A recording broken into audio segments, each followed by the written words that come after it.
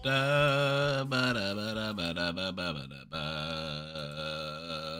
ba da ba da ba ba da ba da ba da ba da ba da.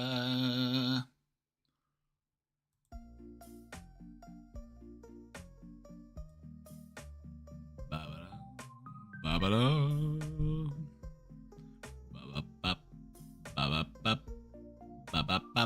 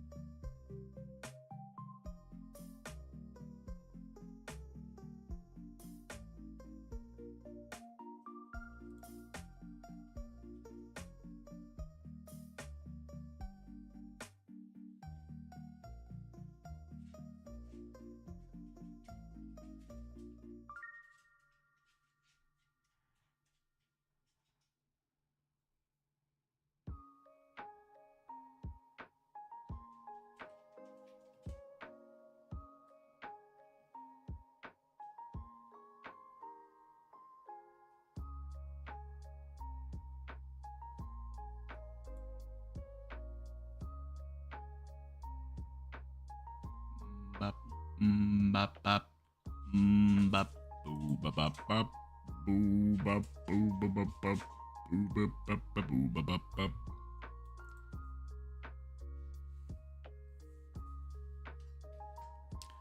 Oh, hello. Oh, hello. Welcome back. Hello, welcome back. It's Tuesday. And we're back at it again.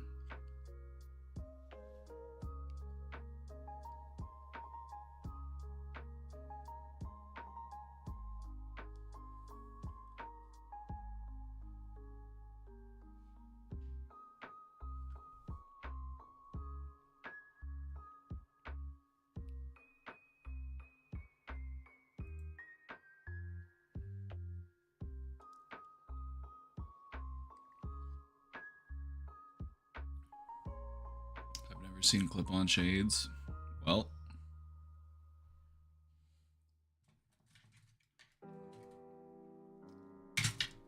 it's never too late to try something new.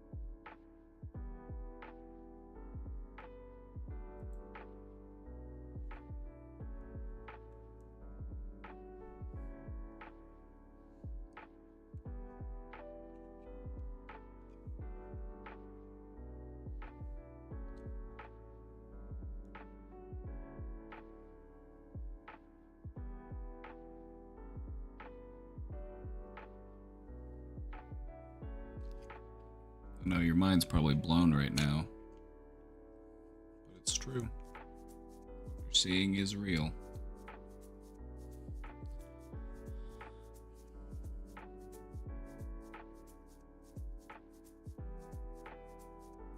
Your eyes do not deceive you. No, you're not having an aneurysm.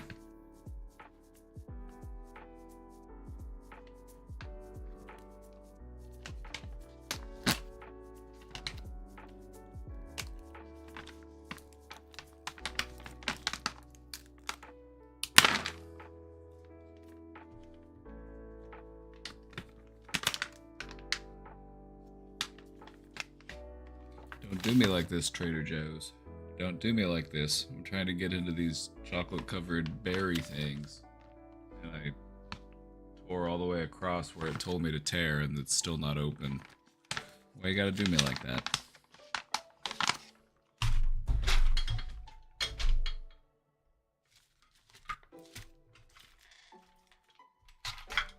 Do I have something sharp? I don't. How unlike me.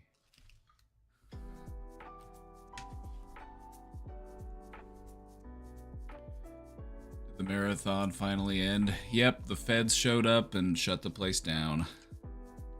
You hate to see it. You hate to see it. Just when things were getting good. Just when things were getting good, the FBI comes knocking on the door.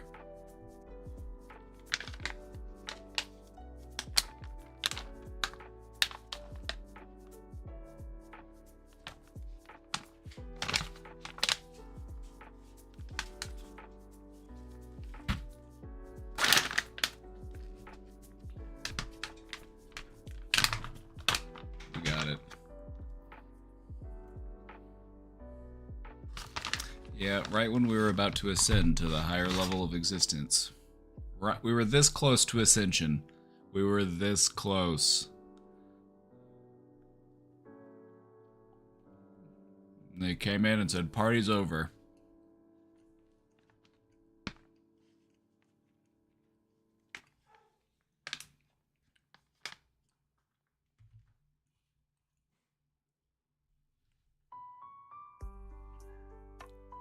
There's always next year.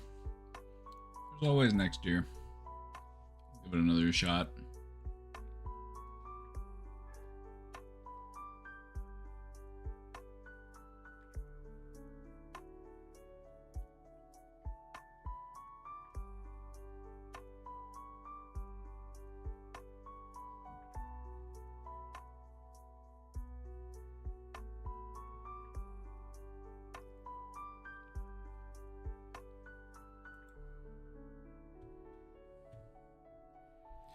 Well, chat, welcome in, everybody. Welcome in. Welcome to the Brain Domain.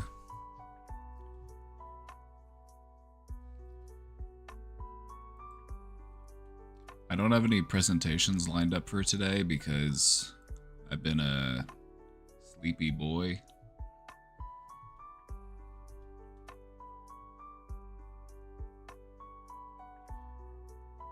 So what I'm thinking is questions and callers.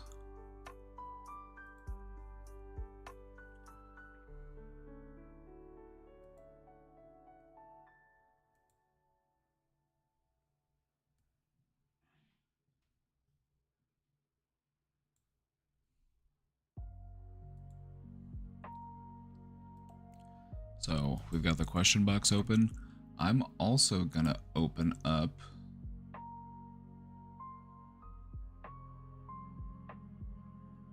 the viewer call-ins.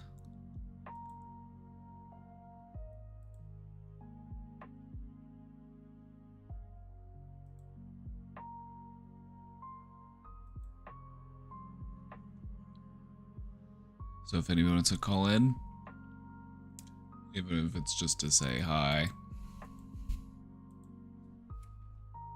That bug just flew right past me. Almost got him. Next time, you better watch out, buddy.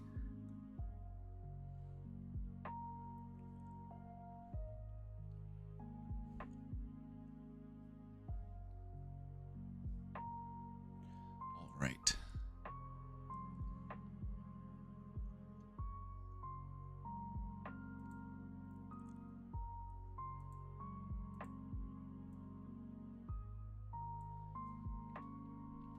Has anyone dealt with a partner unable to find work for several months? Why, yes, I have.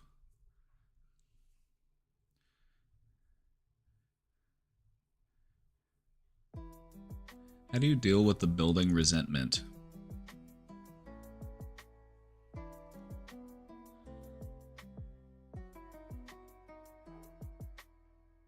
That one's hard because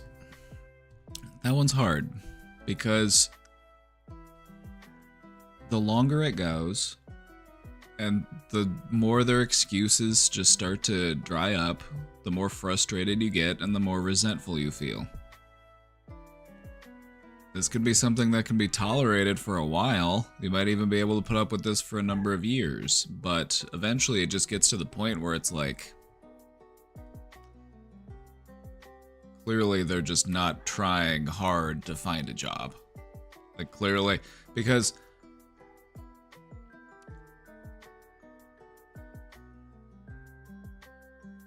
thing about finding a job is that it's actually very easy to find a job.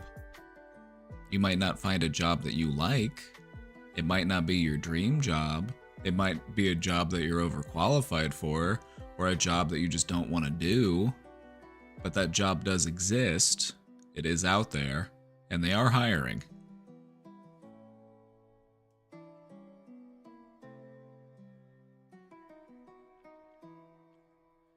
I want to remind you of a really important fact. You have to think like a hiring agent. You have to think like the person who does interviews and who hires people onto a job. Yeah, babe? Did you feed them? No, you asked me if I did. I said no. Oh, yeah, no. Yeah. Yep, that would be why.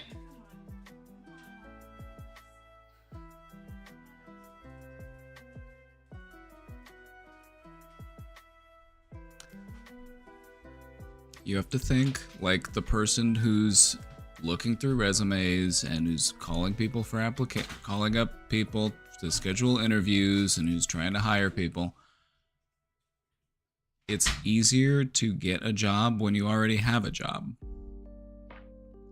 Because the person who's looking at your application, who's like, oh yeah, this person is currently employed somewhere. So that means they've had their background check. That means they've, been able to secure this job. They've passed the interview process. They've had this job for however long. And so it looks good from that perspective. Like, oh yeah, let's bring this person in. They're clearly hireable. Somebody else hired them. Whereas if it's, you haven't worked for a while, it can be a little harder to possibly get in for an interview because there's always going to be that what if factor of like, well, what have they been doing?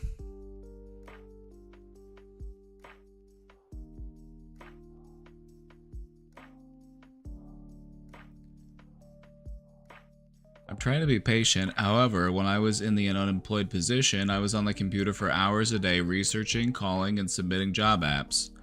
My BF uses the Indeed app and calls it a day. Like, no pal, Indeed is not going to find that job. I'm becoming hostile and do not like this feeling. Send help.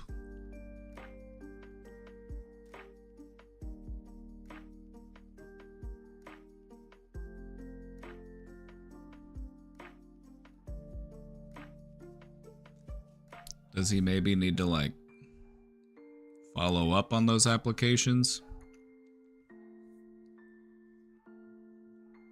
Indeed was an okay way to get a job, but it's been a while.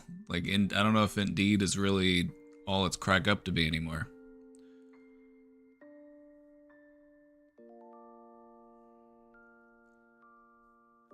I see help wanted signs all over the place. Anytime I go out, I always see things in the window about people who are hiring. I'm seeing jobs all over the place.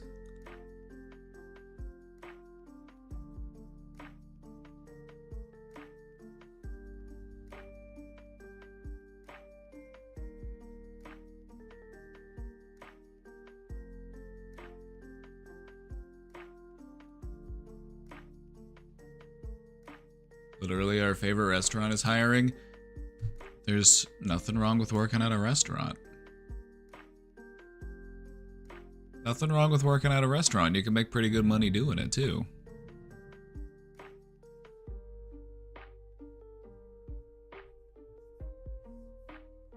I've worked at restaurants, I've waited tables. It's good, honest work. Good, honest work.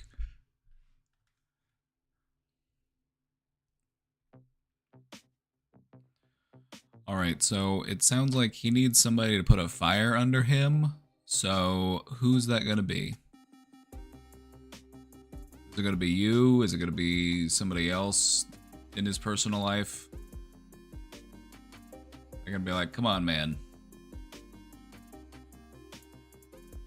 You know what? I texted his dad. Fuck it. Yeah, let dad give it to him.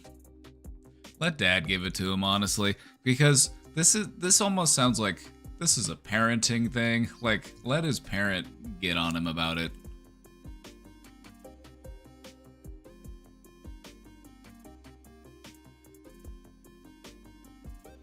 maybe his dad knows a place that could hire him on or something, you know? You gotta call in backup, and then also you get to still be the good guy because, like, oh yeah, you know, like, you know, I know you've been trying so hard to find jobs and all. Indeed sucks. Indeed used to be an okay way to get a job, but it's terrible. It was terrible back whenever I had to use it, and I'm sure it's only gotten worse.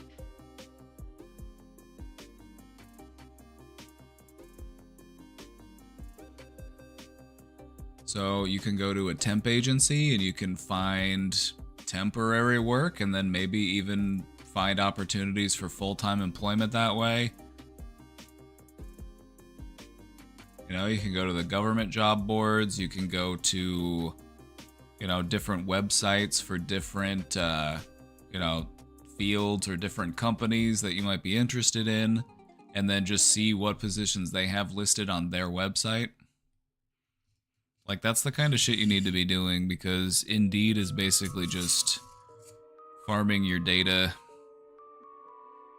and it's flooded with bots, so just not really worth your time.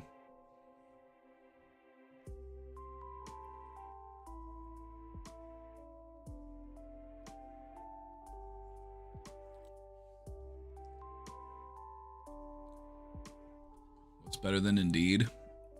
As I said, I would recommend going to the different websites of places that you'd be interested in working and then seeing what positions they have posted on their website directly.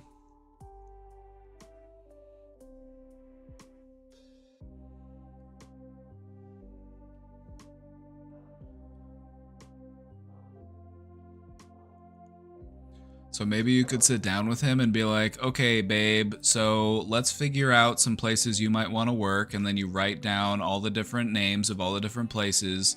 And then you make him spend a day going to all those websites and seeing what they have on their job postings and then applying to those jobs. And then making sure to write down their contact information so that he can call in a few days to say like, hey, this is so-and-so. I just want to let you know I submitted an application for this job. I was just wanting to know if you would possibly, you know, be interested in scheduling time for an interview, or if you had a time to look at the resume or the application yet, or if you had any questions for me.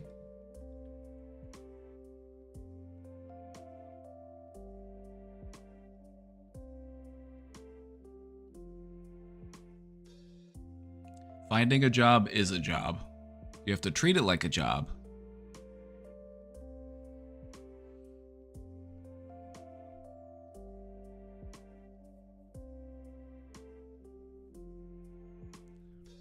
I wouldn't go to any of those like congregation platforms where it's like, oh, you can apply to all sorts of different jobs from this one place, because those websites have really suffered from the enshittification of the internet.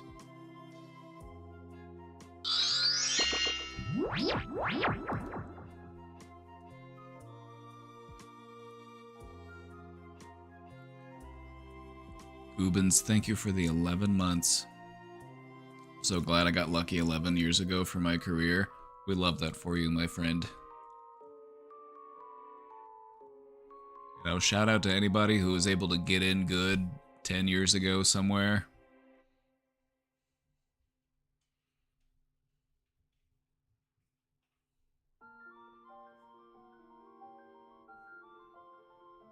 After I got rejected from the train job at every fast food restaurant, I gave up.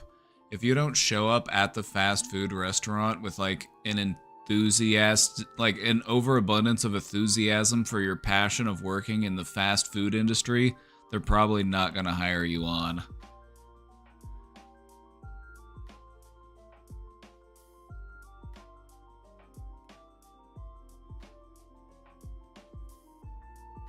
It's worse because I'm trying to go to med school. I can't do that with Mr. Broke over here. Right? Like, does he have any certs? Does he have any, you know, like, what's his career path kind of looking like? Does he have any work history in any particular trades? You know, because that can be You can find some good jobs that way. And also, you're not going to find a lot of those jobs on the internet for all those, like, little, like, you know what I mean? You know what I mean? Like, there's, like, in any given city, there's tons of different, like, you know, little contract places, you know, like, different hardware type, you know, electricians, plumbers, you know, landscapers, roofing, installing drywall, you know, there's just so many different, you know, there's work out there.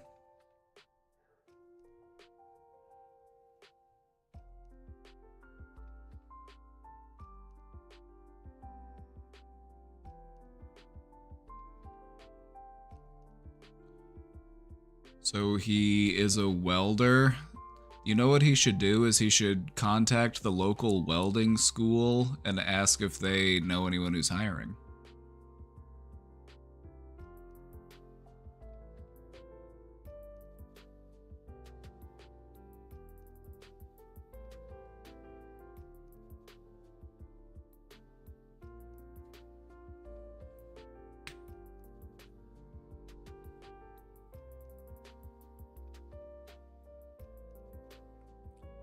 If you went to a school to get a certification, it's a good idea to, like, call them and see if they have any, you know, like, they can help you to find a job a lot of times because they'll have, like, connections within the industry or within that particular field.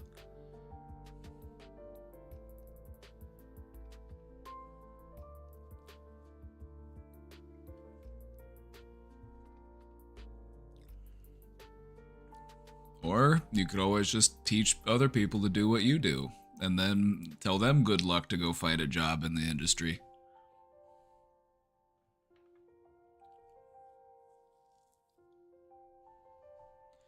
At this point, it's more important to get a job rather than worry about what your pay is. See, I agree. You know, it's easier to find that better job when you have a current job.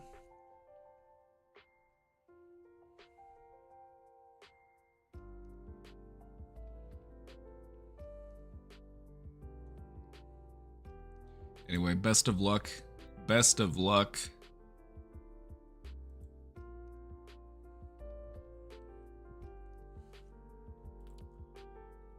Why am I so cunty?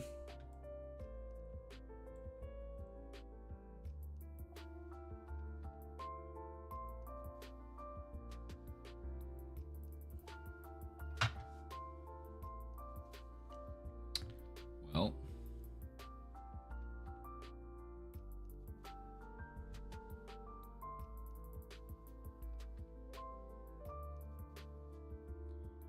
for one of two reasons.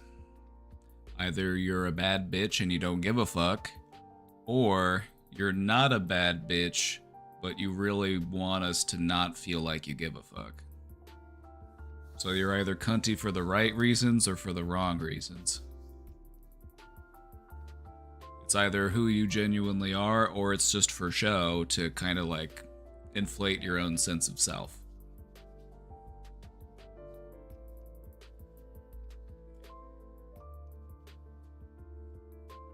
Are you able to serve with confidence, or do you lash out to avoid feeling insecure? That's the question.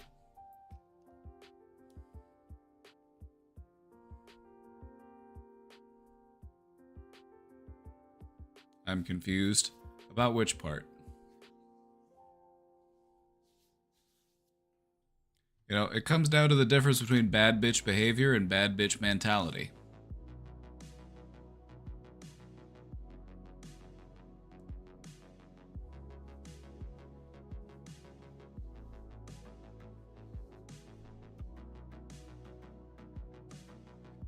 Is this British cunt? We're going with Australian, actually.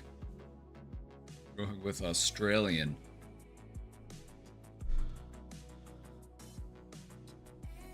It's either because you genuinely don't give a fuck, or you just really want other people to think that you don't give a fuck.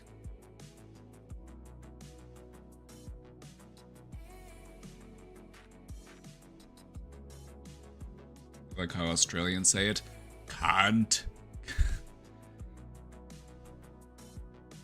It's almost more like an A.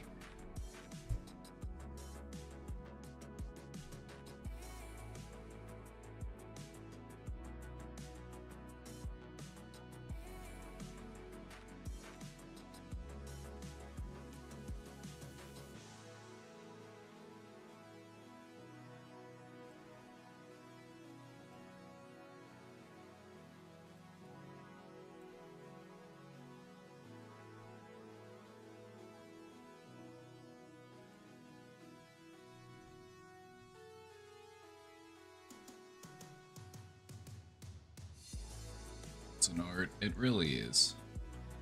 It's an art.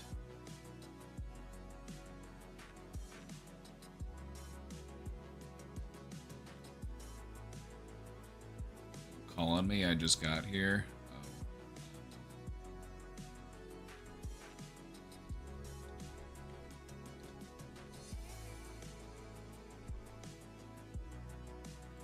How many genders are there? I don't know. I just got here.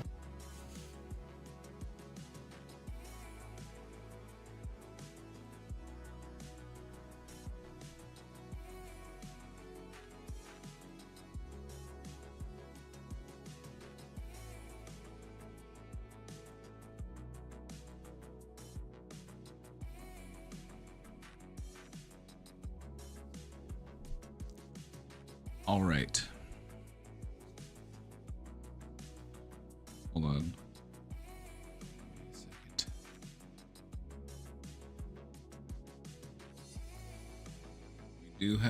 We do have a call-in request. Chat, we do have a call-in request. Let me take this question that I just pulled up real quick, and then we'll take the call. If you don't wait. Left. They were there and then they left, I swear. I swear I wasn't making them up. Maybe I waited too long. I'll try to keep a closer eye on it. That was my bad if I kept you waiting.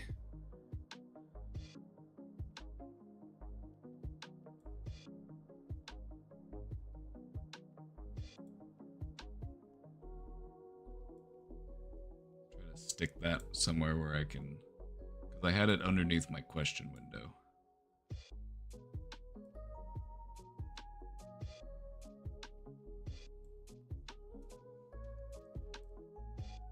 Alrighty. Well, back to it then.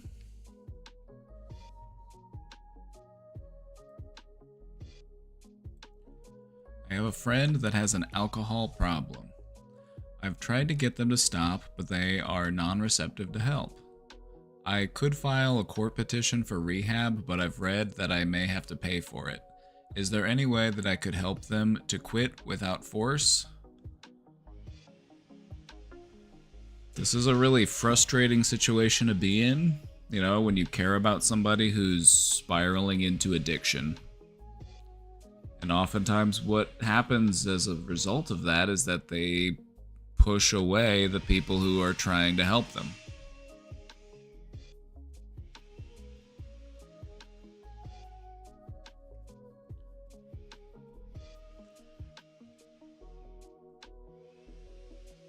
As painful as it is, sometimes you have to let people fall.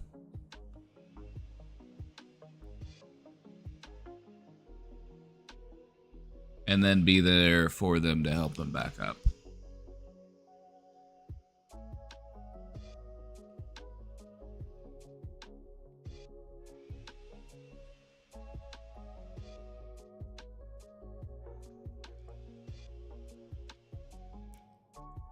You know, addiction and alcohol especially, you know, it can be a really difficult... It can be really difficult to acknowledge that you have a problem. Especially because it feels like alcohol is how I'm able to cope with my problems. You know, it might not feel like I have a problem with alcohol. It's, oh, I don't have a problem with alcohol. I have a problem with I work too much. I have a problem with my body hurts. I have a problem with my mind won't stop racing. I have a problem with, you know, there are all these other things. It's like, those are the real problems. Alcohol helps me cope with all those problems, so alcohol isn't the problem.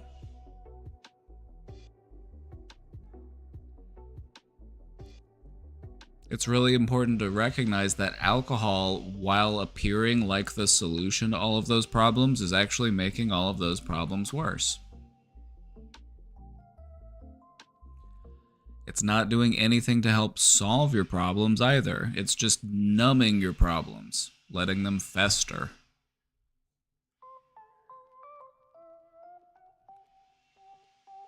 And so it's natural that people are going to get defensive. It's natural that people are going to push you away when you're trying to help them. And so where I would, like, I'm putting myself in your position. I'm like, what would I do if I had a friend who, you know, had an alcohol problem, but they weren't open to, you know, my attempts at trying to help them? I would say, let's bring everybody together.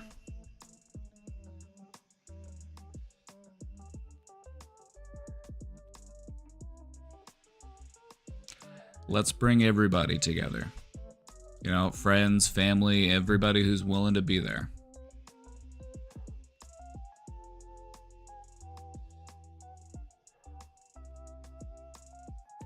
If that sounds like an intervention, it's because it pretty much is. It's pretty much time for an intervention.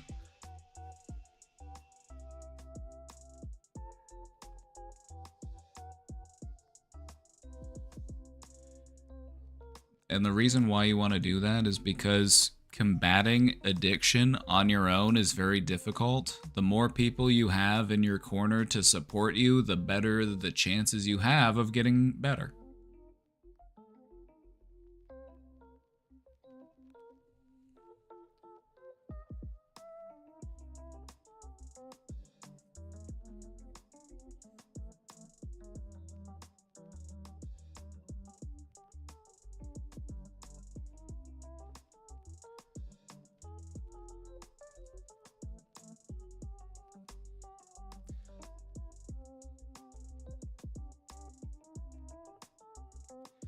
Anyway, I would just try to get together anybody that, you know, cares about this person, that loves this person, that wants to see them doing well. So you can all be on the same page. We're worried about you. We want you to get better.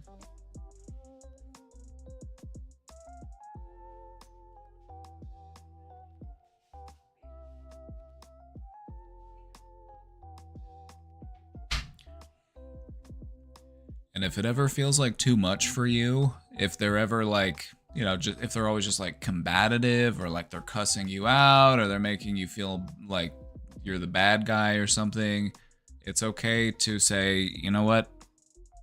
Good luck with all that. You know, you can give them some space.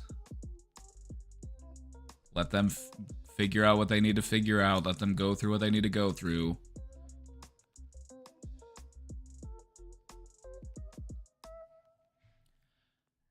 And that sounds like a shitty thing to do to somebody, especially when they're going through a hard time.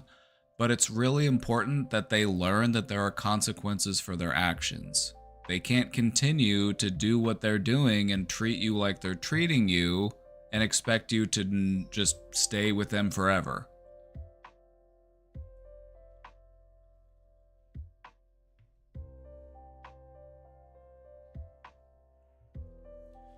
Can one be addicted to the feeling of freedom that is having no responsibilities, not having to wake up any certain time in the morning, etc.?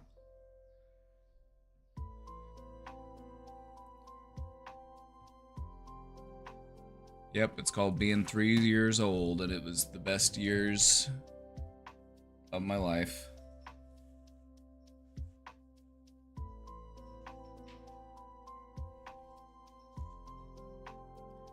Just wait until you're 80 and you get to wear diapers again.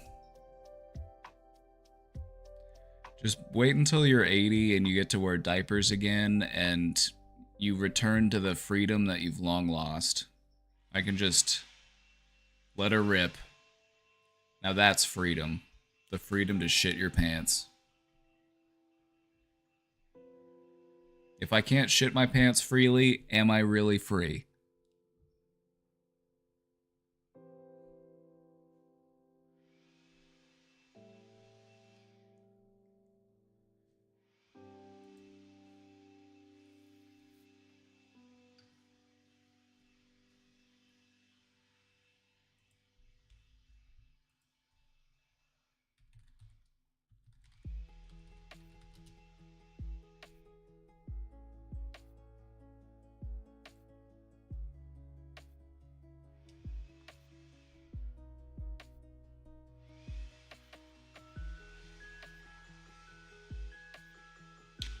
Casey sounds like she's running the leaf blower.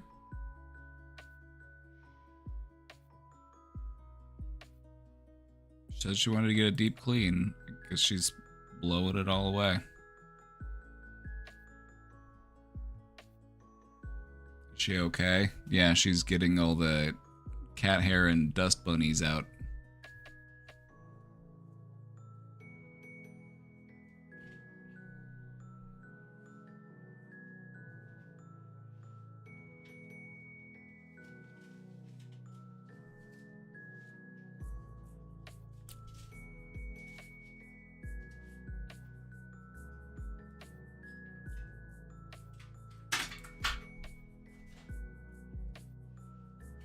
Can't hear it? Yeah, but I can.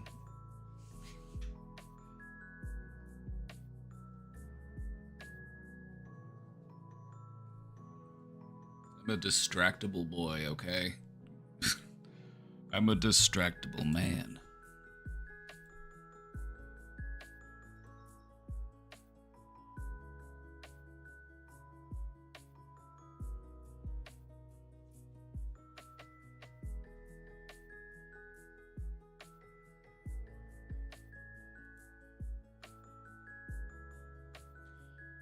I struggle with severe avolition and procrastination. New word for you. Avolition. The lack of motivation. I just want to be productive, but I feel like I'm constantly battling my brain just to get the bare minimum done. With therapy and meds, most of my symptoms are managed. I just cannot get over this hurdle. Advice on getting over this would be greatly appreciated. Thanks. Alright.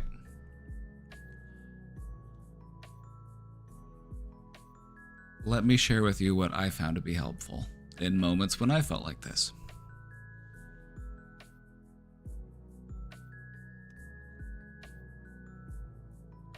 I want to be productive, but I'm stuck in this internal battle with myself. That is you being productive, just in ways that you don't like.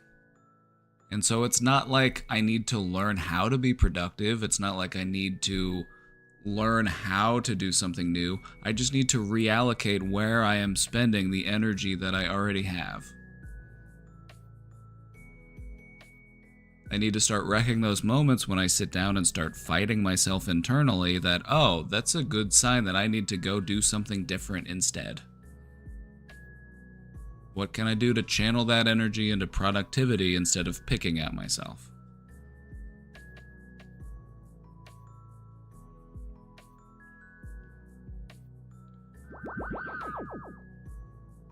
I found that was a really important distinction to make internally. That I don't have to like create energy and productivity out of nothingness. They're already within me.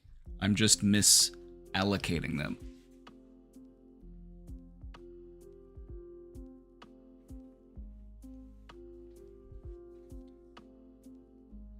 It's not task avoidance. I'm not avoiding tasks. I'm just doing tasks that aren't the tasks that I need to do.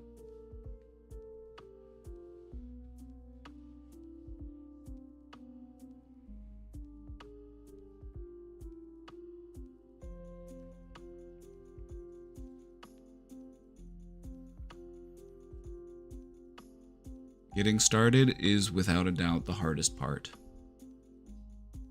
So break down your goals into the tiniest possible steps that you need. You know, you could break it down into step 1, open my eyes. Hey, I did it. That's a goal. We're making progress. We're heading in the right direction. As long as you don't close your eyes again, as long as you don't fall back asleep, you've made progress. So break down your goals as small as you need to so that you can feel a sense of progress and momentum. Because that's what you really need.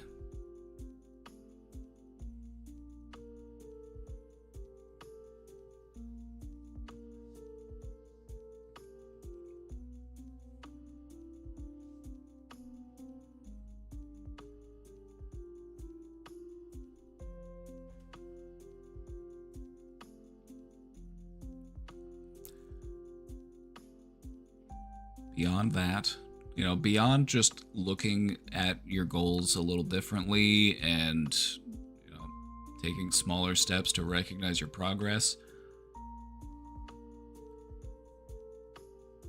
beyond that,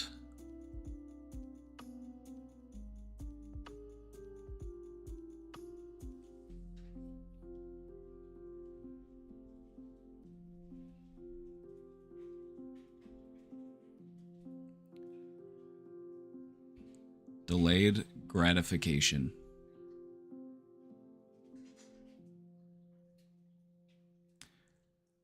Delayed gratification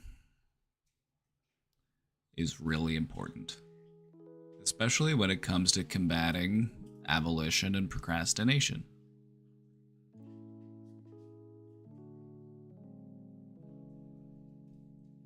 I can't reward myself for not doing anything. You know, if I want to sit down and watch TV, or if I want to sit down and play video games, I have to do something to earn that. I have to do something so that I don't sit there and feel guilty about doing it. The thing about delayed gratification, even though, you know, on paper it kind of sounds like, hey, that sucks, why wait for something that feels good? It actually makes it feel better to wait for it, or to feel like you've earned it.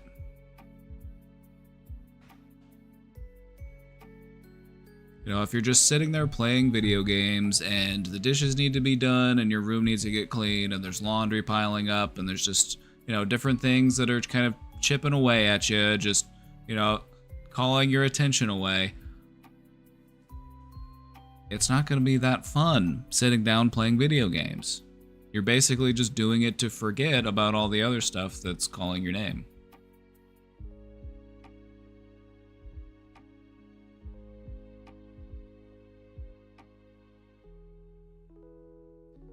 The best way to enjoy your leisure time is guilt-free, and we do that by feeling like we've earned it.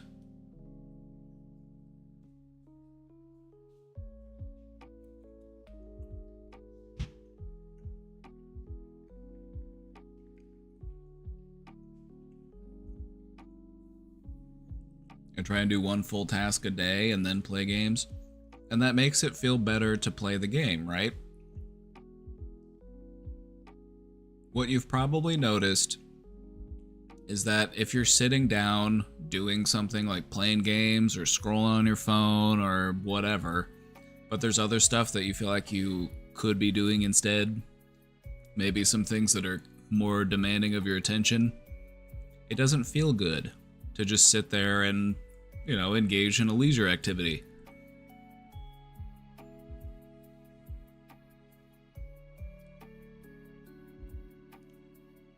Makes you feel on edge, it makes you feel anxious, it makes you feel maybe even a little guilty. And so the thing that you're doing for fun is objectively less fun.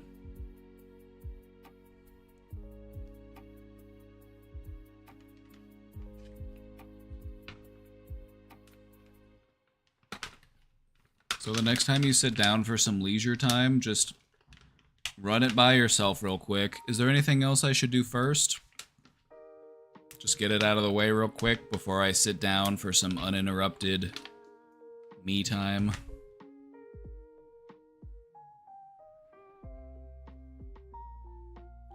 I can guarantee that sitting down on your couch and playing a game or watching a movie will feel a lot better if there are no dishes in your sink. Or if there isn't trash piled up. I can guarantee it'll feel much better.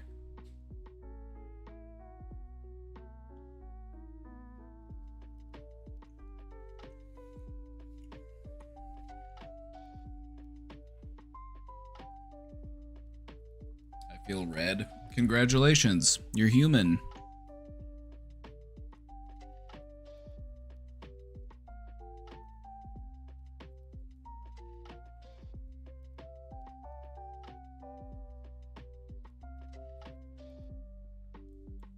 Congratulations, you're human.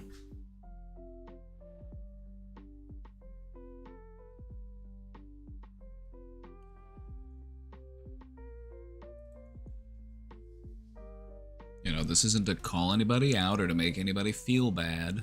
This is just stuff that people do. This is just human stuff. We're wired for pleasure, and so we'll seek it out and we'll scoop it up at the first possible opportunity. Like, ooh, piece of candy. But eventually, you get tired of candy, and you feel like, yeah, maybe I should eat something a little healthier. Maybe I should do something that feels a bit more productive. Maybe I should do something that, you know, helps me to achieve my goals instead of just, you know, mindless hedonism.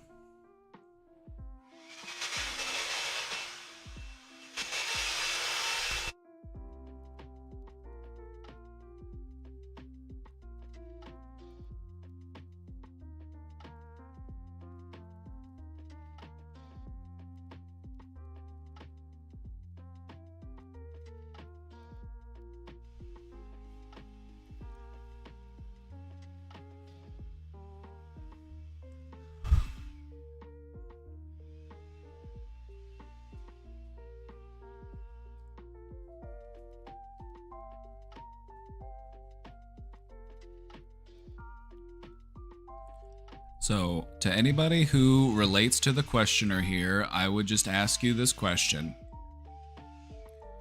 What is something that you could do today that you would feel good about getting done? Doesn't have to be anything big. It could be, you know, I cleaned off my desk. You know, I cleared off the clutter. I threw away some trash. Loaded the dishwasher. You know, it doesn't have to be anything huge. Think about what it would feel like to have that thing done. To have that just completed, task completed. How would that feel?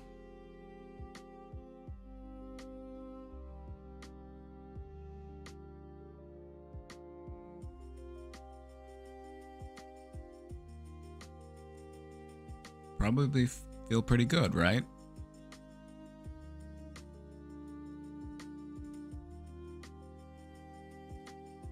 Just trying to figure out one thing I could do that won't require other things to be done. Make a to-do list. There you go. Problem solved.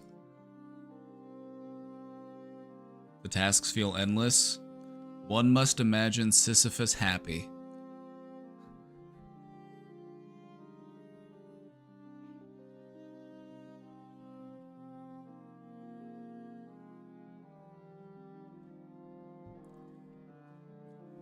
That's why you want to try to find Zen in the art of maintenance. You know, a lot of life is maintenance.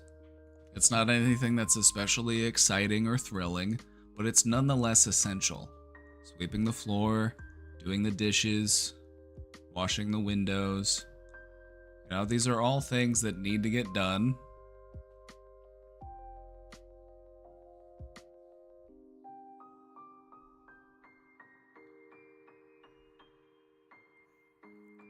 These are things that need to get done. And so we try to find peace in knowing that, you know, upkeep isn't especially thrilling or rewarding, but I can feel satisfied with myself knowing that I'm contributing to making things more balanced and wholesome.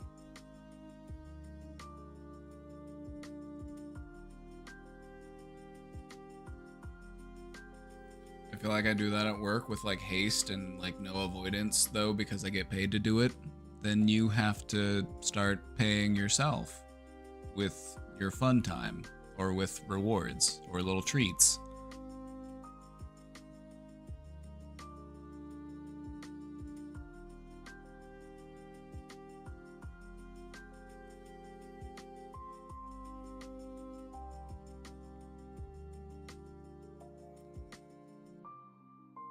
The thing about making this type of change within your life and within your routines is that we don't do it because we feel like it's gonna suck. That's gonna suck. I'm gonna have way less fun. Not true. Not true.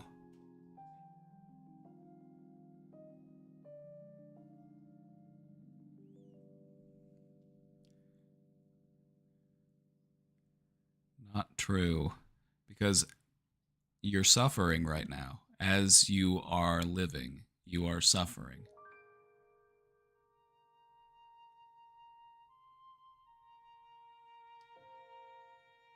And making these changes can lead you to reduced suffering. That's what it's all about. It's so funny, at work I will do the absolute bare minimum, but at home I'll go the extra mile.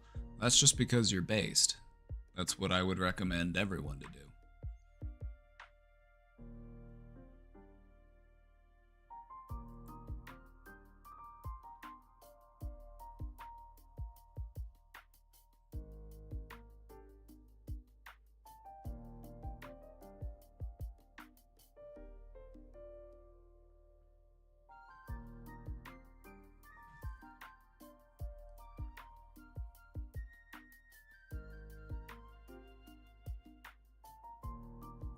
I found what's helpful for me in getting stuff done around the house.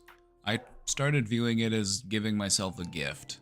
I like having an empty sink. I like having a clean kitchen. I like having those things. And so I'm going to give myself the gift of those things. I like clean laundry. I like clean clothes. And so I'm going to give myself the gift of clean clothes.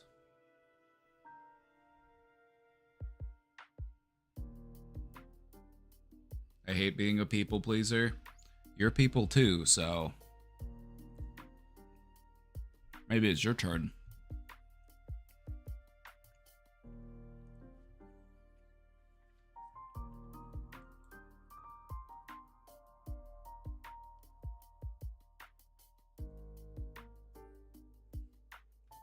How do I overcome learned helplessness?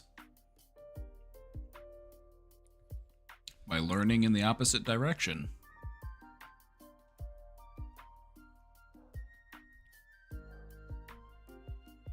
Just look at the name, learned helplessness. This was something that you learned. Which implies that you can learn the opposite. And so the actual process is a bit more complicated than that, but the idea is still the same. Learned helplessness involves low self-efficacy. Self-efficacy is different from self-confidence or self-esteem. Self-efficacy is your belief in your ability to do things, your belief in your ability to accomplish your goals or to make things happen. And so while there might be other aspects of like low self-esteem or low self-confidence within learned helplessness, ultimately it comes down to that self-efficacy. That powerlessness that you feel about your ability to do something about something, to get out of a bad situation, to protect yourself, whatever it may be.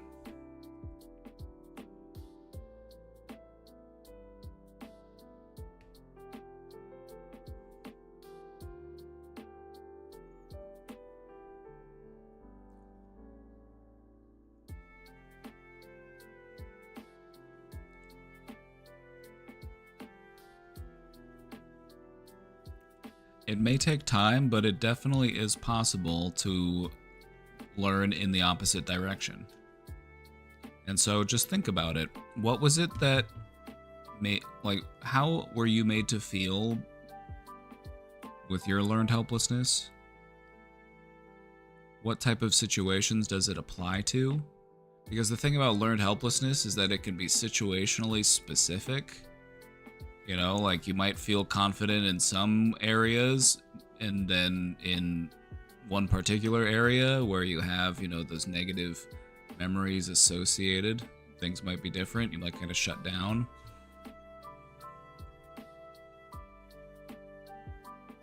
So we want to understand the nature of our own learned helplessness so that we can recognize exactly what we need to do to start strengthening it. This might mean going out and doing more things on your own. This might mean setting more boundaries for yourself in your life. This might mean any number of things. And so it's going to be unique to you because it's your life, it's your brain, and it's going to be your path through it. Now, in finding that path, there will be people who can help to light the way for you, but it's going to be you taking the steps. You know, and help may come in the form of support groups or self-help books or therapy or, you know, any number of places. But I just want to let you know, it's definitely doable. It's worth doing. It might be scary sometimes, but you're going to do great. You're going to do great.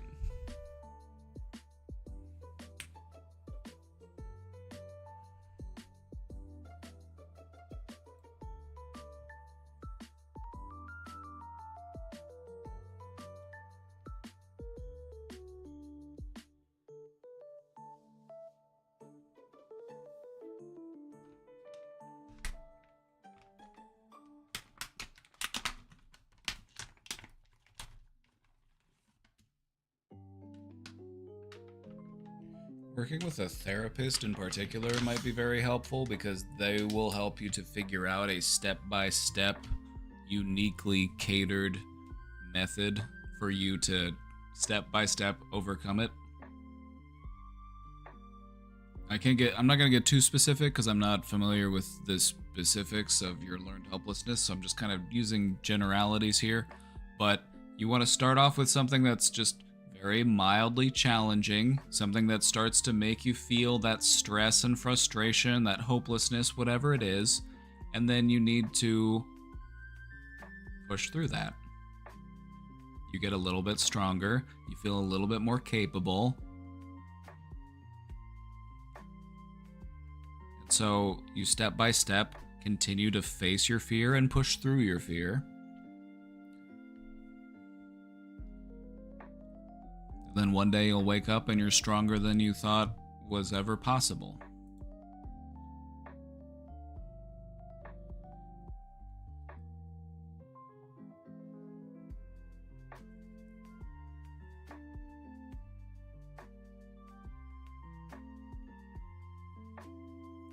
I feel I need to find the right therapist, TBH.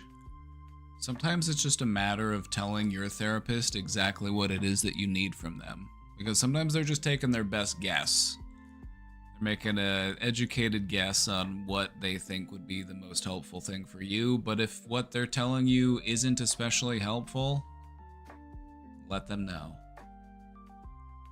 The best therapists out there will be flexible in their approach.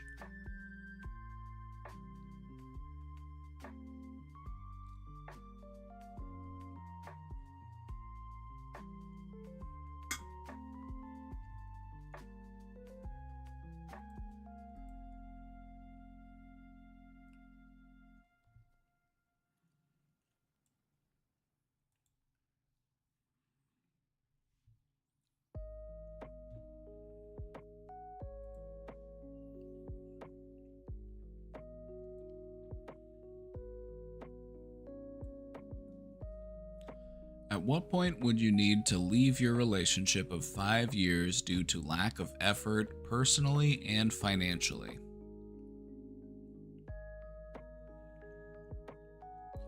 I think it would depend on how long the lack of effort has persisted.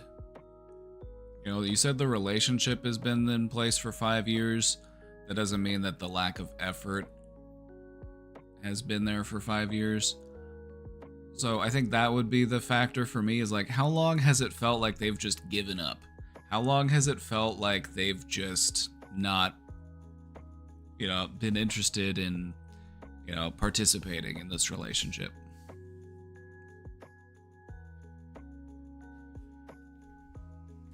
Like, we want to be understandable. Like, people go through hard times. People might have little, moments of difficulty in their life, and it might make it hard for them to show up.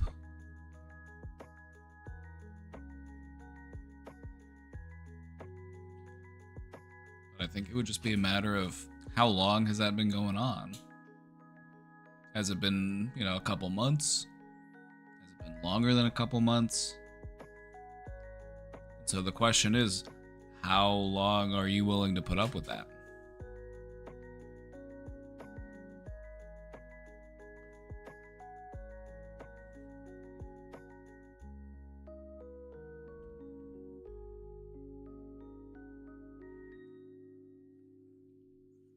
Also depends on the type of effort. You may not see the effort they put in.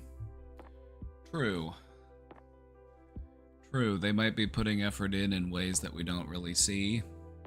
That is true.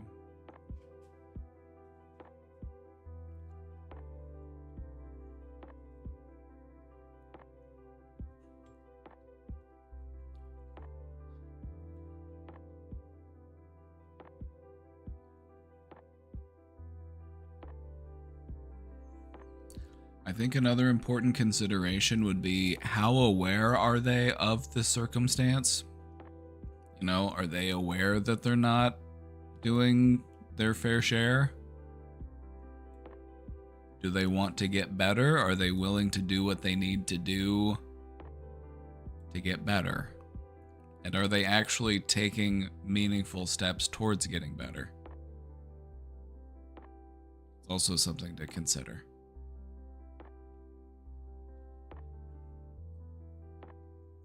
There's a lot of people out there, it's much easier for them to just say, oh yeah, I know, I'm working on it. Oh, I'm working on it. I know, I can be a lot to handle. I know.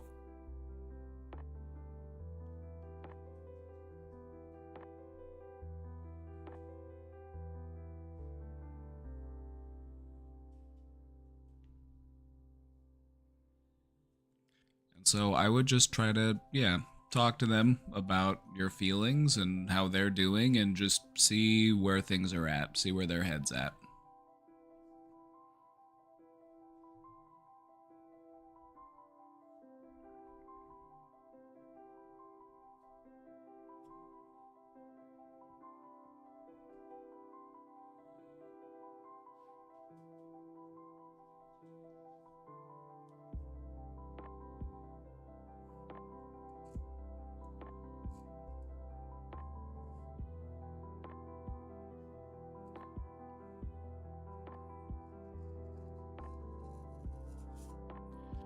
I guess you just want to try to figure out, are they just going through a hard time, and, maybe we can be supportive and uplifting and things can improve? Or are they quiet quitting on the relationship? And that's where communication's going to come in handy. So you can figure out what's going on.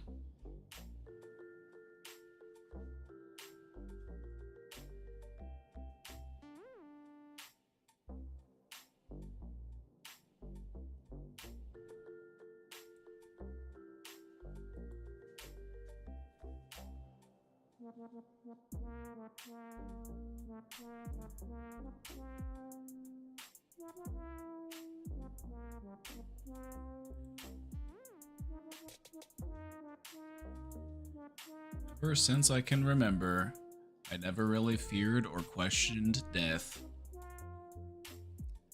Recently, though, there was a deadly accident right near my house, and since then I've felt uneasy and sometimes even scared to drive or go outside my house. It also makes me think about how my dad drives a semi truck for a living, and I can't help but worry. I'm almost 25, and it feels a little like I'm going through a quarter life crisis. I want to know how to move past this anxiousness. I still do my best to live life to the fullest, but lately the fear lingers and keeps me up at night.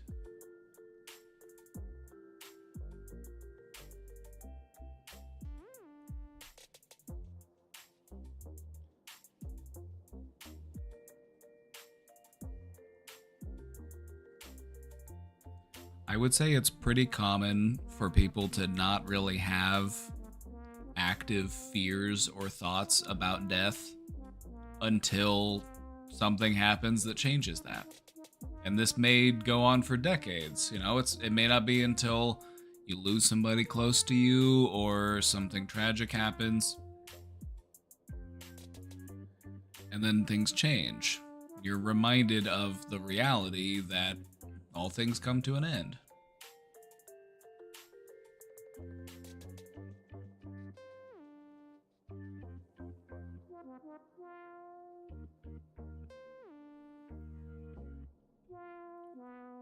What it'll come down to is changing your relationship with your anxiety.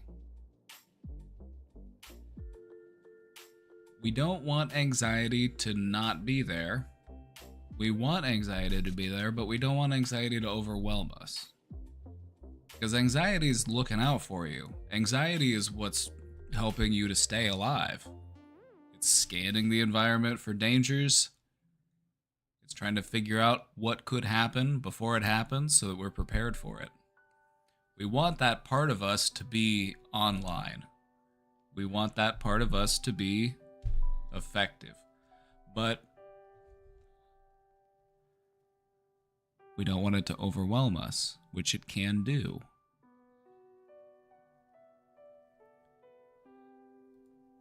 The worrier part of your mind is also the warrior part of your mind. Think about it. The anxious part of our brains activates, and we feel that fight or flight mode. That's the same part of us that would be active if we were in the thrill of battle.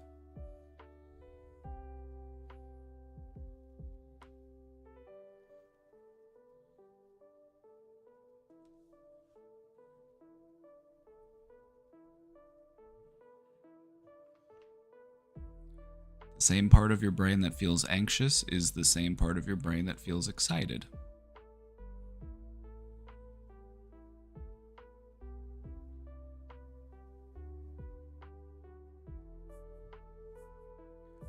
Would you say keeping your walls up and not letting people in is too high of anxiety? Yeah. Or is it just looking out for you? It becomes one of those situations where the walls that you put up to protect yourself end up becoming a prison. Like, oh, it's dangerous outside, people are dangerous, so I should just never talk to anybody. And I should just sit in a dark corner of a room and just hide under a blanket, and that's how I'll be safe.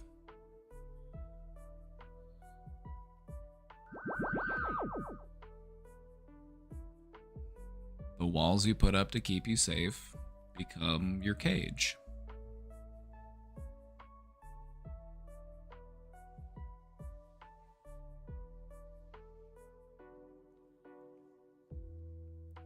Anxiety is what allows you to navigate situations that might otherwise be dangerous. It keeps you alert, it keeps you aware. Whether you're driving down the street or whether you're hiking down a trail or riding a bicycle or whatever it could be. You want that anxiety to be there because it is simply awareness of everything that's going on around me. Trying to postulate what could happen next.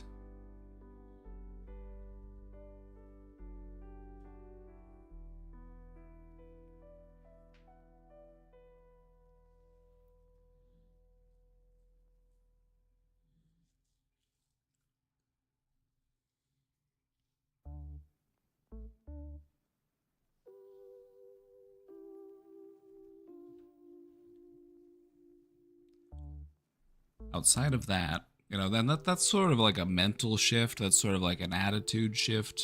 And that can take a little while. In the short term, the best thing to do with your anxiety, breathe slowly. Regulate your breathing. If you catch yourself starting to get anxious, take that as a reminder. I should focus on my breathing. Let me calm myself down real quick. Let me balance myself back out.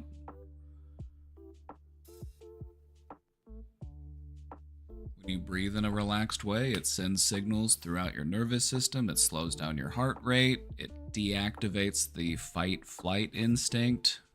And it switches your body into rest and digest mode.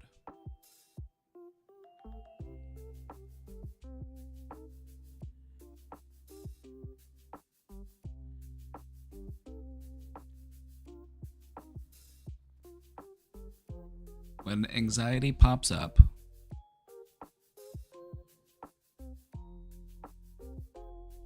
just take that as a reminder to breathe. You can start to form that association. You can start to make that mental connection. Whenever I'm feeling anxious, a big deep breath before I continue.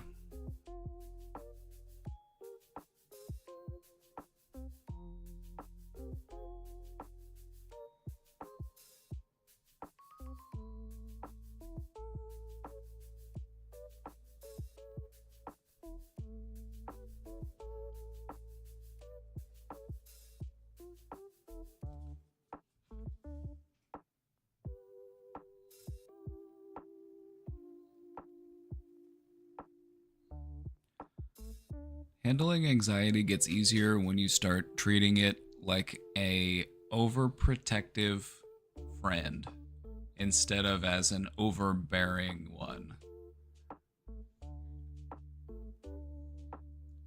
Sometimes it's hard to remind yourself to breathe, and that's why I encourage you to anchor it to other things.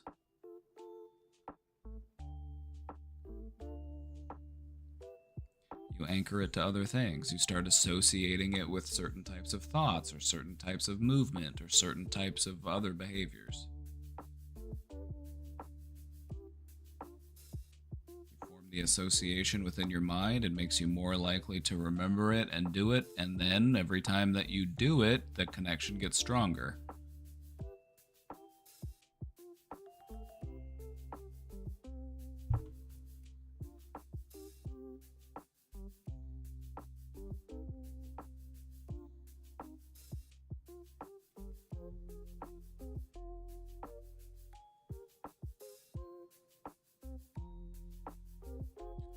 Cutie Cheeks, what you're describing is a meditation technique that they'll do. It's one of the, they'll have people cover one of their nostrils and just breathe in through one of their noses. It's a mindfulness exercise.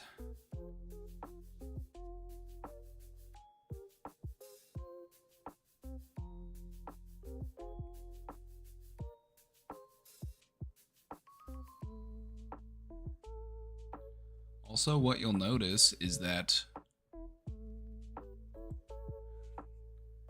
I can breathe more slowly and still get plenty of oxygen.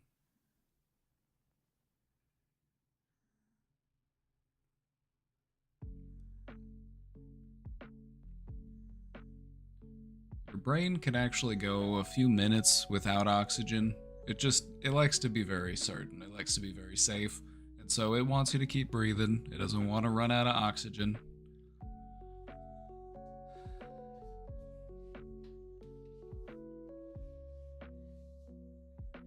But sometimes when we're anxious, our breathing goes a little rapid. It's that fear of I gotta breathe, I need oxygen. If I don't have oxygen, I'm gonna die.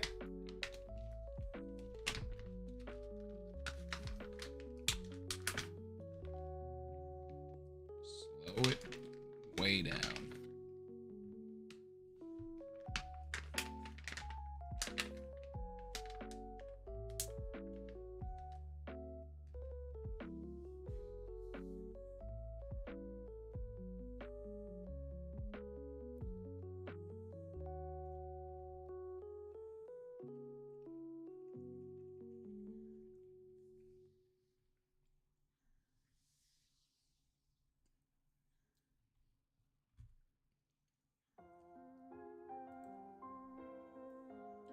you've noticed is that anxiety is very tied into your breathing. You know, just think about how your breathing changes whenever you feel anxious.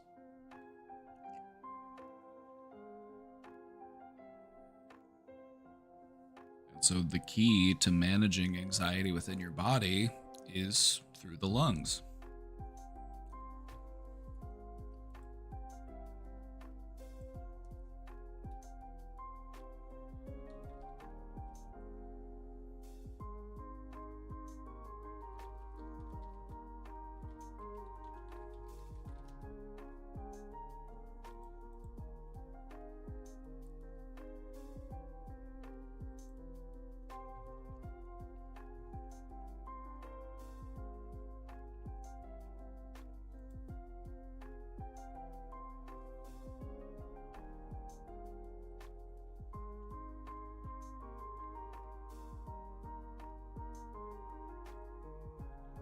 The reason why breathing is so effective in managing your anxiety, this one's for the anatomy nerds out there. Do I have any anatomy nerds? Any anatomy nerds here today? Anyway, the reason why slowing your breathing makes you feel calm is because it activates the parasympathetic nervous system.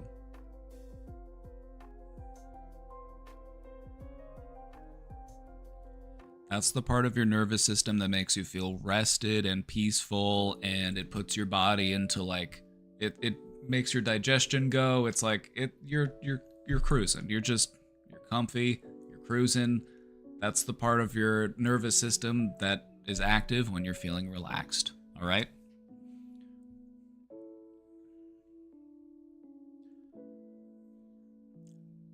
All of the different parts of your nervous system are connected to your lungs.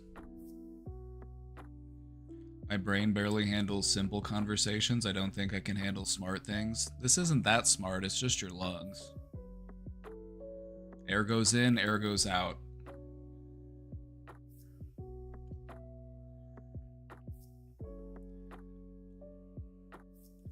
All you need to know is that you have these different parts of your nervous system, and they're all connected to your lungs. All of the different parts of your nervous system all are connected to your lungs. That's not the same for every part of your body. You can't take manual control over other parts of your body. There are certain things that are just outside of your control, right? But your lungs are unique in that you can do it automatically and manually.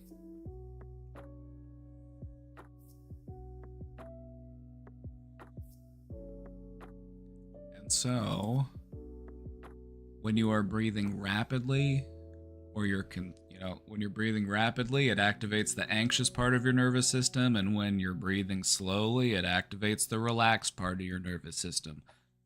Really, that's all you need to know. It's as simple as that. I don't want to confuse you with too many extra terms. Just know that the lung is connected to all of the different parts of your nervous system, and that because of that, you can regulate your body by slowing your breathing. And so if your body is starting to produce a stress response, you can counter that by creating a relaxation response. And you just do that by slowing down your breath.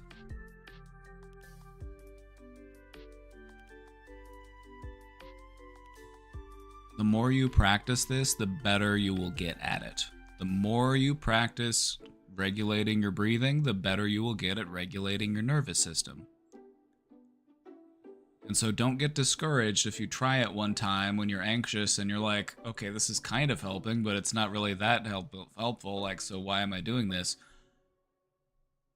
Just keep working it. It'll get stronger. And so anytime anxiety pops up, just take that as a reminder to breathe. Start to form that connection in your mind between anxiety is starting to surface and I am slowing my breathing in response.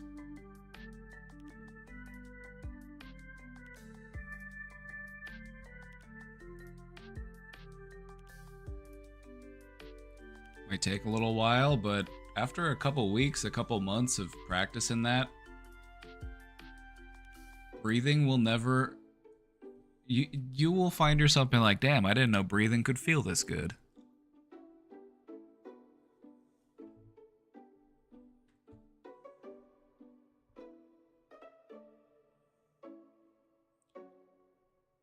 With continued practice, you'll find yourself in situations that historically would have stressed you out, but you're like, huh, this is weird.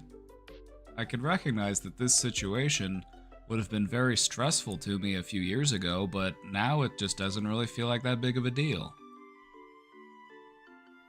That's kind of what it feels like to make progress. It doesn't always feel like every day I'm getting stronger, you know, it doesn't always feel like I can recognize my progress. Sometimes it's not until I look back and see how far I've come where I'm like, damn, I've been putting in the work.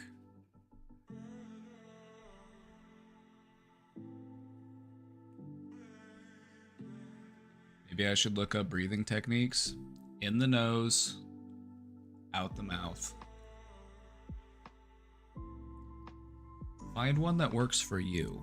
Find one that feels good for your body, but just try to keep the general idea of the slower, the better.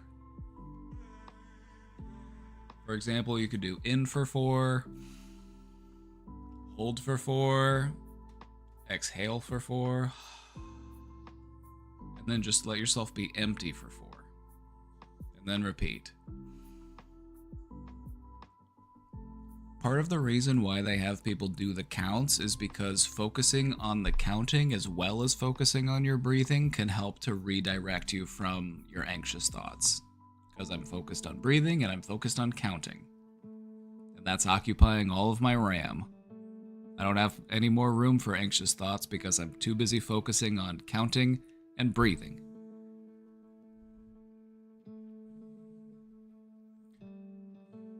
If you're just getting started in breathwork practice, I would encourage you to do counts because it can help you to find your rhythm. It can help you to find, you know, what feels good for you, and it can also help you to focus on it more intently.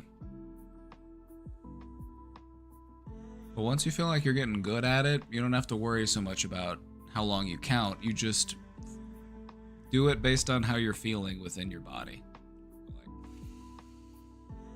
Maybe it feels like I could bring in a little more, so I bring in a little more.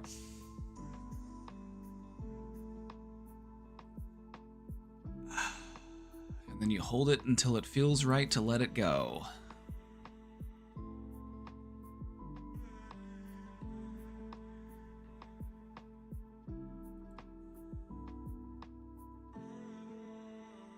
You need to find a pace that won't freak you out or overstimulate you.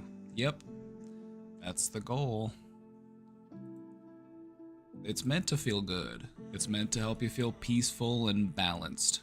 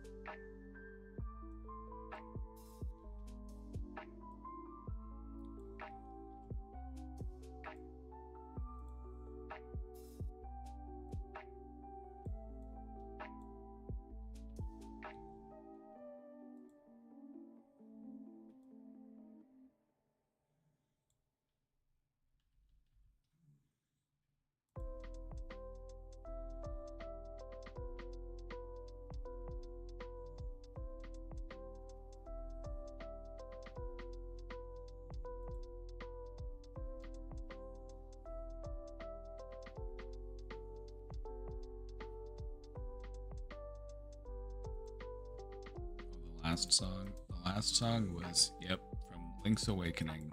Good ear. Good ear. Good ear.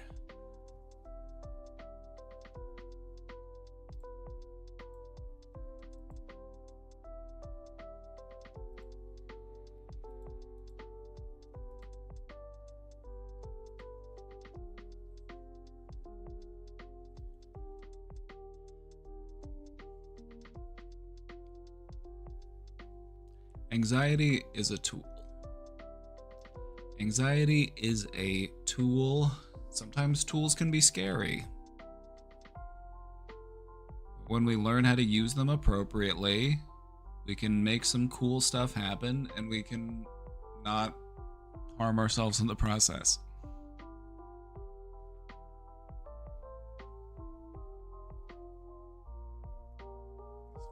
There's a fly in here. He's staring at me. I'm gonna get him though.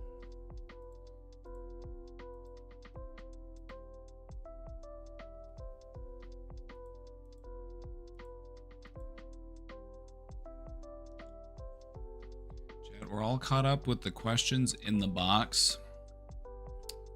But we do have call-ins open if anybody wants to call in. Wish I could learn to use it as a tool. You can. You can, actually. It's totally possible. Think about a little squirrel. A little squirrel can do it. Those little guys are fueled by anxiety. That's all they know. And yet, they're still able to chill.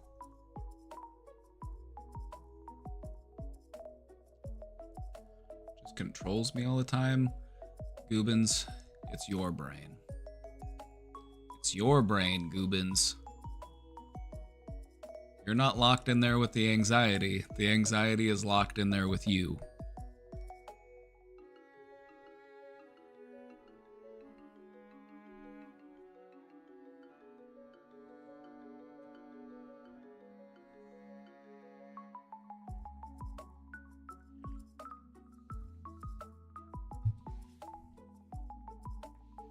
Love to call in to discuss the next time I disagree with you on something.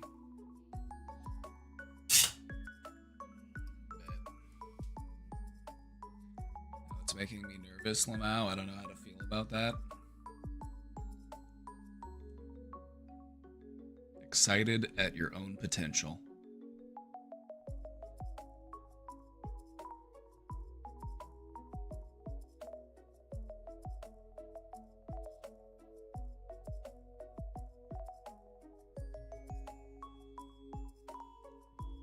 Excited about how far you've come and just how far you're gonna go.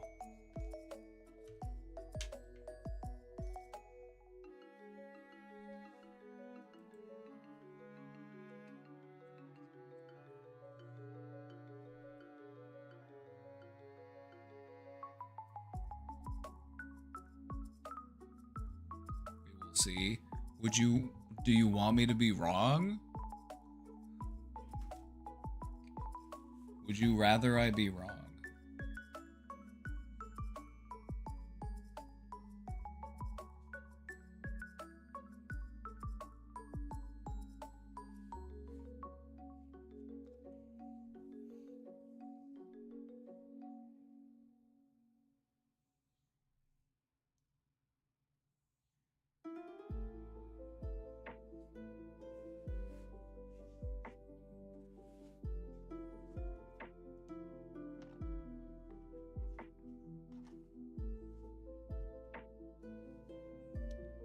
Hell yeah. Hell yeah, we'll see. I just don't know how to process emotions and feelings too well sometimes. I'm sorry. I can handle everything except for the sorry.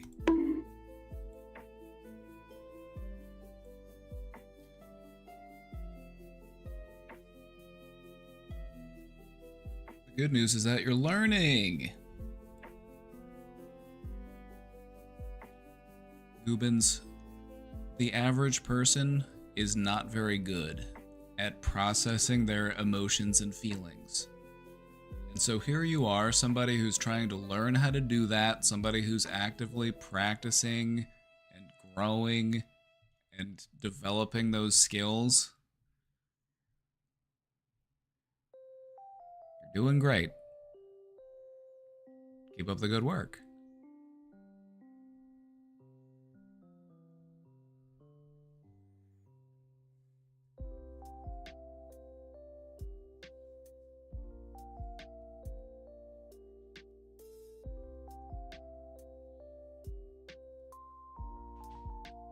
Want to get better? I do.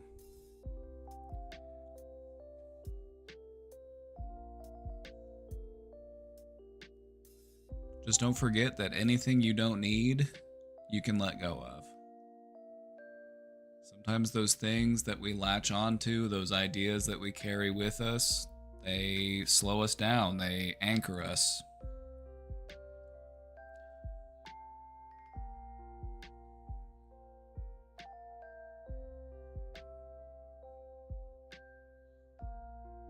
Sometimes you'll hit what feels like a wall in your healing or in your growth. You'll feel like, well, where do I go from here? I've done everything I can think of. That's always a good sign that maybe it's time that I look inward and take inventory of what is it that I'm ready to let go of. Maybe in order to take that next step up, I need to let some things go. Maybe I just can't take those with me. I gotta leave those at the security counter. I can't take those on the airplane.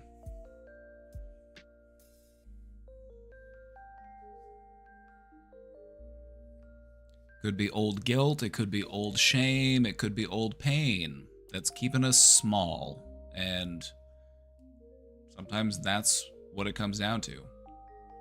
Letting those things go because they're inhibiting your growth.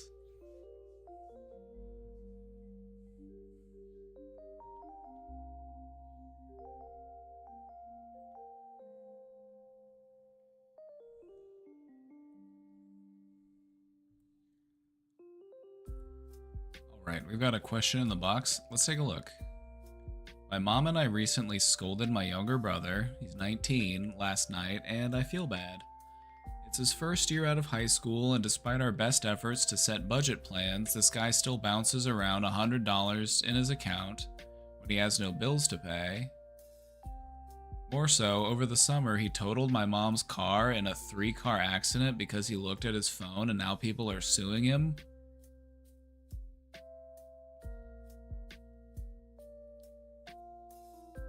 Through the government, he gets 2 years of college, but he's only passed half his classes from his first year. We've given him his freedom to be a young adult, but he just hasn't shown to be proactive in his responsibilities. Well, then it sounds like he kind of needs a metaphorical kick in the ass. Somebody needs to put the fire under him. He's transitioning from baby mode into adult mode. You gotta start wiping your own butt.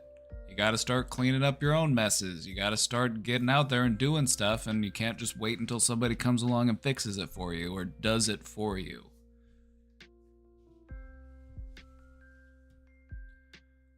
He's still learning, he's still growing, he's still a young adult. His brain's not gonna be fully formed until he's about 25. So he's gonna be like people are at that age.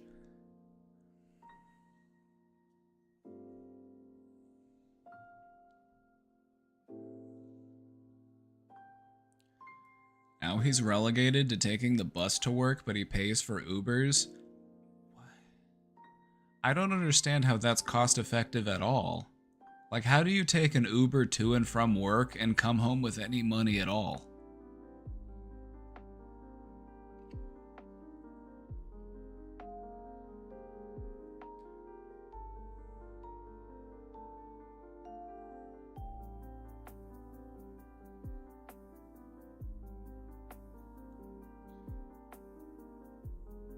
I think he could benefit from some financial literacy.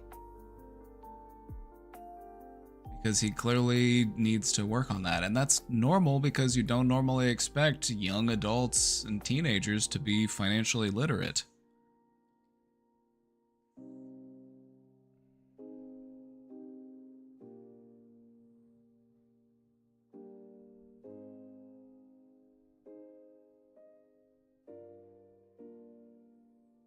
I thought that 25 thing is a myth, especially now people are latching on to it to deny trans people healthcare under age 25. What about the prefrontal cortex?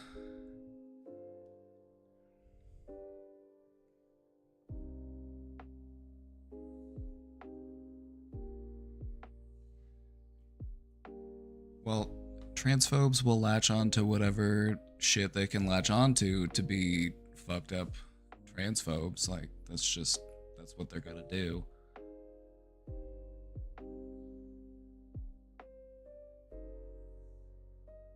People have a decent understanding of their gender identity well under 25. Yeah, you have that developed pretty early on, actually.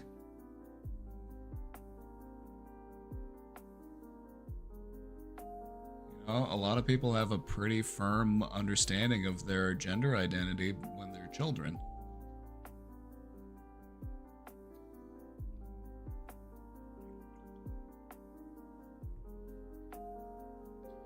There's really only so much you can blame on the 25 thing.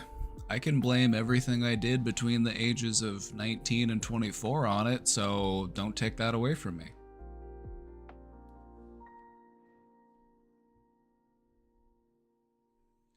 Your brain never stops developing. It's not something magical that happens at age 25. Your brain's always forming new connections. This is true. The reason why they use that point of reference as a data point is not because there's some magical day on your 25th birthday where you know, ding, your brain's done. What we're looking at is, on average, in young adults, when do they have a brain that's fully formed for what we would consider an adult brain? Now, you and I both know that there's people out there walking around missing 90% of their brain that we wouldn't know about.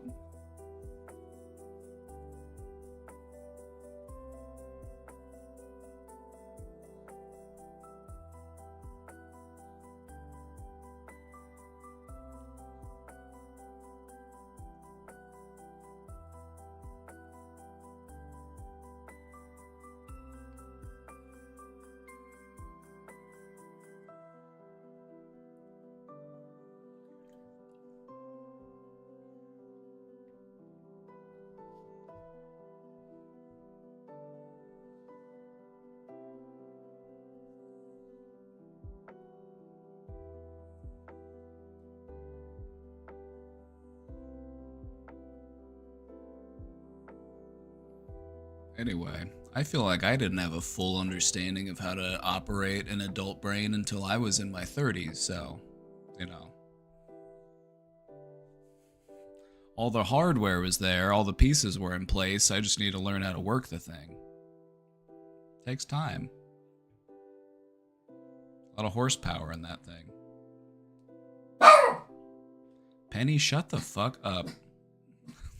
That shrill bark. Who is it?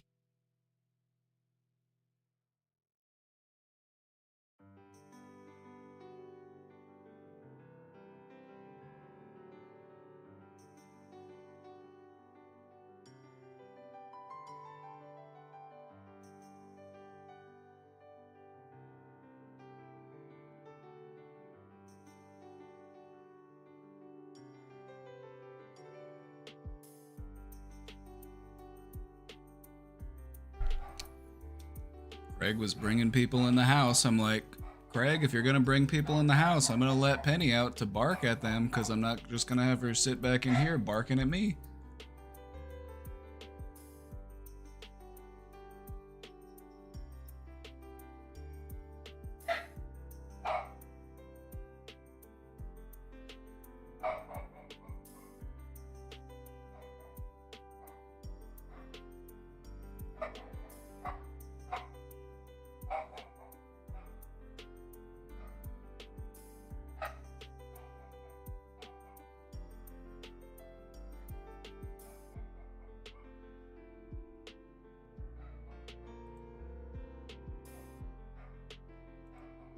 Anyway.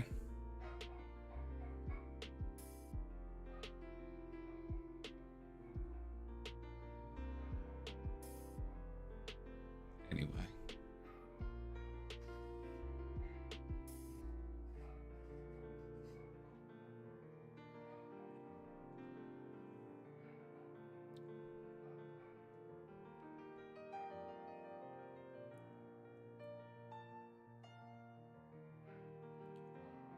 Don't know how to approach the situation anymore to help him. My mom has a 5% thought to let him go from the home.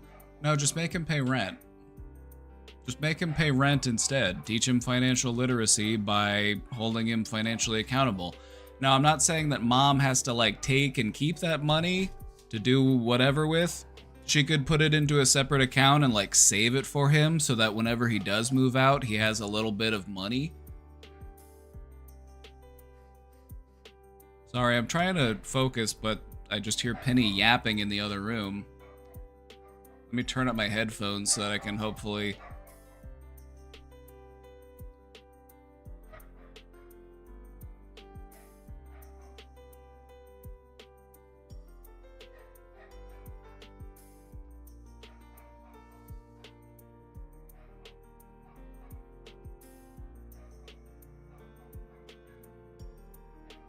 Hold on, I need to do something about this dog. She's driving me insane. Hold on, I'll be right back. I need to do something with this dog.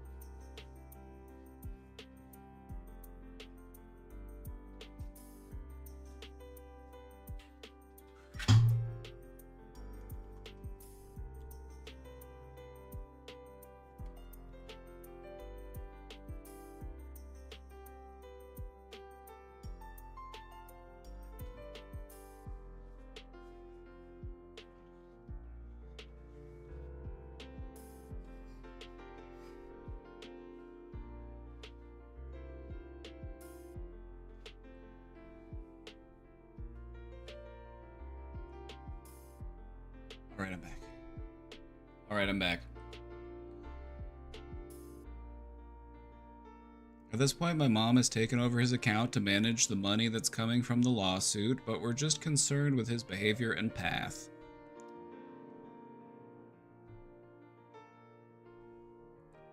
You know, he's a young adult. He's gonna make mistakes. We just want to make sure that he doesn't get too hurt, but there's only so much you can do.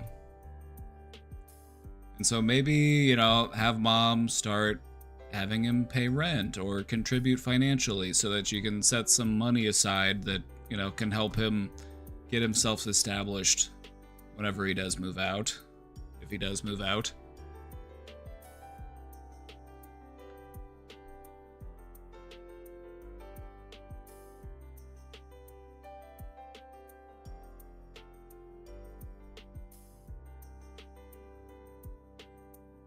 Like, I think that's a good thing to do with a young adult that's living at home. You know, like, have them pay you rent money, but save that money for them, and then whenever they do move out, they can have that money back, and they can use it to, you know, buy furniture or, you know, other expenses. I think that could be... Anyway.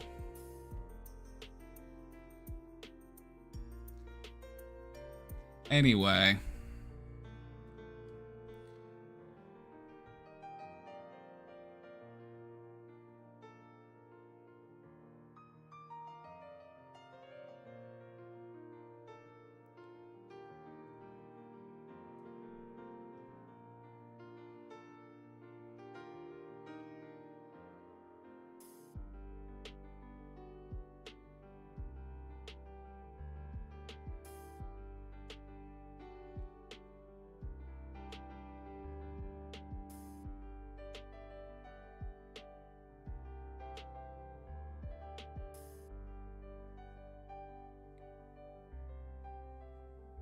guy. He needs to learn some financial literacy.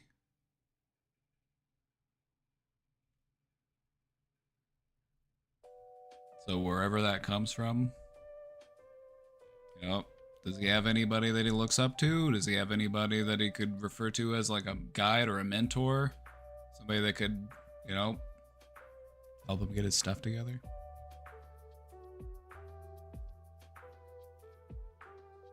Sorry, I'm confused about what's going on in chat. I'm like, what is a myth exactly?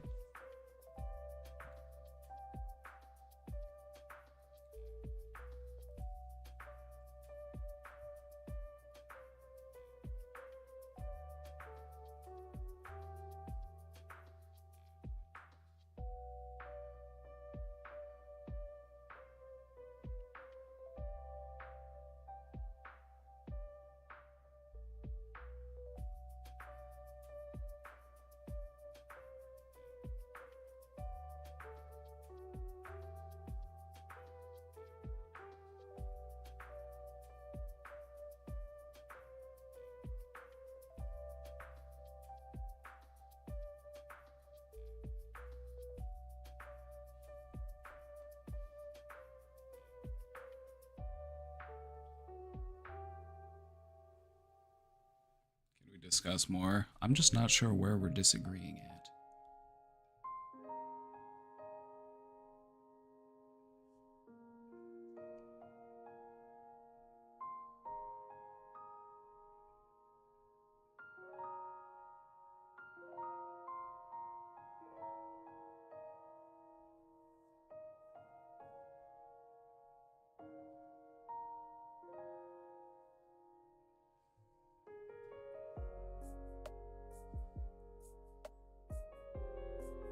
Some in chat still think the brain reaching maturity around 25 is a myth.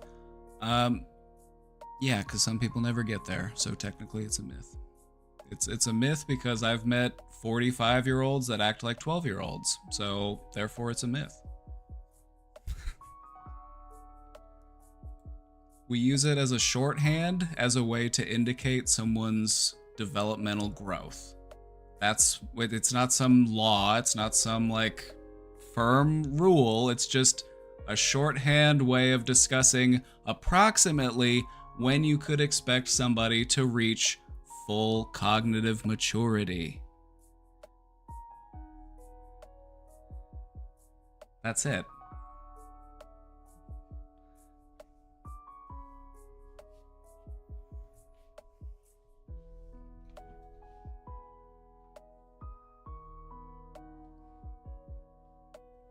I mostly adhere to that idea because I'm willing to give people more grace when they are in their teens and early 20s, because I understand that they might have all the hardware, but they don't have all the software. You know, maybe they've got the int, but they don't have the whiz.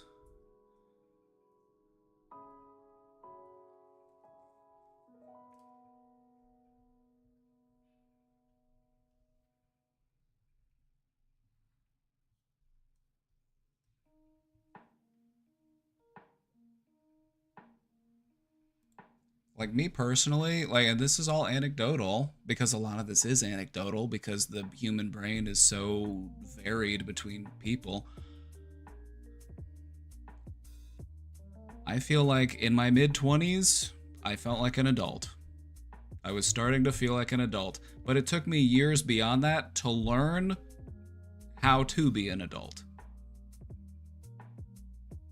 Like the foundation had been laid, the frame had been built, and now it was time for me to do the landscaping and the decorating to make it work.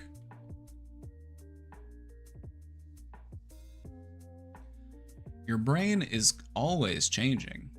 It's always forming new connections, letting go of old connections. Anytime you learn a new fact, anytime you try a new food, anytime you do anything new physically with your body, that involves a change on the connectivity within your brain.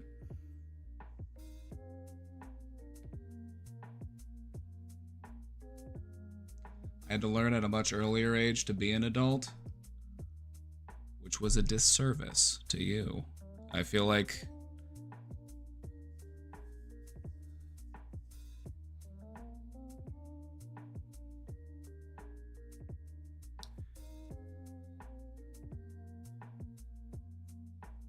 You can think about the ways that that might impact a person, right? Having to grow up too quickly.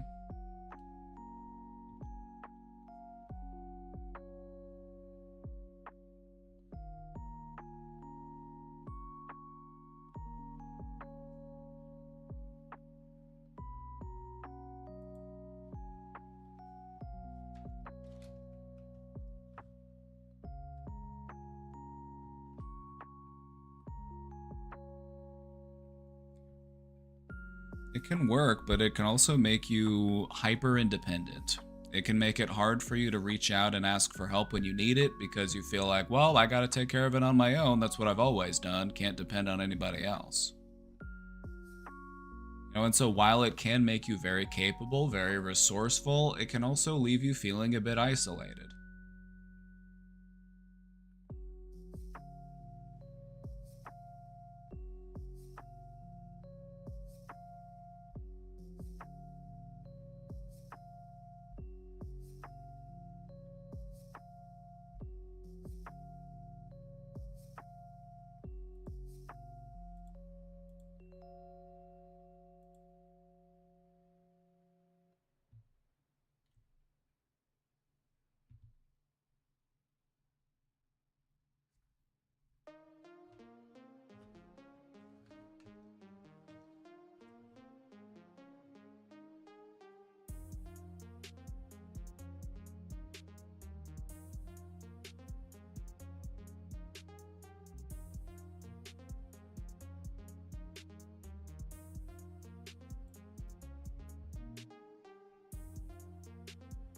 I try to have a balance in my approach to psychology. I try to make it accessible. You know, it's not going to be so watered down and diluted as it's like, you know, I want people to understand it in a genuine way, but it's also important to understand that if I were to go into all of the, you know, nuance that would be necessary to like teach it at an academic level, like I would bore people to tears. And so I try to make it impactful, grounded in reality, accessible, useful, not misleading.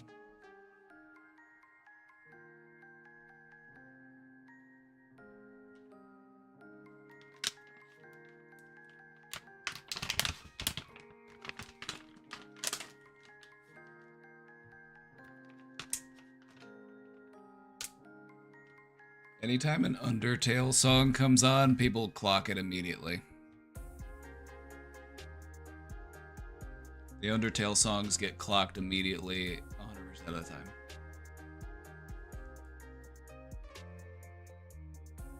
Did anyone call in yet? No. Don't worry about that. Nobody yet. Nobody yet.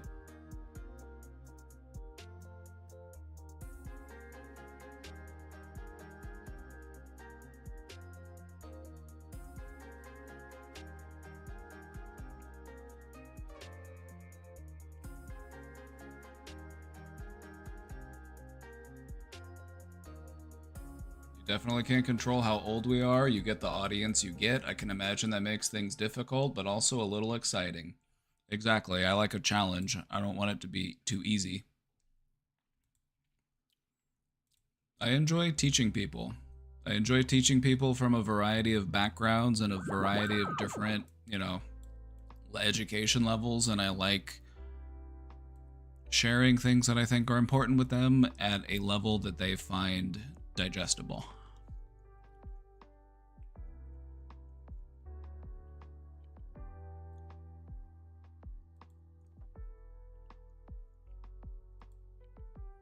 Well, I'm the opposite. I'm not a teacher. Everybody's a teacher, so shut the fuck up. I'm kidding. I'm kidding. I'm just joking. I'm just joking. It was a joke. In learning, you teach, and in teaching, you learn. Whether or not you view yourself as a teacher, people are still learning from you. And so have respect for the role. That was aggressive, I know, but it was a joke.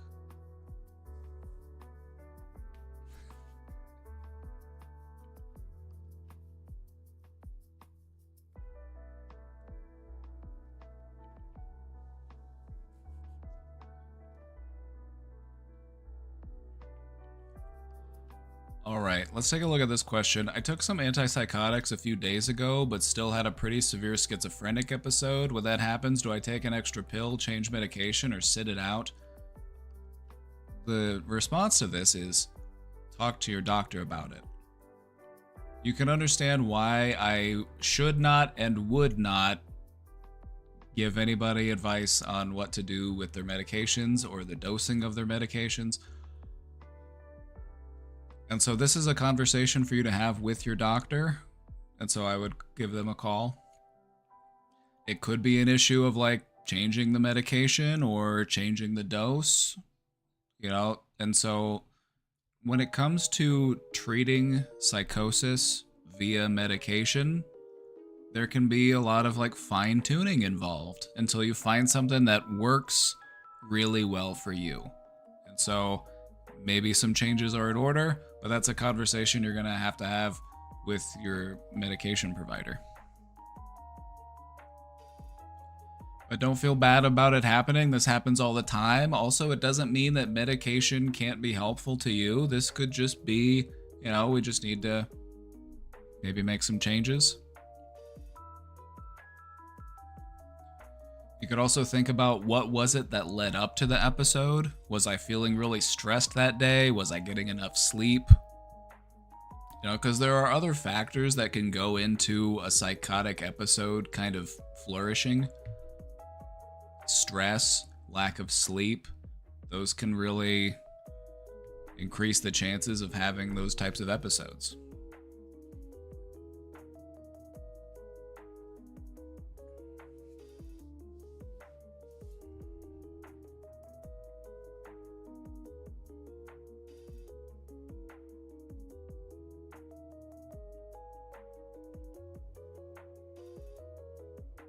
Always consider food intake, amount, and timing.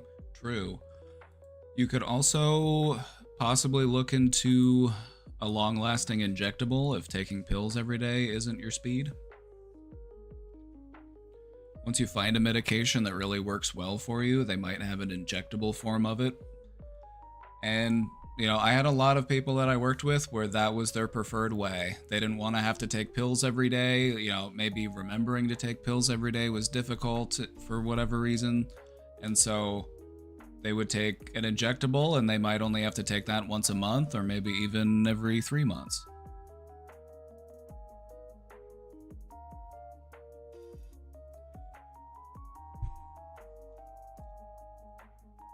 I just always feel like people are mad at me though. It's kind of a fear and why I want to people please so much.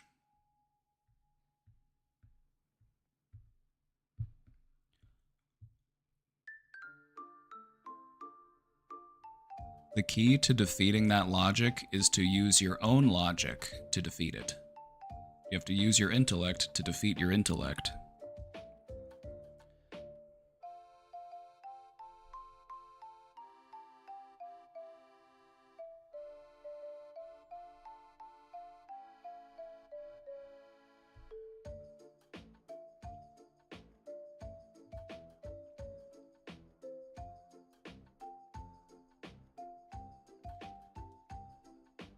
Have trust that if people were mad at you, they would let you know. They will use their words. They will tell you, I'm mad at you right now. They'll let you know. If we just go around assuming that everyone is mad at us, we have no way to disprove it unless, like, you know, we could ask them, like, hey, are you mad at me? No. I don't know, maybe they were just lying. Maybe they actually are mad at me, but they didn't want to tell me that they're mad at me for some reason, so it must be really bad, whatever it is they're mad at me about. Don't let your anxiety run off chasing these unanswerable questions. It's just going to lead you to all these spirals of fear and worry.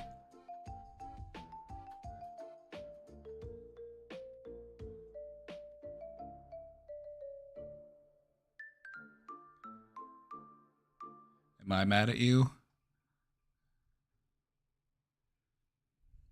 No, but I will be. If you don't take some time for some good self-care today. If you don't go out there and do something nice for yourself just because, I will be. All right?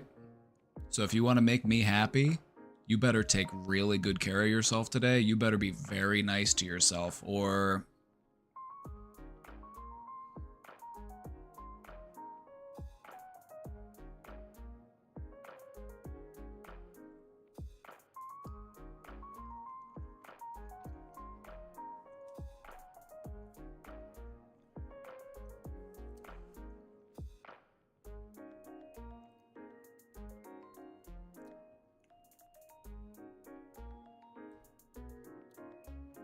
one of these days you're gonna have to accept that people like you, and you're just gonna have to get over it. All right? I know that you just keep fighting that idea, but you're gonna have to just fucking get over it, okay? People like you. You're gonna have to just deal with that. And so, I hate to break it to you, but it is what it is. You know, you're nice, you're thoughtful.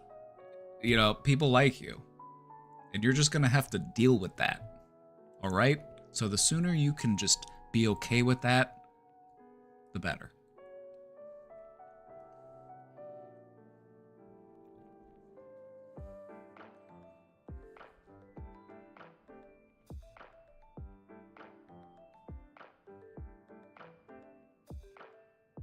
The good news is that if you have a lot of practice anticipating other people's emotions and mental states, you should be really good at doing that for yours.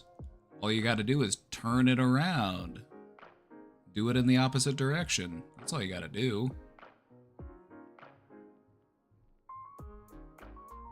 How dare people like me without my permission? Can't stop me. Can't stop me. I'm still doing it. I'm gonna do it even harder now. Watch. Oh, yeah. Oh.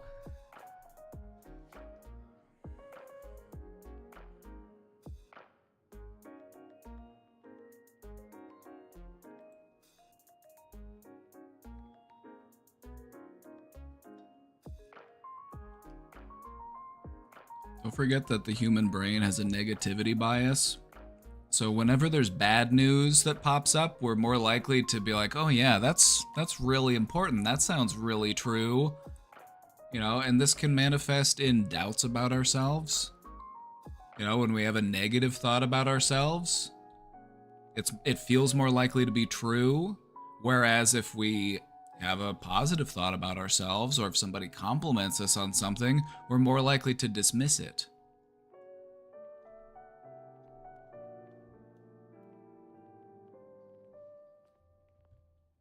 Let's not clock Goob too hard. I'm not clocking you. This is human behavior. And so if you feel clocked by this, congratulations. It's a human. Welcome to Earth.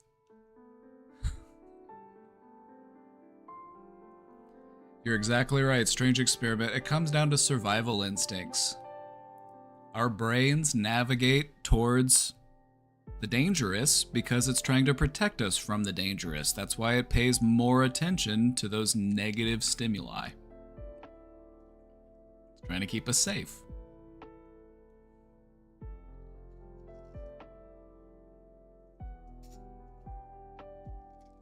And so it means we fixate on it, we remember it for longer.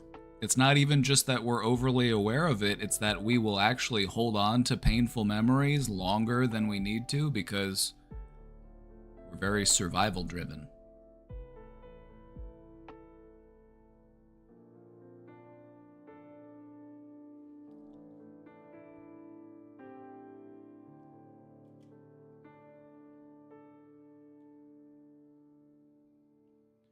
My wife is staying at her dad's house for the time being.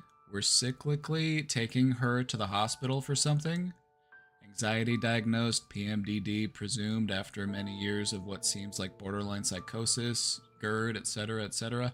And I don't know if I'm just being an insensitive asshole or if it's reasonable to be endlessly frustrated with it. I recognize that I had a harder childhood and young adulthood than many people, and for that reason I'm way less sensitive or sympathetic than most. Overwhelm. You're right to be frustrated, but I feel like your frustration doesn't just stem from, like,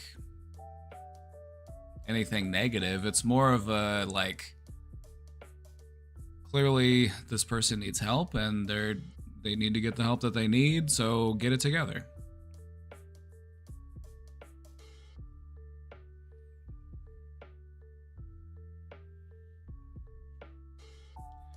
But anyway, people have different levels of resilience, so that's okay. It's not easy being human. And so I would say, as frustrated as we may be, we still want to try to operate from a place of kindness and compassion. Even if that means having kindness and compassion for yourself and taking time to do what you need to do.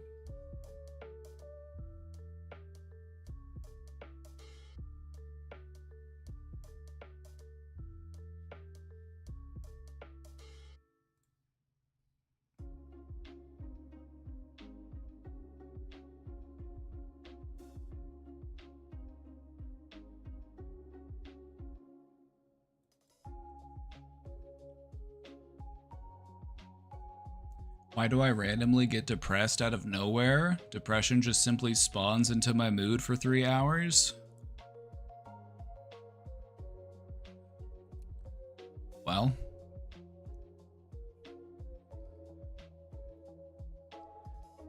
I feel like this might be more normal than you think. Do you ever just have yourself, you're just going about your day and then you remember you remember everything that's going on. You remember all of it all at once.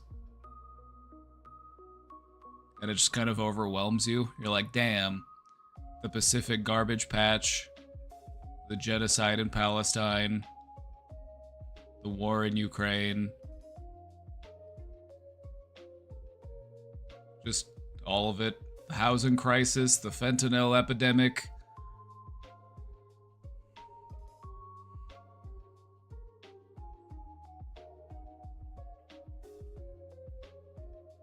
What I find to be helpful is to allow myself that time to feel those feelings.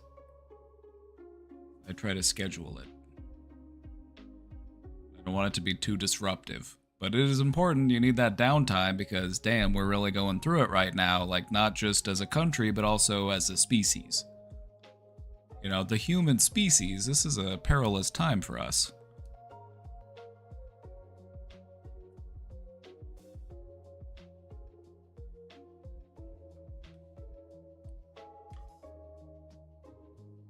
So it's not always a bad thing to just take time to sit down and feel your feelings. It's not a bad thing. I would say that can actually help you in the long run.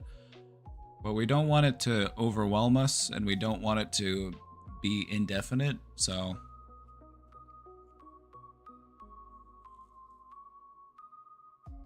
I would try to approach it as an opportunity for introspection. Why am I feeling this way right now? It's like, well, maybe I saw something on my news feed and it reminded me of, just the atrocities that are going on. Maybe it reminded me of, the illegal detainments and the secret police and the deportations. Maybe I was just reminded of the one of the many million things that's going on in this world that we should be concerned about. And it's okay to have feelings about that. In fact, I would say I would want you to have negative feelings about those things. Because those feelings are what's going to motivate you to actually get up and do something about it. And that's what we need.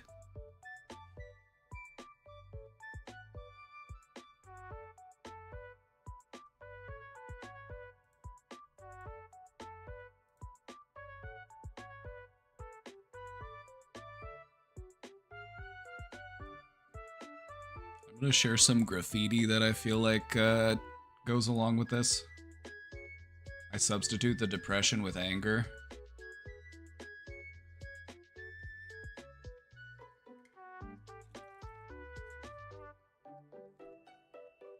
If you ever feel heavy because you care deeply about injustice, suffering, and ecological destruction, remember that a $1 trillion propaganda machine was built to make you numb, and it didn't work on you.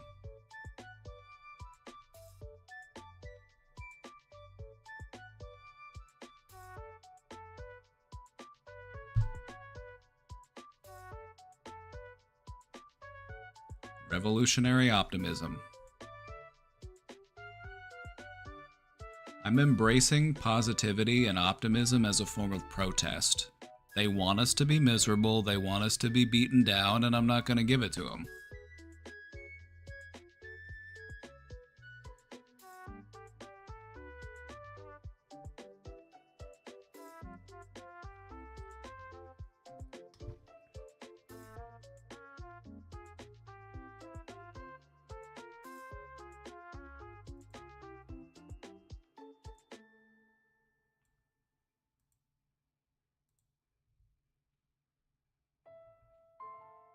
So if you're finding yourself randomly getting depressed for a few hours out of the day, makes sense to me. Just look at the state of the world. That means that you're aware. That means that you have feelings about things, and that's good. So listen to those feelings and try to figure out what is it that they're trying to get you to do.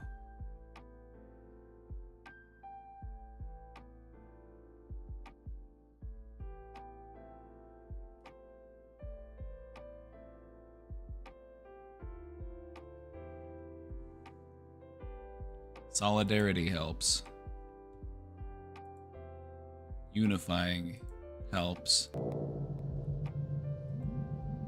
Left Rights, thank you for gifting that sub to Tactical Santa.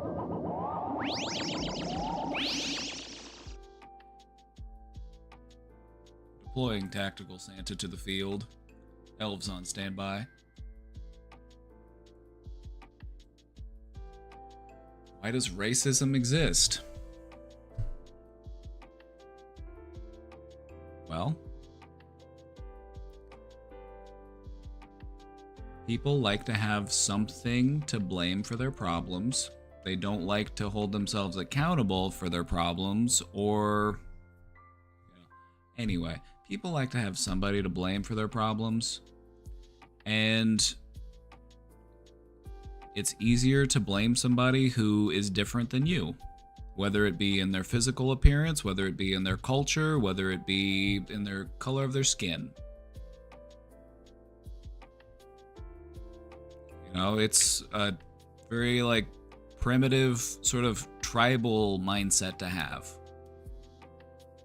The in-group versus the out-group. Us versus them. So that's why it exists, because it's baby-brained bullshit.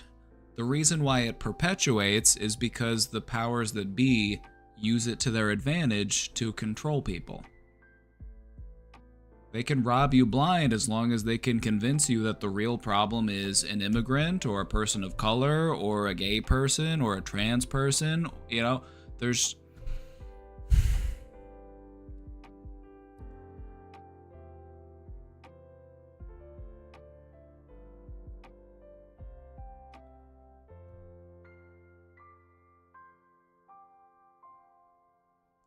Anyway.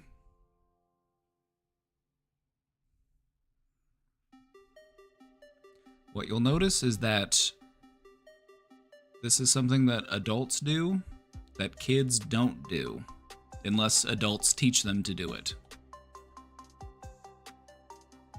You know, children view other children as their friends, as other children. They don't care what they look like or what they sound like or what color their skin is.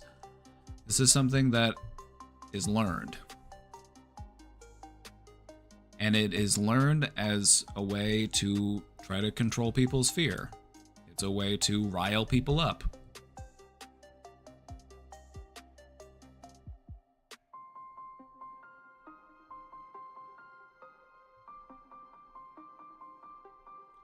Also, people like to feel a sense of superiority. They like to feel like they're above somebody else. And this allows them to do that. It can, you know, maybe I'm not doing so well, but at least there's people doing worse than me. So, as bad as things get for me, at least I'm not them. And it just inevitably does a tremendous amount of harm, because the solution would be make things better for everybody, so that nobody is suffering, so that nobody has to sleep on the street, so that nobody's denied medical care.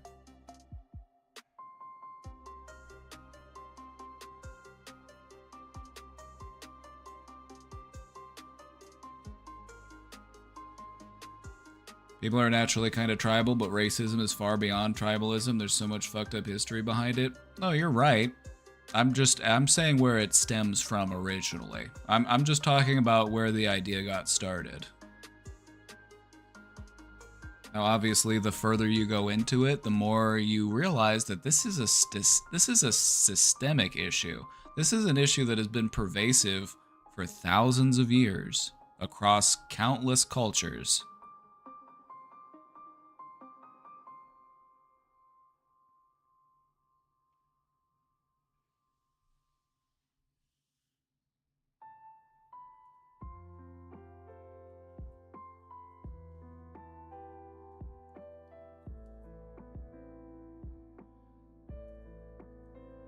Like, even before...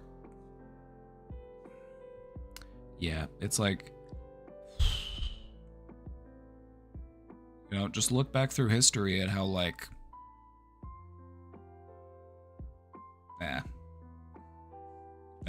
History sucks. There's too much racism in it.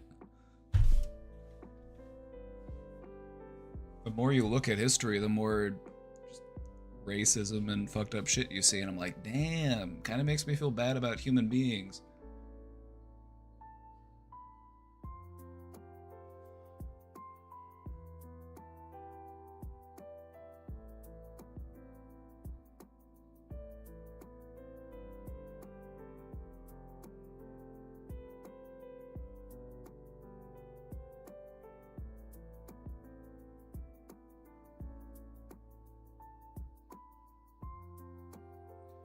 Like,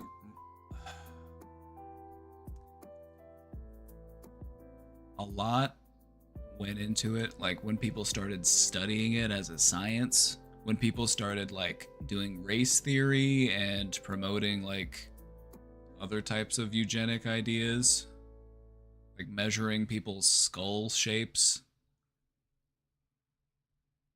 Like, that's not just racism, that's advanced racism.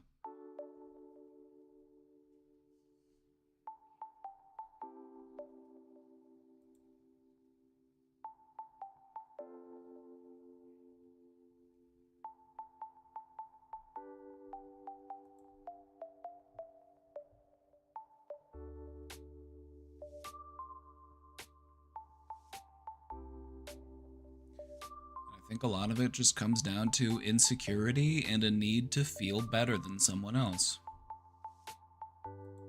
Just as a way to cope with your insecurity. Like, I need to feel like I'm better than somebody else. For reasons outside of either of our control.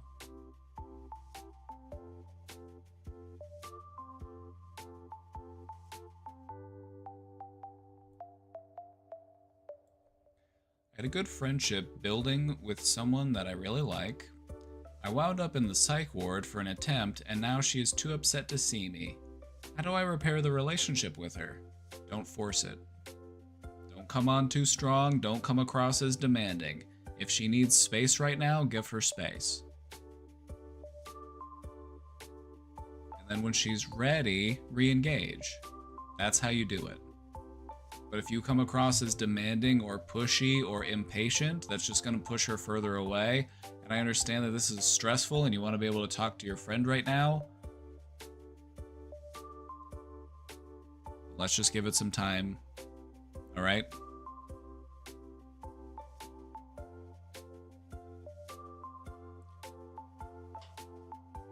I really want her in my life and don't have a lot of people to spend time with. This is a good time to diversify. This is a good time to connect with other members of your support network. A support network sucks if it's only got one connection in it. We need all sorts of connections, all sorts of different people. This doesn't mean that you have to throw away the relationship that you have with this person. This just means that this person just needs a break. Things got a little too real, things got a little too heavy, and that's okay. Some Suzuki, thank you for subscribing.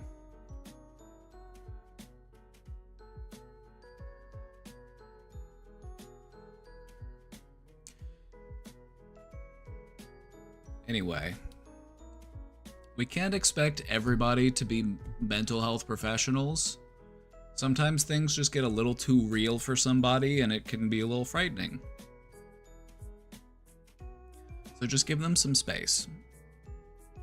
Check in with them in a couple weeks and just say, hey, I just wanted to see how you're doing. Hope to hear from you soon.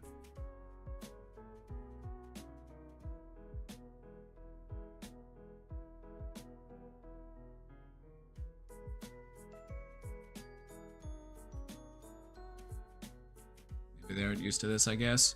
Most people aren't. Most people are not. And so the way that she's reacting makes sense.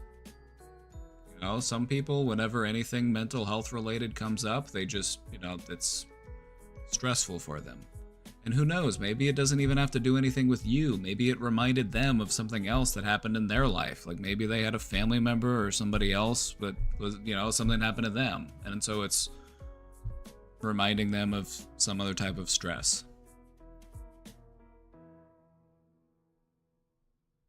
And so what I would say is to just give them some time. And whenever you do re-engage, just approach out of peace and reconciliation. You know, whether or not they respond, I don't need to get angry. I don't need to get hostile. No, I don't need to cuss them out for not responding to me. I can let them know, like, hey, I just want to let you know I'm doing better right now. I'd like to talk if you ever, you know, have the chance. Hope you're doing well. Hope to hear from you soon. You can keep it kind and compassionate.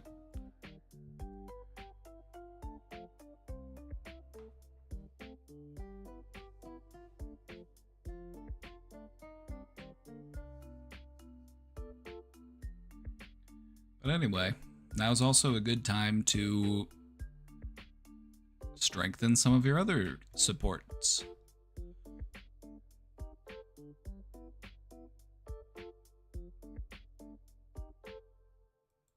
A support network is a lot like a net. You want there to be a lot of connections in it so that it can catch you when you fall.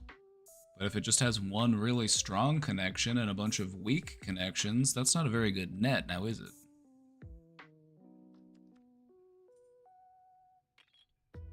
So anyway, just give her some time.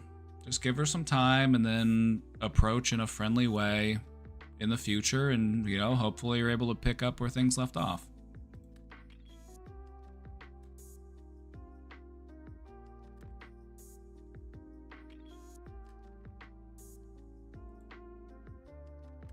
Is it true that people can imagine things in their head?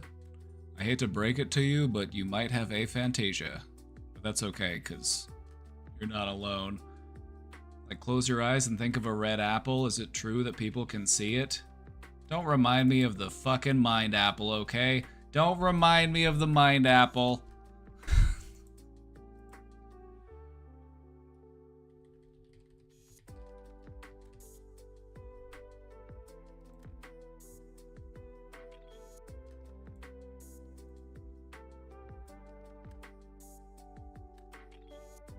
I thought everyone sees it in their heads.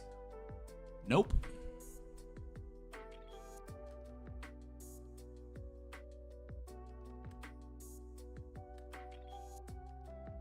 Close your eyes and picture an apple in your mind. What do you see? Do you see anywhere from 1 to 5? Perfectly realistic, as real as seeing, realistic and reasonably vivid, moderately realistic, dim and vague, or no image, I only know I am thinking of an apple.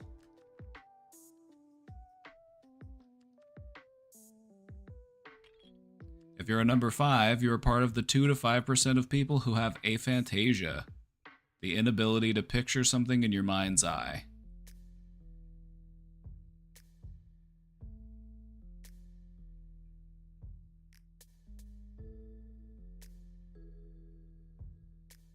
That's wild to me that you can do that, because I'm a number 5.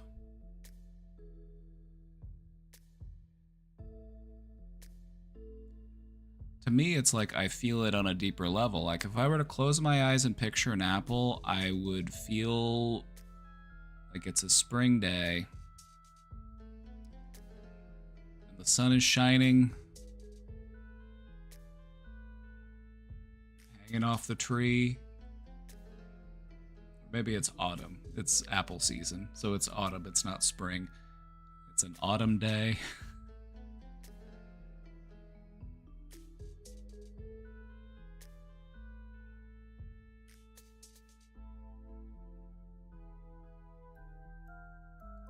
It's like I feel the essence of appleness.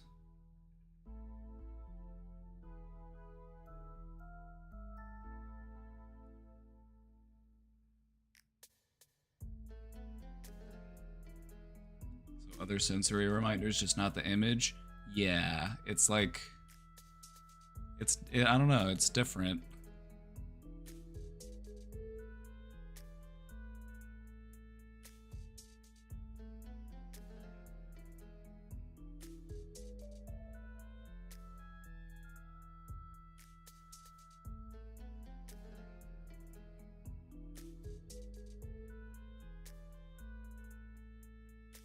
Have I never daydreamed? No, I've daydreamed.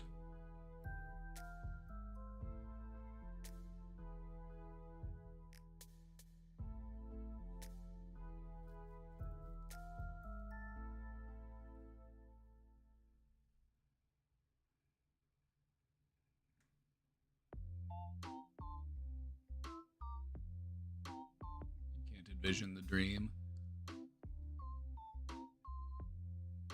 No, for me, it's the same thing as like when you're reading a book and you can like, you're reading a book and you can imagine what it's like, but it's not like you're actually seeing it.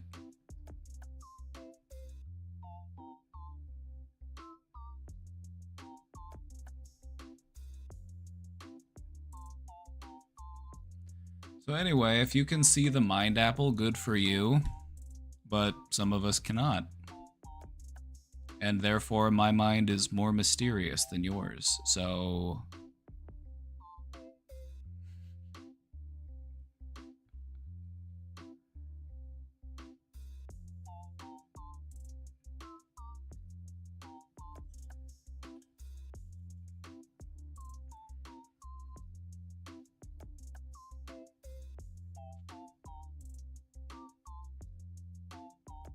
I don't close my eyes and see the apple, I close my eyes and I am the apple.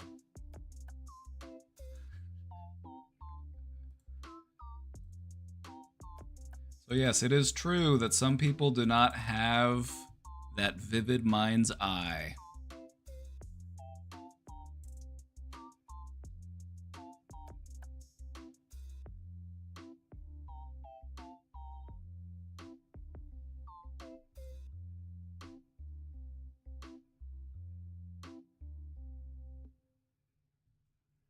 That is true.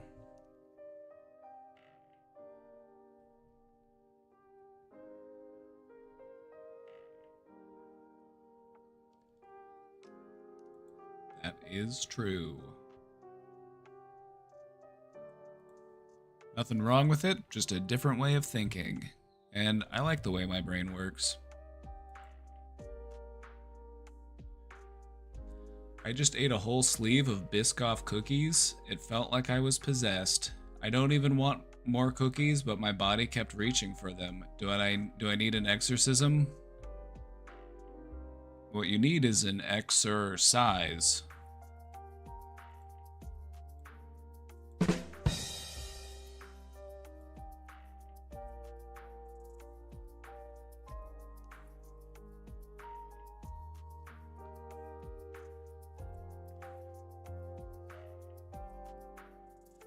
This is a good example of sometimes we will eat just because we're bored. Because eating feels like productivity. Like, oh, look at me, I'm contributing to my survival by intaking calories and nutrients. Oh, num num num num num num num. It feels like we're doing something, it feels like we're accomplishing a goal, but we might not actually be doing anything. But it feels rewarding because, calories and nutrients.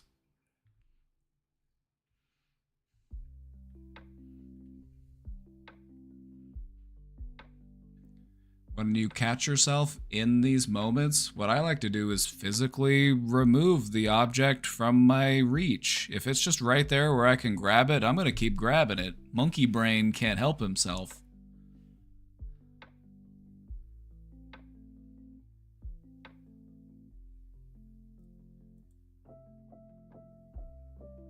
So whenever you notice yourself, I'm full, I'm good on these, I need to put these away.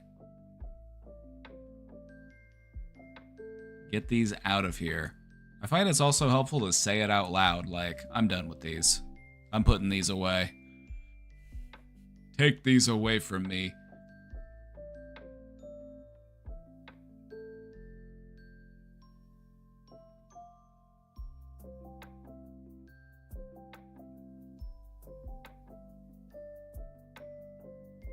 Get them out of here.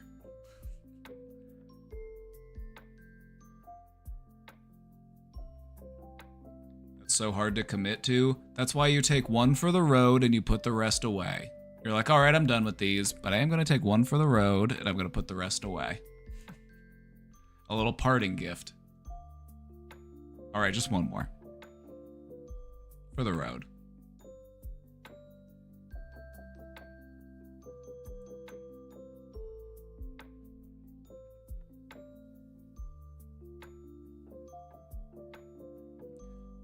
Another way to get yourself to stop overeating is to try to mindfully, consciously eat slower.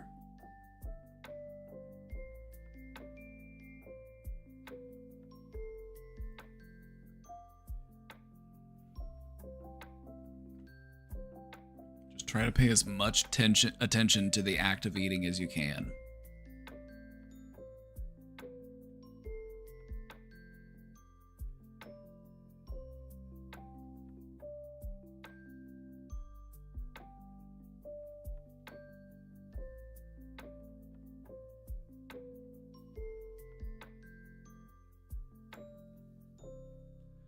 Turning off my brain feels good.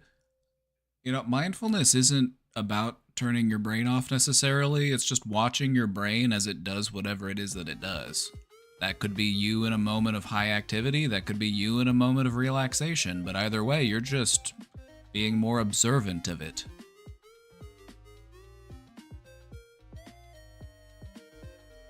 All this food talk, I know, I'm hungry. I'm hungry, and it's a problem.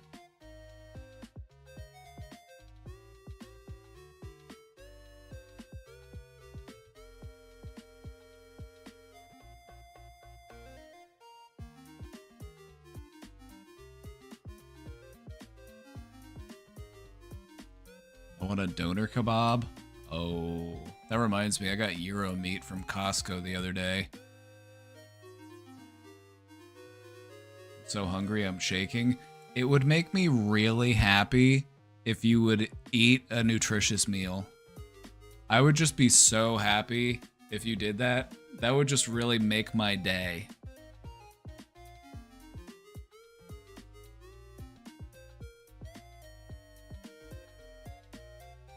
Don't tell a people pleaser that. That's why I'm doing it, because you are a people pleaser.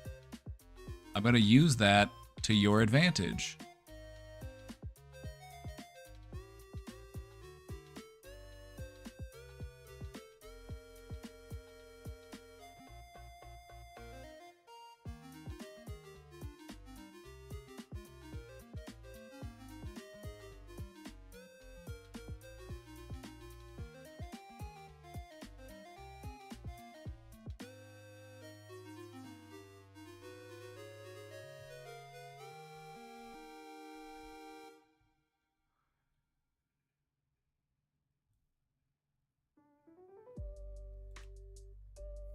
Hello. I'm a very introverted, shy person who is also very self-aware. I don't really do well in social situations. I tend to listen more than speak, and I'm also a man of few words.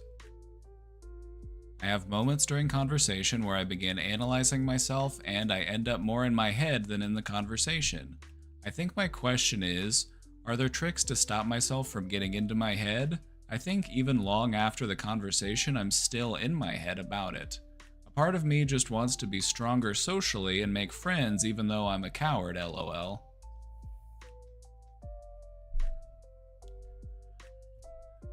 Not a coward. Not a coward, because you're brave enough to ask for help. Right? That's a strength. That's a strength. So it's good to be aware, right? It's good to be aware.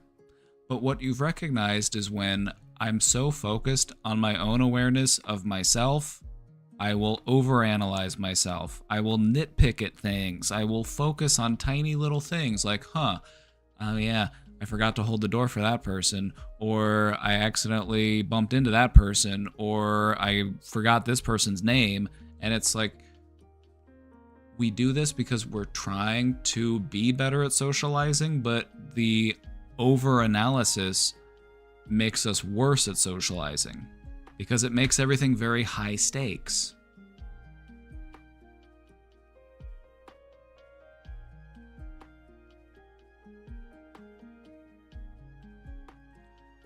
I'm gonna just throw some things at you and we'll see what sticks, all right? Because this is a topic that I'm passionate about. I love helping people become better socializers. I love helping people get out of their shell. It's one of my favorite things about what I do. So I'm just gonna kind of throw some stuff at you and we'll see what sticks. So, you are an observer and a good listener. Those are good things to have socially. Well, we're taking an inventory of your strengths. You're aware, you're polite, you're attentive. These are good. Those are all good things that you would want to see in somebody.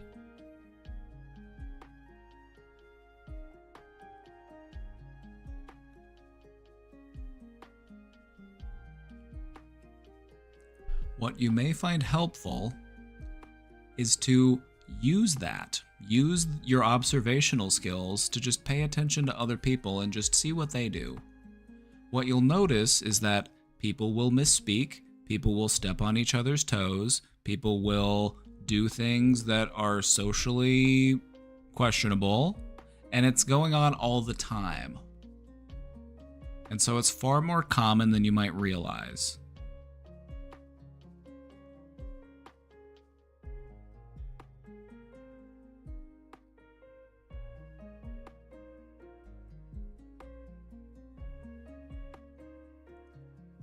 And what you'll notice is that we can't get hung up on those things.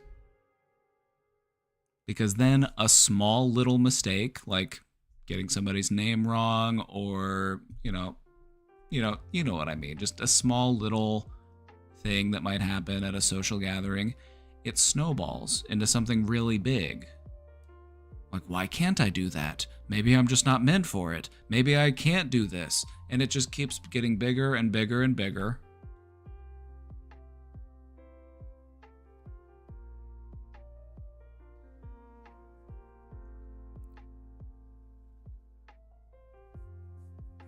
And so the key is to learn from it and then let it go.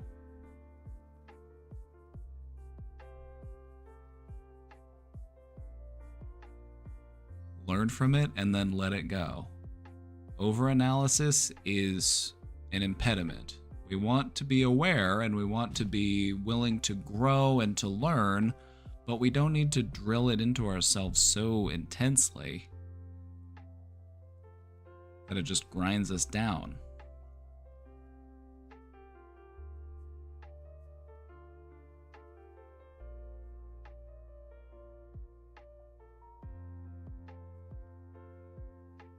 I think with social things, it can feel like there's a lot of permanence if you fuck up, as if everyone will recall that moment and it's perfectly stamped on your face.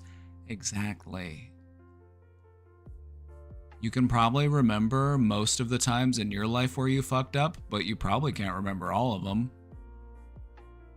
And you definitely can't remember every single time that everybody you've ever met fucked up.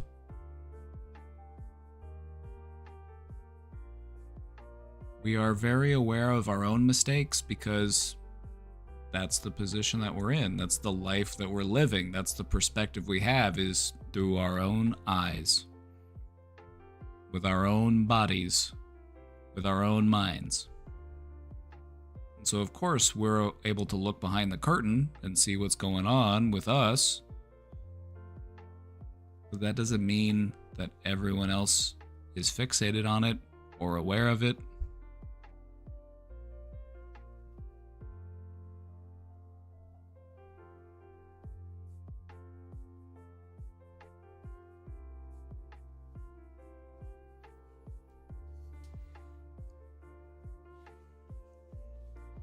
You would be surprised just how many social faux pas you can get out of with a simple apology and a chuckle. Like, oh my god, I'm sorry about that. I called you Derek. Your name is Dan. Oh, I'm so sorry, Dan. I'm terrible with names. Anyway, are you having a good time tonight? You having fun?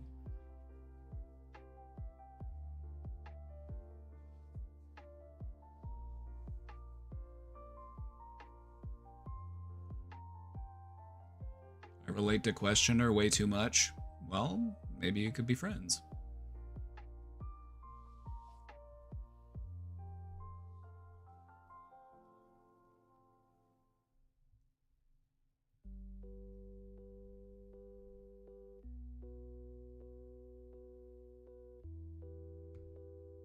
There's value in being head empty at times. True. True. It allows you to just be in the moment instead of focused on a past event or worried about a future outcome. You're allowed to just be. And it feels good.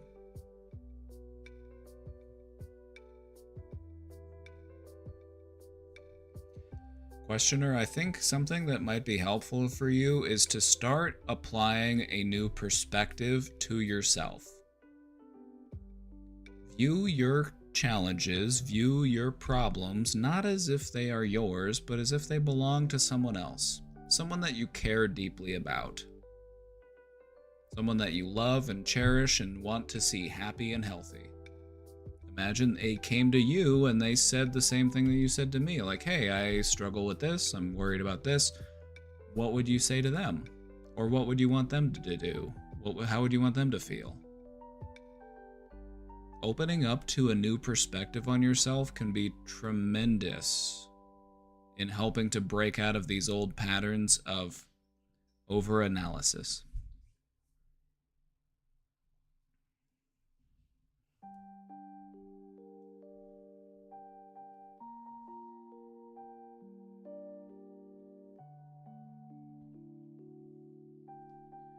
With your advice, I'll be right back. I'm gonna go get food. Alright, just make sure you bring back enough for the rest of us. We're all hungry today, aren't we?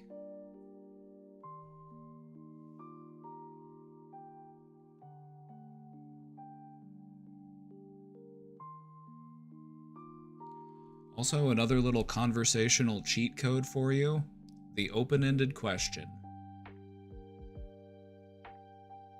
Just ask people questions that aren't yes or no answers about whatever it is that they're talking about.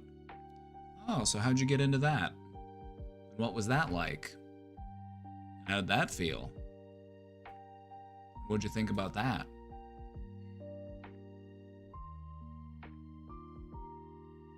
It keeps the conversation going and makes the other person feel heard and appreciated, and they'll think that you're really cool for showing interest in them.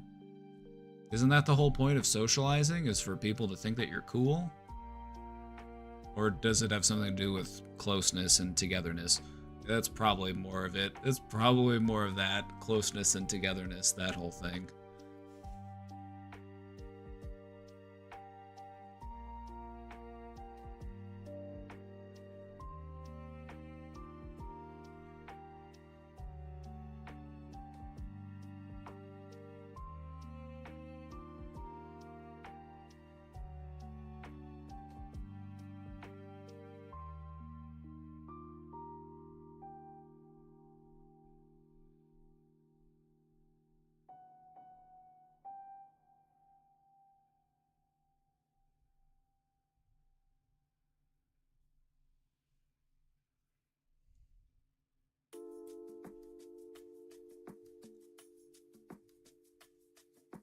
Anyway, questioner, you got this.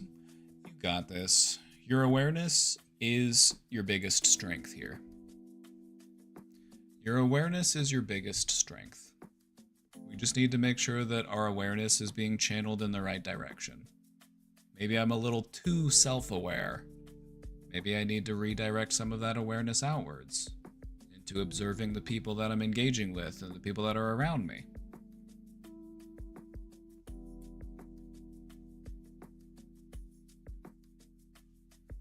What would be a good question to ask? What would you like for lunch? Or what would you like from... What do you want me to get you from the drive-thru? That'd be a great question to ask. I would love to be asked that question right now. Hey, are you hungry? That's the question. That's the only one on my mind right now.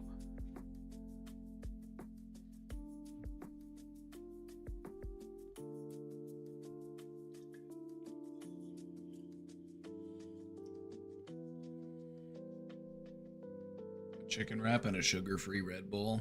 I would demolish that right now.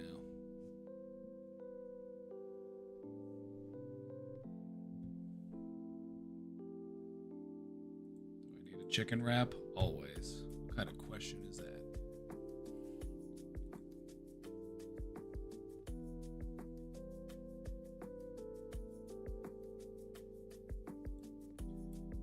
Hi, do you have any thoughts about the Dunning-Kruger effect and its role in online communities? Oh, I do. Oh, I do. How have you seen it play a role in the dynamics of communities you are a part of or lead? Ooh, anonymous.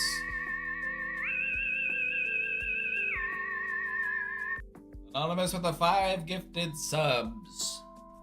Thank you, thank you, thank you. Thank you, thank you, thank you. We did it, Joe. The Dunning-Kruger effect. To put it simply, the Dunning-Kruger effect is when somebody has a little bit of knowledge about something, and then they overestimate their abilities about that thing.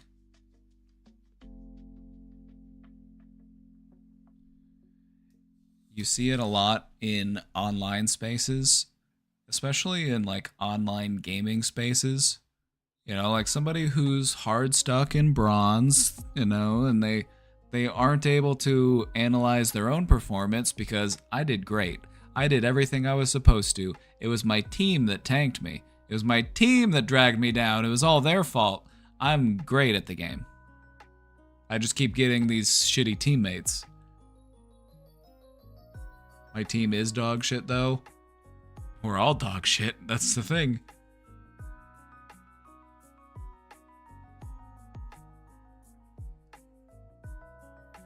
The Dunning-Kruger effect is kind of the opposite of imposter syndrome. And I feel like that can help people to understand it.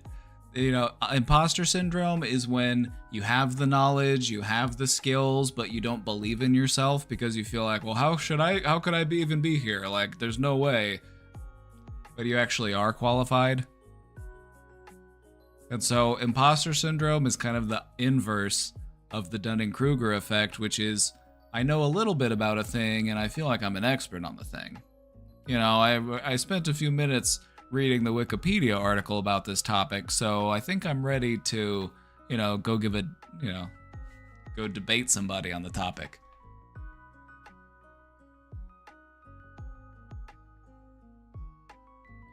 Those Gartic drawings were trash and I can't be convinced otherwise.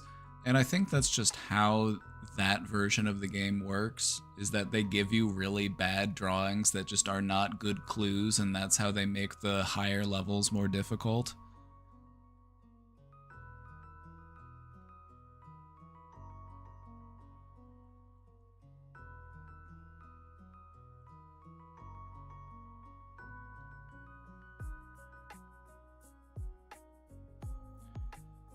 How have I seen it play a role in the dynamics of communities I'm a part of or lead? I haven't really seen it be much of an issue within this space, but I've definitely seen it a lot online. You definitely see it all over the place on the internet. Anytime people are trying to fight over something, in the comment sections where you get teammates chirping at you because you didn't push the objective or something.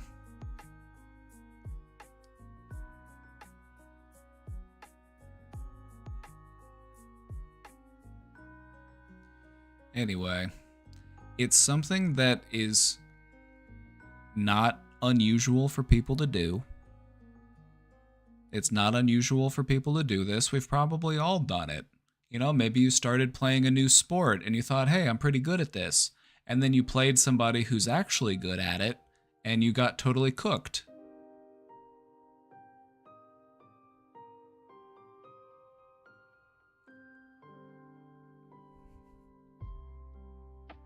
And so the question is whether or not you are able to humble yourself.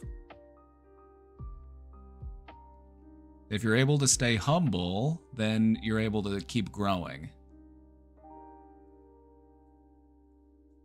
But let's say that, you know, you're playing tennis. You're playing tennis and you think, hey, I'm pretty good at tennis. I've been playing it for a few months now. I'm actually, you know, I've been pretty good. And then you go up somebody who's like, you know, they've been playing it, you know, they played it in school, they've played at like a district or like a state level, not even professional, and they just wipe the court with you. And then you have an option there. Either I humble myself and recognize, you're like, wow, I have a long way to go. Like, apparently, like, I'm not as good at tennis as I thought I was. Or you blame outside circumstances. They were cheating, or, you know, they, like, it's just a bad day for me. Like, my shoes weren't right. I didn't have the right shoes on. They have a better racket than I do. You know, it's like, that's a really good sign that it's the Dunning-Kruger effect going on, is whenever people will blame other things for why they weren't successful. It was my teammates, they fed. You know? It was my jungler, he wouldn't gank my lane.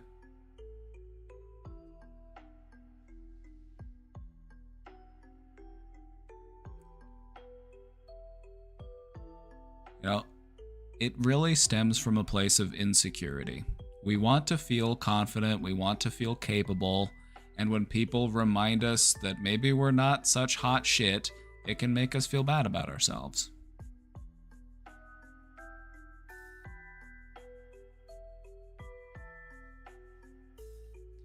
This is why you want to try to learn from your defeats. You can learn a lot more from your defeats than you will from your victories.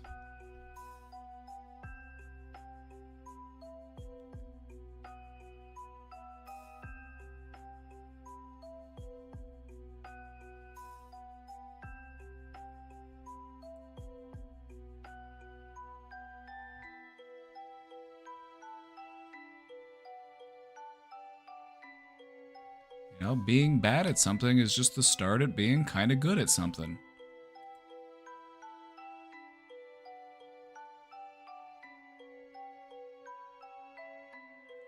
Hi Joshua, I'm shaken. My favorite streamer was streaming daily. They stopped yesterday unannounced, and I'm sad. It happened all of a sudden, but I was never ready to say goodbye. I struggle to say goodbye. I become obsessed. I read old messages and reminisce. I feel like I'm stuck in the past all the time compared to what I think is probably average.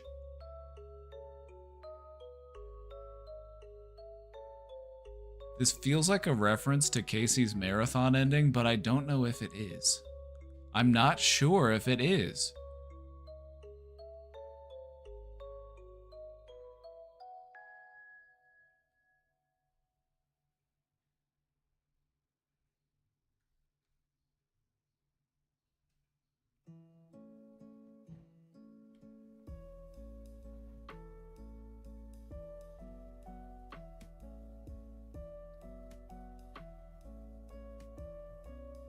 Find a way to say goodbye in a way that feels meaningful to you.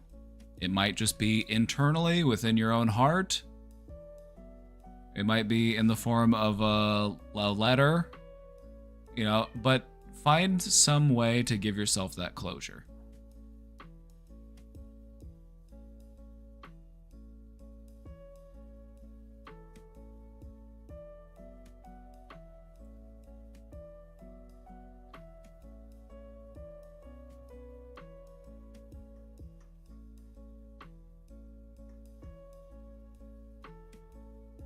Like, what do you do now with your time? Whatever you want. You can do whatever the hell you want. That's the thing.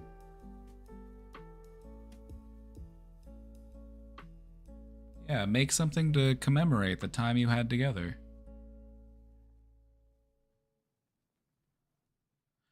You know, I don't think that we're ever ready to say goodbye, and sometimes we lose people unexpectedly, and it's important to find closure in a way that feels meaningful to you. It might still hurt, it might still take some time to heal, but, you know, do it in a way that feels right for you.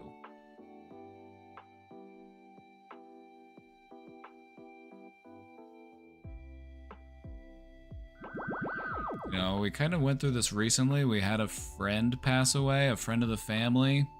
He was about 55. And he died of a heart attack. So it kind of came out of nowhere. It's like you don't get that closure. You don't get to say goodbye. It's just they were there one day and then they're gone the next day. And you have to find peace with that. You might not get the closure that you're looking for, but you get the closure that you get. And you have to find comfort with that.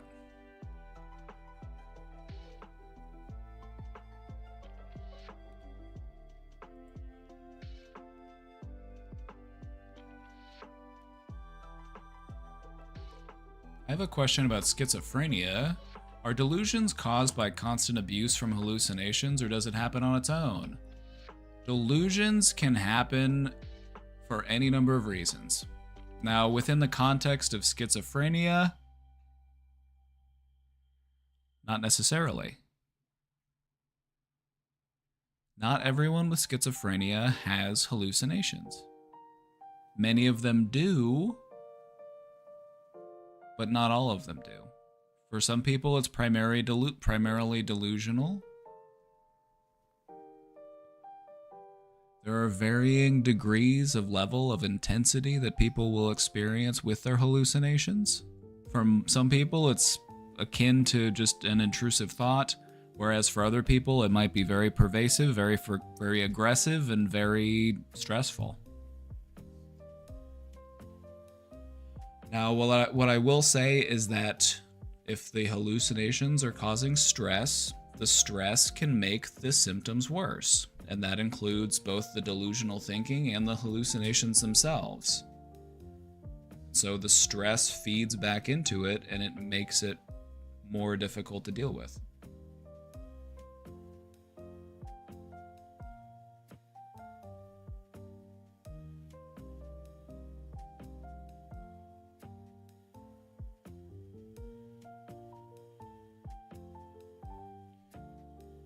For a lot of people with schizophrenia, the hallucinations and the delusions kind of play off of one another.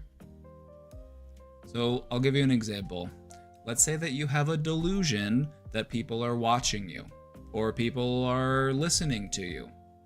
You might have hallucinations that fall in line with that. You might have hallucinations of people talking about you from the other room. You might have hallucinations that feed into your delusions, and so there very often is that feedback loop between delusion and hallucination.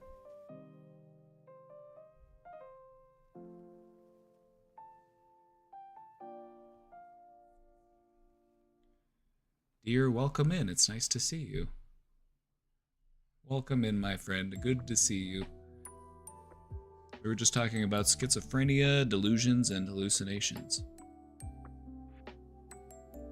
But yeah, the two commonly play off of one another. For some people, it's more one way than the other. For some people, it's primarily hallucinations. For some people, it's a lot of delusions. But typically with schizophrenia, you see a bit of both and they kind of tangle together in a certain way.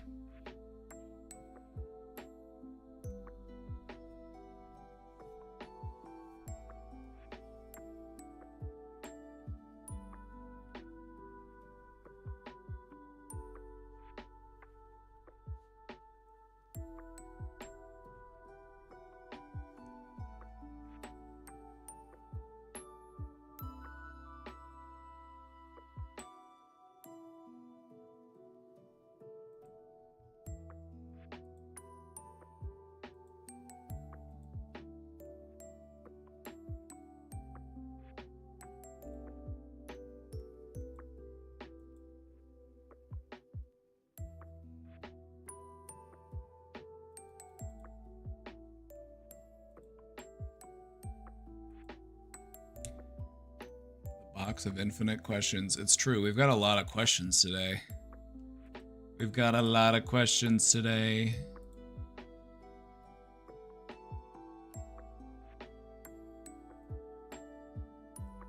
I've been in a relationship with someone with BPD for a few months now, and it's getting exhausting. Sometimes she's perfect, sometimes she's the worst. I try not to take her bad side too personally, but it's getting pretty exhausting. Should I just respectfully leave the relationship? Are they willing to go to treatment? Are they willing to work on it?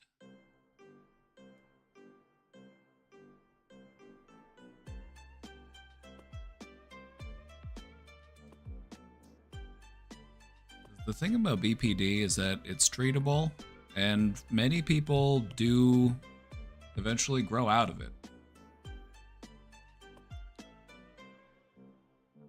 Isn't BPD pretty difficult to tolerate? As stressful as it might be to tolerate, it is worse for the person experiencing it. It can be emotionally devastating for the person that's actually experiencing it. So they do things that you might view as difficult, but it's because they are hurting so badly that's why they do it. That's why they might lash out. That's why they might say things that are hurtful, because they're hurting.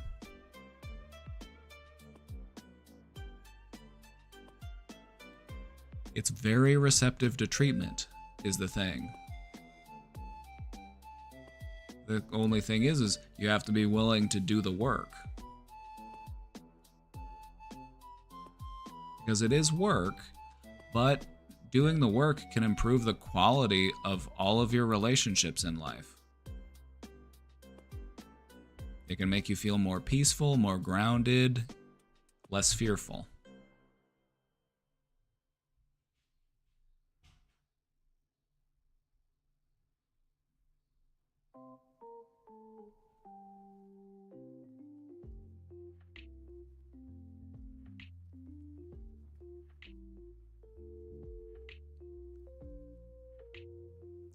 Anyway,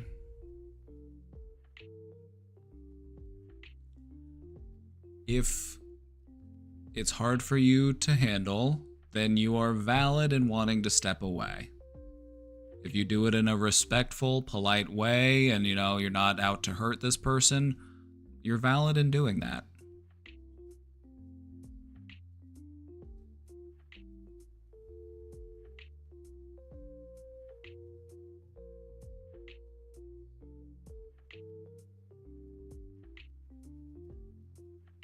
If you want to leave, it's okay to leave.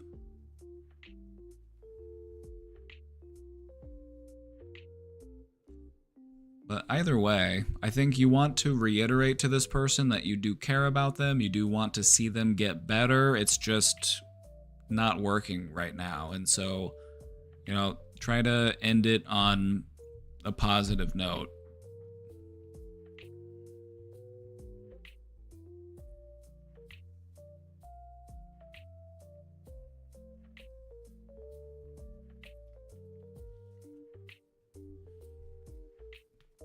Even somebody with a thorough working understanding of BPD can still find it challenging sometimes.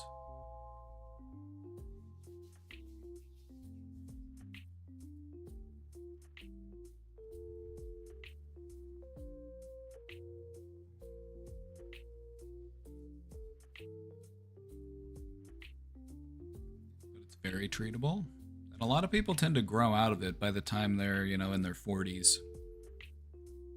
BPD is something that people will typically struggle the most with, in their teen years, in their 20s, and in their 30s, but it kind of they learn to handle it. They learn how to, respond to their own emotional overwhelm. They learn the interpersonal communication skills. They learn how to live with it.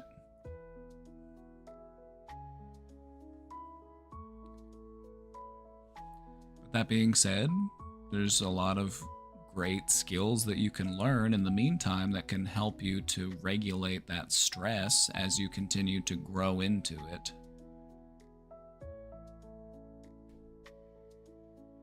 And so what I would say is it developed? BPD is typically the result of trauma. You don't normally see people who have BPD without some sort of trauma in their history.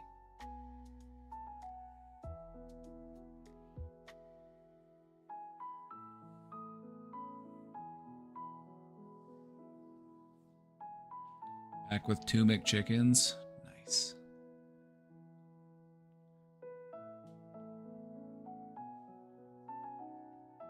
Nice, you got one for me. Nice. One for each of us.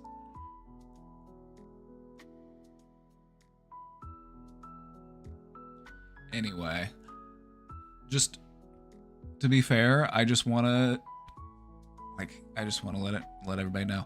I have experience of working with people with BPD, in individual counseling and through case management, and it's something that I'm familiar with, and so I feel more comfortable working with people who have it because I understand it. A big part of working with somebody who has BPD is not taking the things that they say personally when they're really elevated. Because if they're very elevated and they're very angry, they're going to split on you and they're going to say the most hurtful things that they can to you because they want you to hurt as much as they're hurting because they don't want to be alone in that hurt. And so they lash out. But it's just because they're scared and they're hurting. And so if you can learn to not take it personally and just see that this is just how they are when they're elevated, and then you can have a productive conversation about it after the fact. Most people I've met who have BPD are well aware after the fact that they took it too far, that they said some things they didn't mean.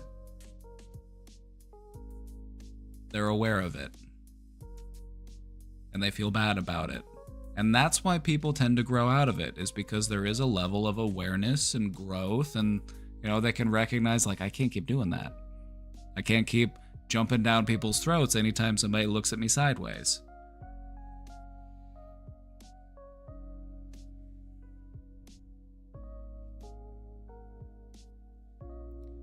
I had a buddy with BPD who said really mean shit when he was hyped, but it was weirdly funny. I'm going to check on him. It's been a while. I'm sure it would appreciate hearing from you. Like lizard versus wizard. Exactly. Well said. It's the lizard brain versus the wizard brain. I like working with people with BPD because they're some of the realest people you'll ever meet. What you'll notice about people with BPD is they don't have time to be fake.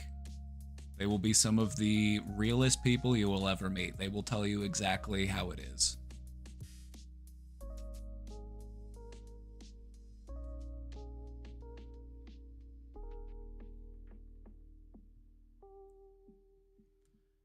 So if you can learn to not take it personally when they are elevated, and that can be challenging because some of the behaviors that they might engage with during those moments when they're really stressed can be very disruptive.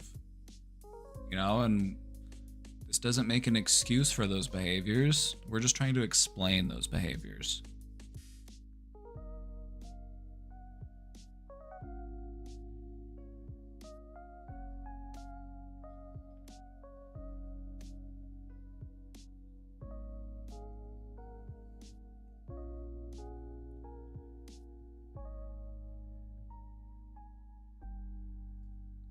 Let me give you an example.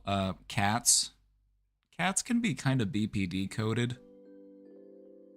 But cats know the difference between a full-on, like, scratch when they got the claws out, and they'll know when to just give you a solid bap. Like, they'll give you a swat before they go for the jugular.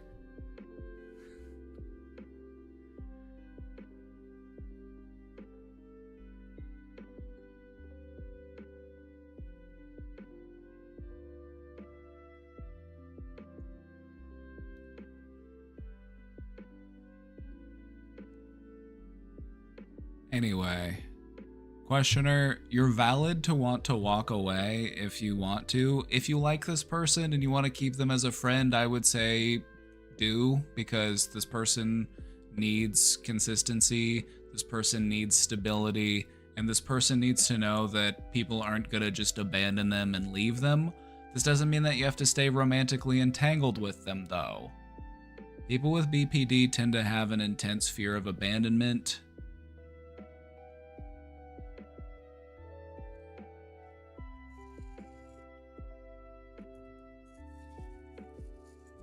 But sometimes it's necessary to give yourself some space.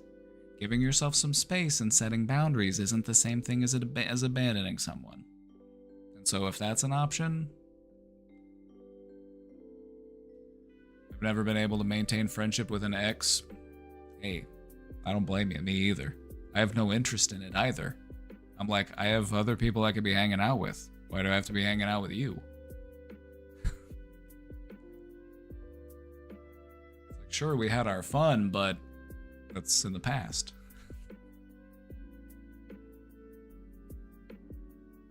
Oh, an ex-FP, an ex-favorite person that is. Oh, okay.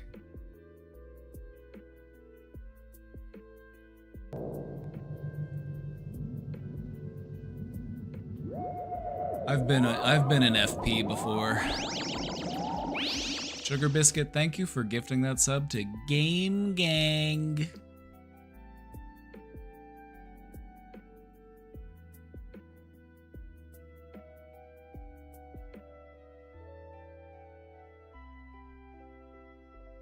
Never been a FP.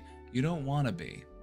You don't want to be, because there's a certain amount of like idolization that goes on there, and it's not fun. It's not fun. But, you know, as a part of growing and learning, you recognize that doing the whole, like, FP, like, favorite person thing in... Just to explain the term real quick, for those who might not understand, it's a term that we use in relation to, like, somebody who has BPD. They will tend to have somebody who, at that given point in time, is their favorite person. This person could be somebody that they know. This could be somebody who's a friend, somebody they're in a relationship with. It could be somebody that they don't know. You know, it could be somebody that they know online. It could be somebody that they follow on social media. But for all intents and purposes, this person is their favorite person right now. And so there's this sort of parasocial relationship that's being formed. You tend to idolize this person, and then more often than not, something happens and you have a dramatic fallout with this person. You flip the script.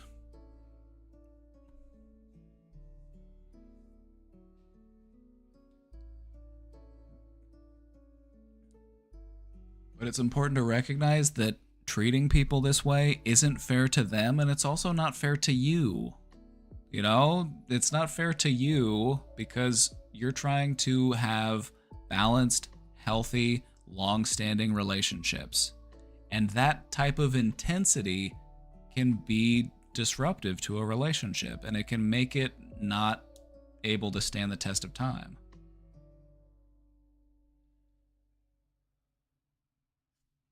You should have an FP, but it should be you. You should be the object of your own affection.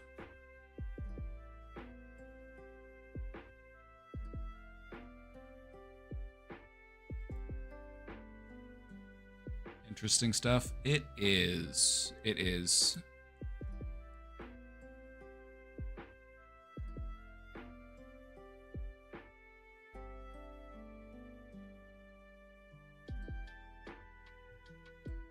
Candles burn at both ends. Yep.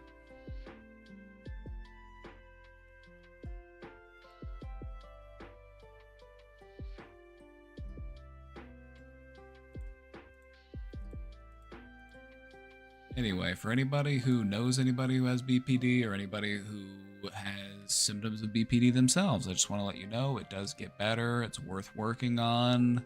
You can have peace and stability and love in your life. Those things are all possible.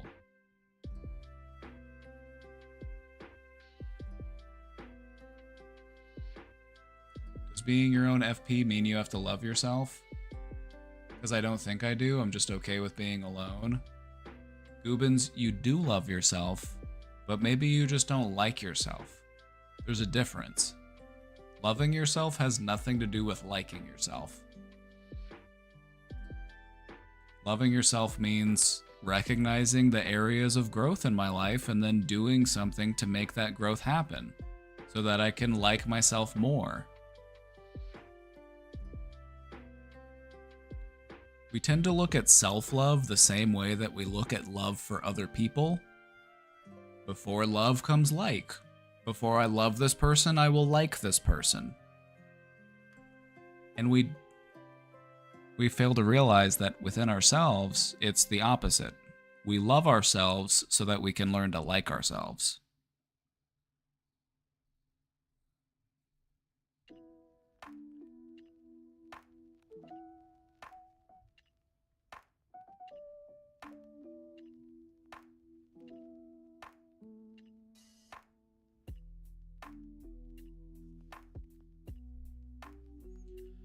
Going to have a call tomorrow with a leader of my org, whom I, a trans femme, share quite a few intersections with.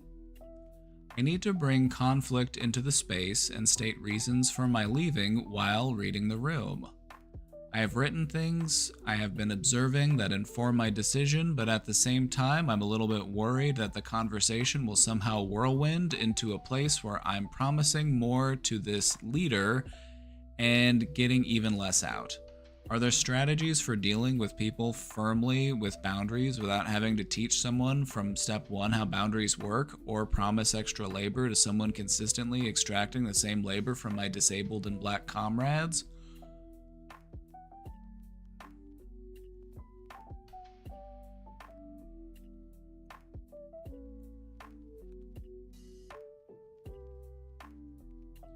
Are there strategies for dealing with people firmly with boundaries without having to teach someone from step one how boundaries work?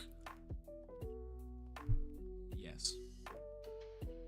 Sometimes you have to show them how boundaries work. You set the example.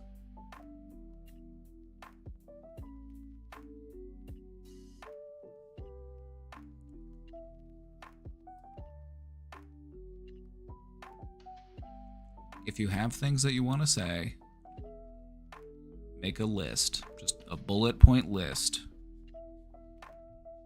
Just so you make sure that you get all of your points crossed.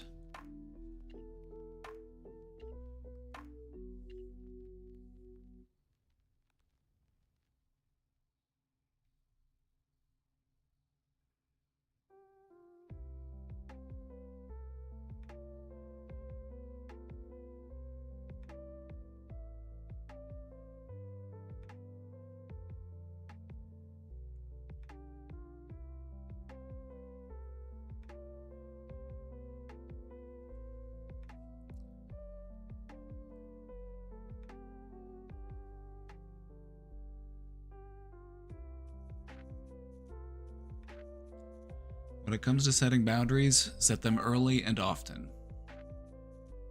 The thing about boundaries is that people will like to test them. So, set them early, set them often, and have consequences when people do not respect the boundaries. You did not respect my boundaries, and therefore I am revoking privileges. You're losing access to me. You've lost access to your me privileges because you couldn't respect my boundaries, so I'm going to take a few steps back.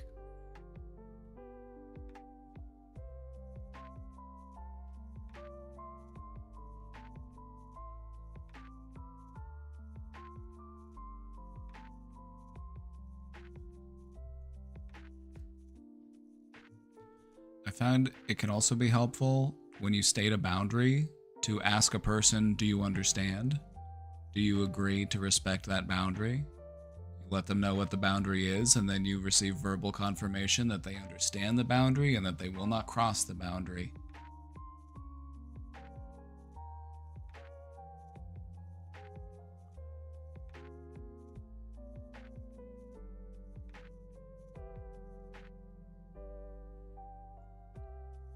Sometimes when it comes to setting boundaries, it's a lot like dealing with children. You have to be firm, direct, and you have to receive confirmation that they understand what the fuck you're talking about.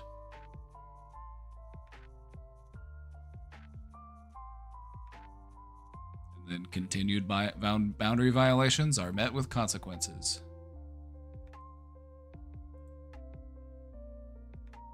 Anyway, good luck with the call. Hope it goes well. Hope you're able to speak your truth.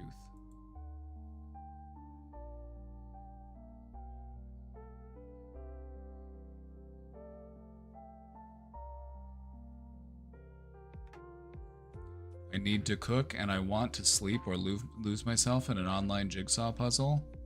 Just think about how much more enjoyable that online jigsaw puzzle would be with a belly full of tasty food.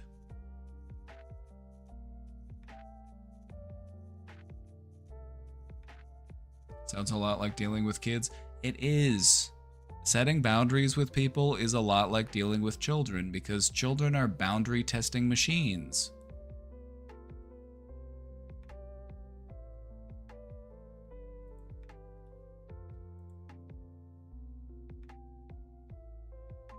Why are patriarchal, male-centered, and dominated societies so big around the globe? If they apparently are not something natural to our wiring. By the way, I'm a woman, and I'm not implying I think it is natural. Sometimes when people bring up how prevalent it is in society as their argument for our biology leaning towards that naturally, and showing our similar ape ancestors with most of them having males in default power, it stings a little not having a well-defined answer that I've learned about why it's not biologically wired into our brains. That I almost worry, what if I really am wrong? And then it's just swept under the rug, which is why I'm here to try to learn a little more. Thank you for your patience.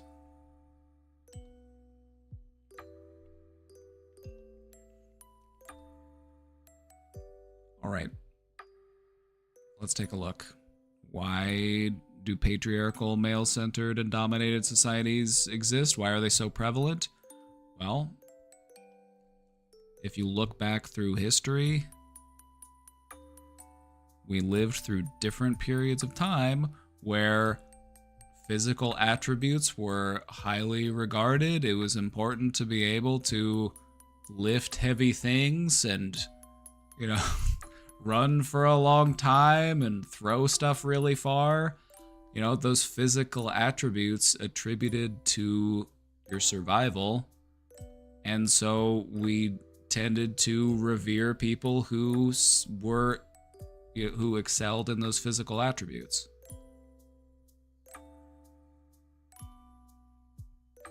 And so maybe that's why it got started, at least from like a primitive standpoint, like ancient history, like pre-language. What you'll see, though, is that through history, the male place of power has been reinforced in our culture, in our religion, and it feels to me as if it is a concentrated effort by the patriarchy to maintain its position of power, because those in power do not like to relinquish it if they don't have to. And so again, this is just kind of theory, it's just kind of speculation, but if you were to ask me, why does the patriarchy still run rampant? It's because that's what happened in nature thousands and thousands of years ago. The people who were big and strong had a better chance of surviving, and people would look to them for leadership. And because of that, there were guidelines and rules and social pressures that came out of that and perpetuated it. Doesn't mean it's right, doesn't mean it's good. It's just that's how it was, and the people in power didn't want to lose that power, so they wrote it into their laws, they wrote it into their religious teachings.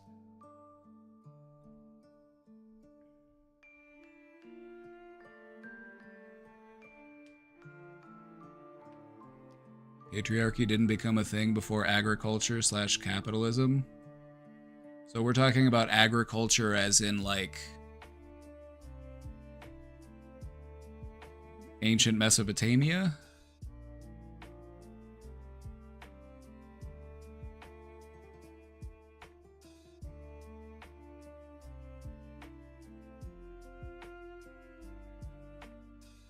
I'm like, if you are a proto-human living in a tribal village and the person who gets to run the village is the person who can swing a stick the hardest or throw a rock the farthest,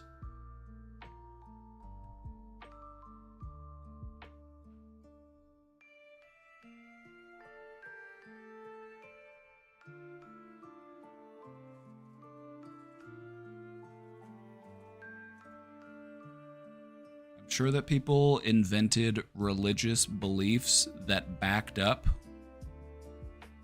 male superiority in ancient history.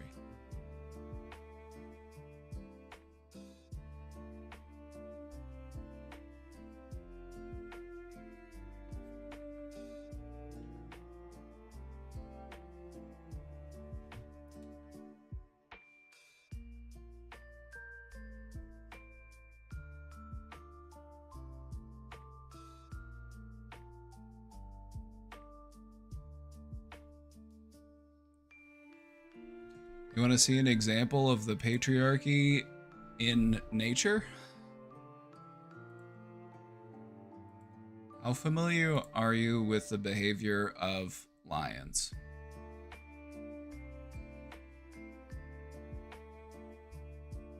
The food will have to cool. That's fine. It's only going to take a couple minutes. It'll be cool in no time.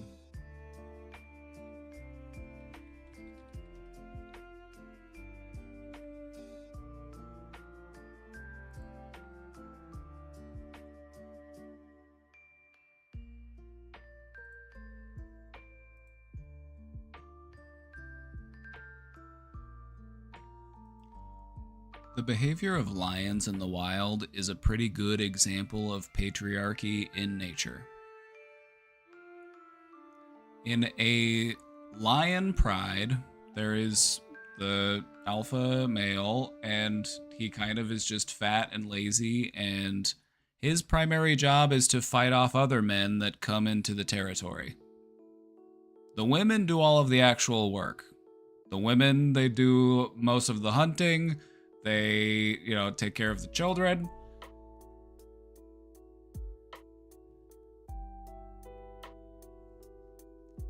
And so this reminds me of a patriarchal system.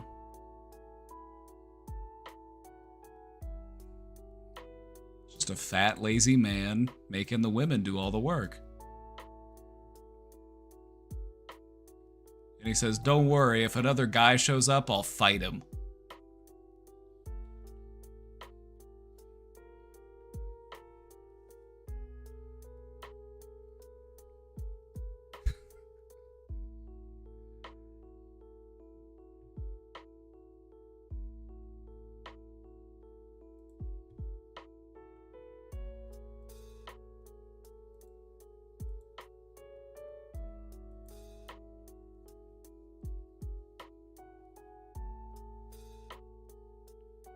Is this why all American cops are fat asses now? No, that's because they just spend a majority of their time sitting in their squad car in a parking lot somewhere eating fast food.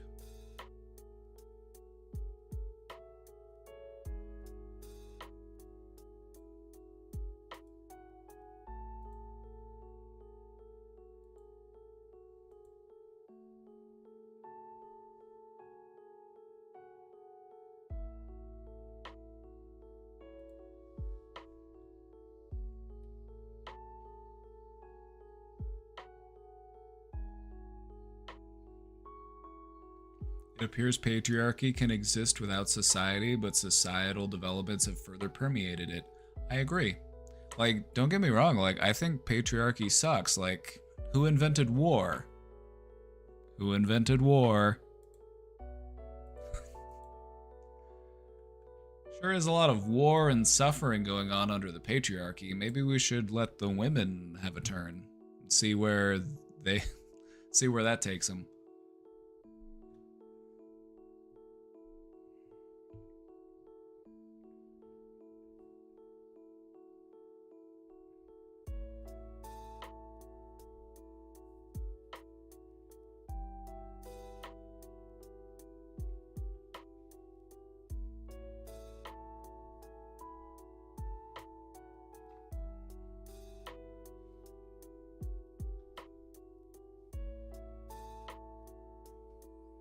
Anyway, I could go on and on with my complaints of the patriarchal system, but I won't bore you with that.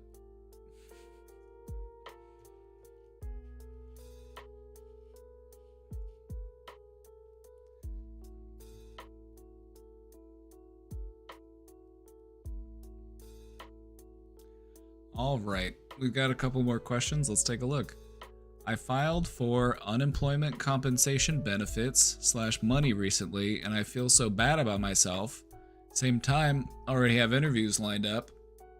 Do you have tips on not feeling so bad about getting that bag from unemployment compensation? Keep in mind, it'll fix my PC, etc. Why should you feel bad? You earned it. You earned it. You've literally been paying into it with your wages. You've earned that money. It's your money and you need it now.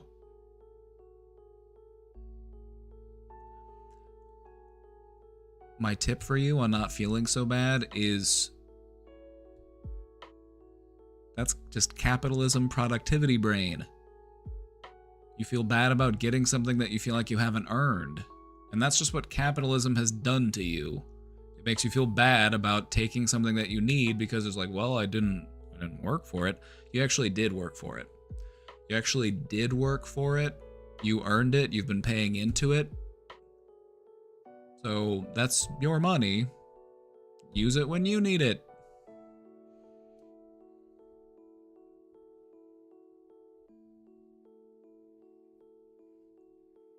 Capitalism has really fucked us up, hasn't it? It's got people feeling bad about taking a day off, taking a vacation, taking a sick day. It's like, oh my God, I can't take a day off. What are they going to do without me? It's like, I don't know. What would they do what if they would do, what? What would they do if you could never come back? They'd have to figure it out, wouldn't they?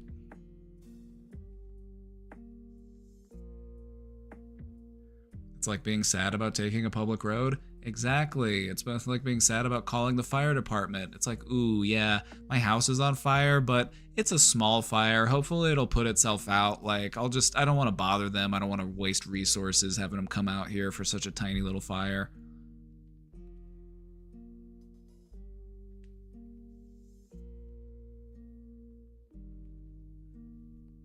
I just think it's really nasty what they've done to people to just wire them so much for productivity. It's like, why are we working so hard? Why are we working so hard? Our kids don't have healthcare, we don't have healthcare, our kids won't be able to afford houses, we can hardly afford food, we can never take a vacation. So why the fuck are we working so hard?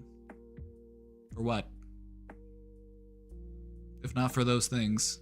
You know, the well-being of our future generations, our own personal well-being and comfort, then why the fuck are we working so hard?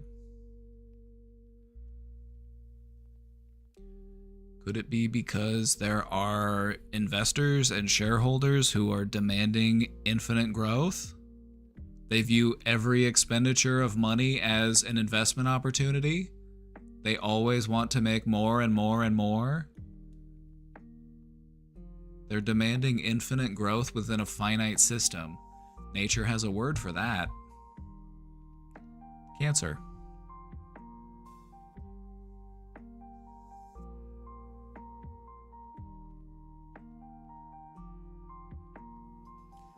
Questioner, look up how billionaires game and pillage the system and you'll move beyond the capitalist guilt real quick. Yeah, just spend 5 minutes thinking about how Walmart underpays their employees enough so that they are eligible for like food stamps and other state benefits. You have billion-dollar corporations that are underpaying their employees so that they have to access public resources. And so they're getting subsidized by us. These multi-billion-dollar corporations are taking handouts from us. So don't feel bad about taking your benefits. You're owed them.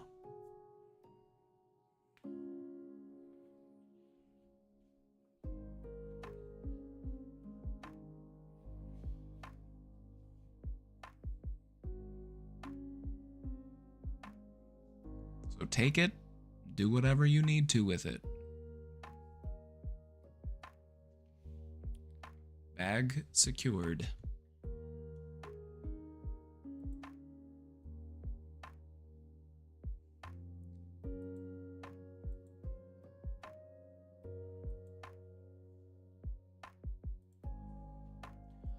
I have schizophrenia, been trying to find good medications for 2 years now, and I'm considering giving up the meds, honestly.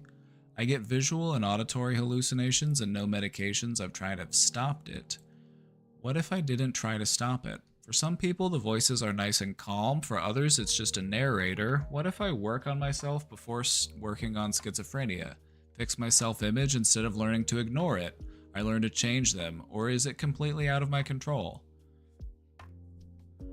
You know, questioner, you might be onto something. If you can work on yourself and manage your underlying stress that might be interfering with your symptoms, you know, people do make it through psychosis. Psychosis is often touted as this like lifelong permanent condition, but that's not always the case. Some people get through it.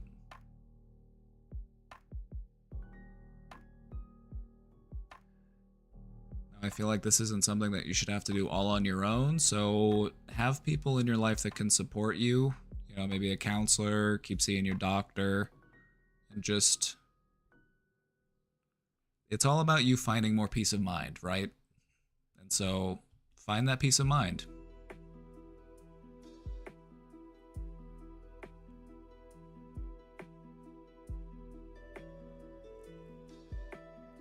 So sad that we make people feel like they don't deserve to live if they're not working themselves into an early grave. Exactly. Like, what are we doing? Like, what are we here for if we can't even have care and compassion for the most vulnerable people in our population?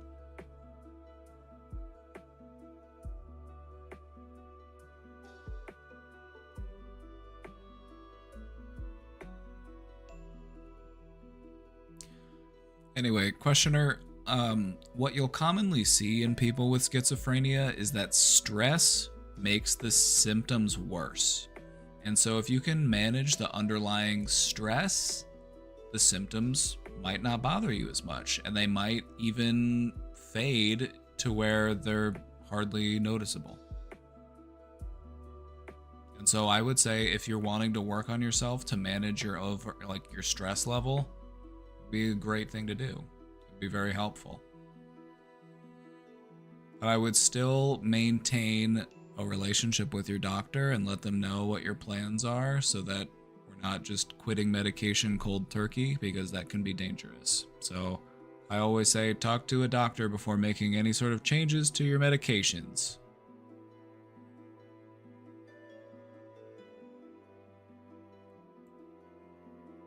Technically, I'm doing breathing exercises, but with my pen, you're not inaccurate, actually. That's part of why people like the routine and the ritual of like hitting a vape or whatever, or going outside for a smoke. It's mindful breathing, just with a little extra spice.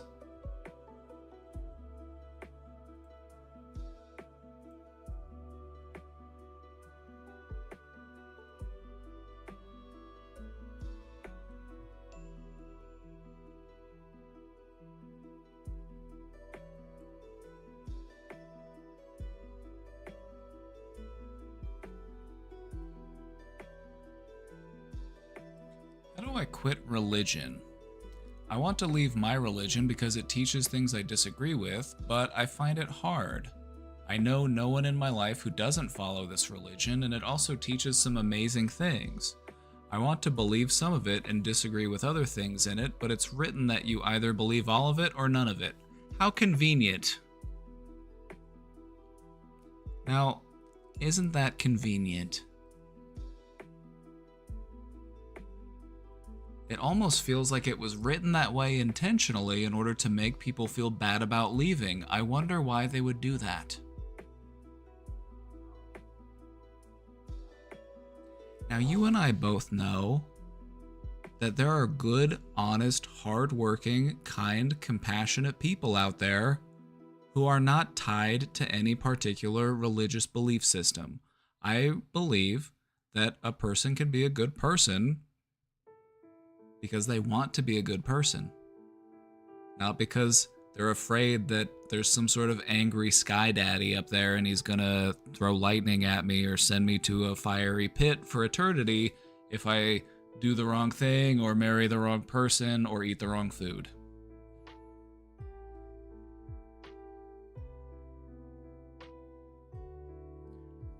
I was just kind of thinking I wish I could gaslight myself into believing in God and heaven again because it's a nice idea in theory and I'm kind of jealous that they have something to live for.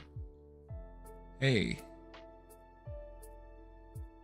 there are things above and beyond you. I don't care what you choose it to be. It could be your own consciousness. It could be the universe.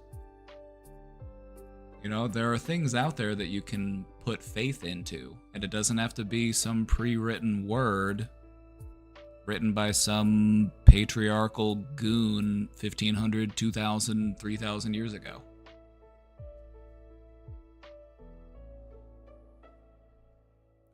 Like, I have things to live for, but I mean no real purpose yet, I guess. If you feel like you have no purpose, then your purpose is finding out what your purpose is. Therefore, you have a purpose.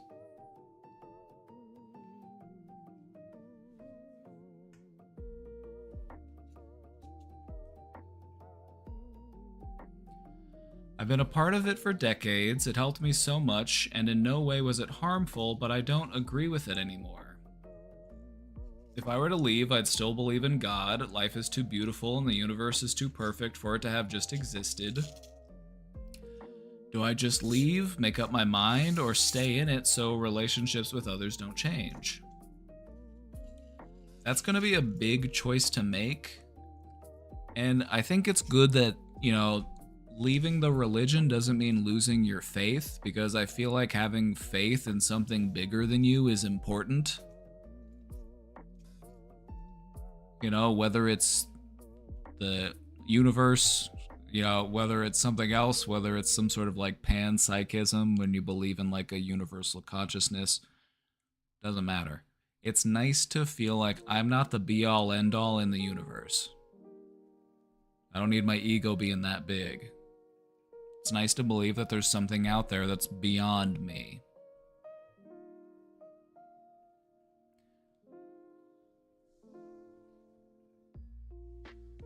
And so what I would say is take time to make this decision because it's a big decision to make. I also feel like any faith that's worth having should be able to stand up to questioning. The reason why I have the faith that I do is because I have questioned it again and again and again and again, and it's what I'm left with.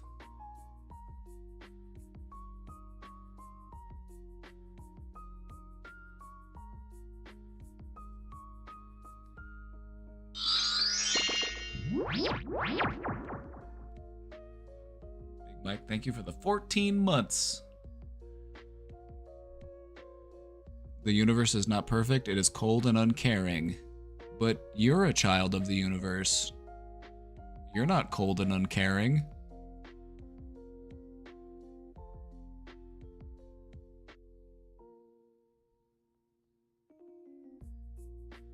What I like to believe is that I am an extension of the universe, and I am a way that the universe can develop understanding for what it is. And so if I go outside and I'm looking at a tree,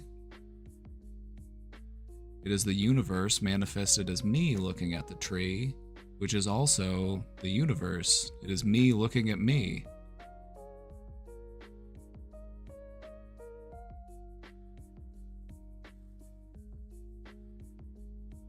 I am not the universe, and yet the atoms that build up your body were once in the heart of a star. Everything about you is born from this universe that you inhabit. How can you not say that you're not a part of it? How can you not say that you are not it?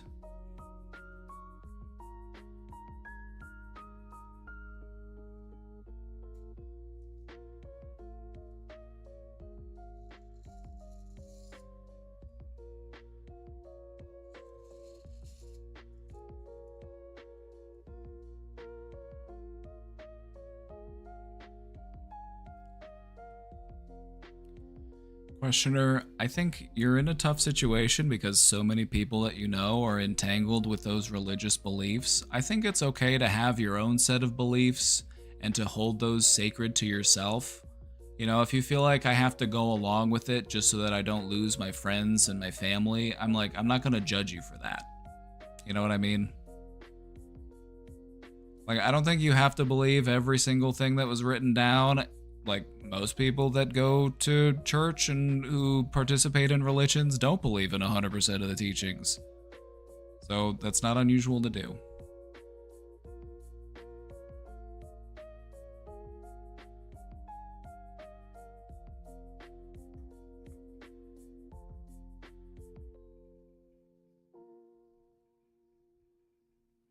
I agree, you do not need religion to be a good person.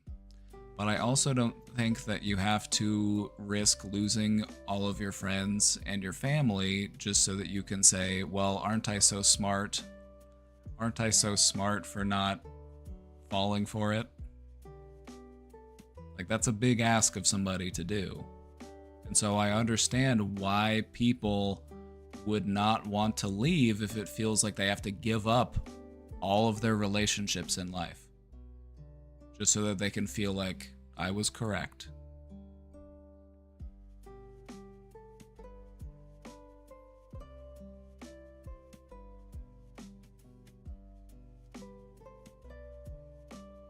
That is a cult. I'm not disagreeing with you.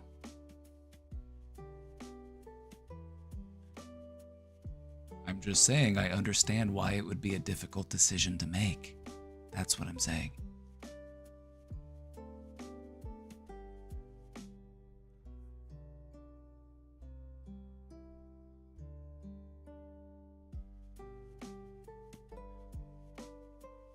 I understand your sentiment, but you don't have to yell at me. I had to go no contact. I hear you.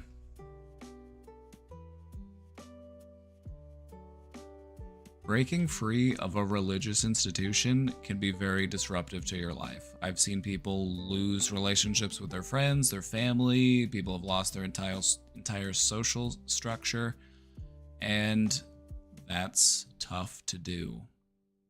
It might be the right thing to do, but I'm not going to blame somebody if they have a hard time doing it because it's a big ask.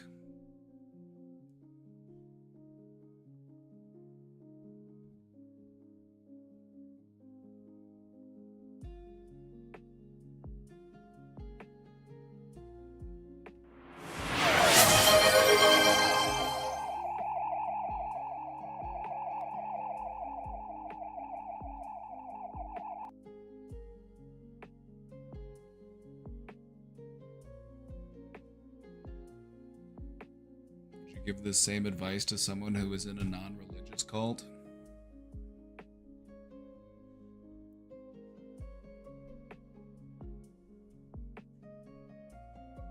The advice that it's a tough choice to make and to think it through.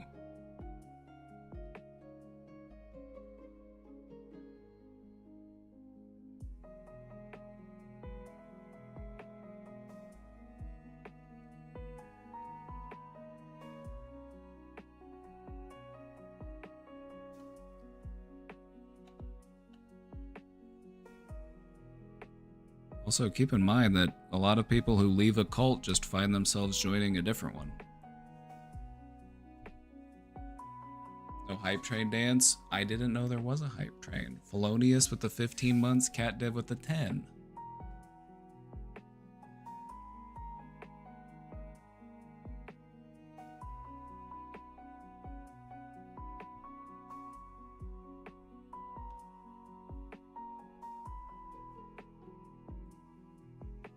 It sounds to me like you have some personal experience with the matter. Is that accurate? English Tart, thank you for gifting that sub to Strange Experiment.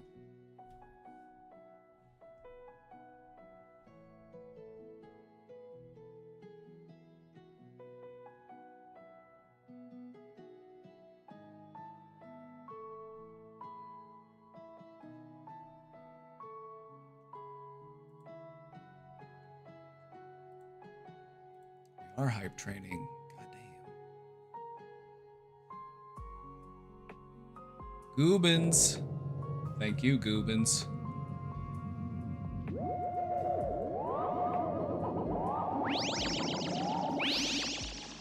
Thank you, Goobins.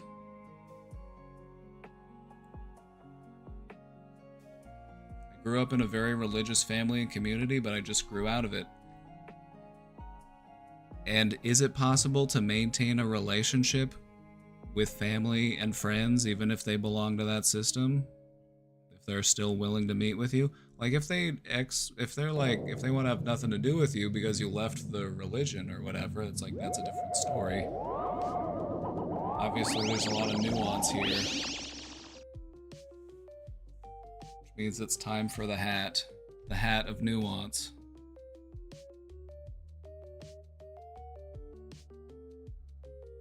Goobins, thank you for that gifted sub to Rorschach.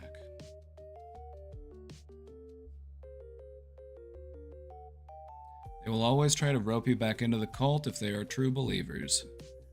Are you speaking from experience?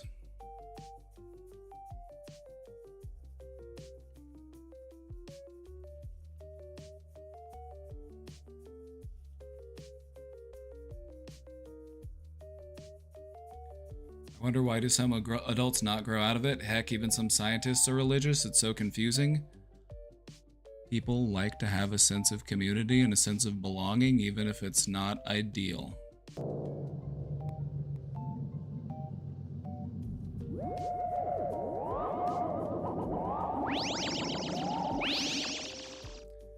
Sure, but it would be nice if they could try to debate religion with me. When I do, they just get mad because they got nothing to say. Again, it's like, what's the point of having faith if it won't stand up to questioning?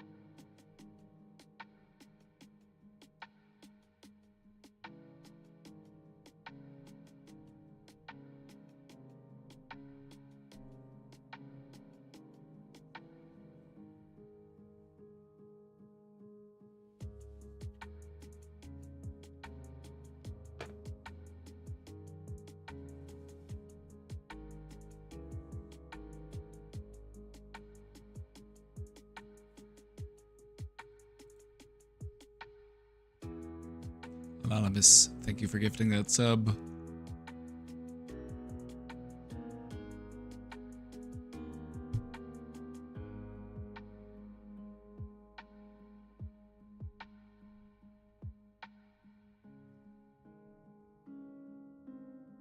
hat guy. If it's sunny outside, I do like to wear a hat.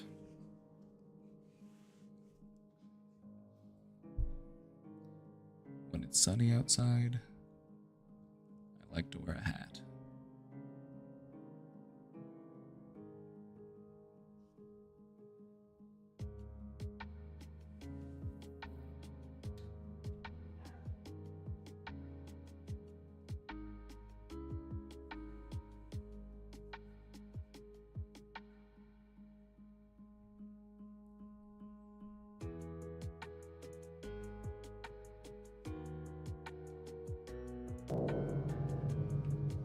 So, Miss Suzuki, thank you for gifting that sub.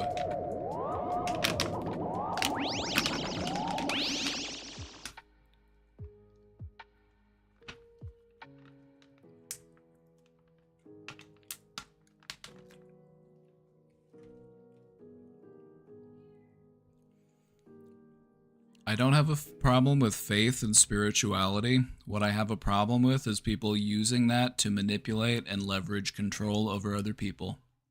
Can we agree?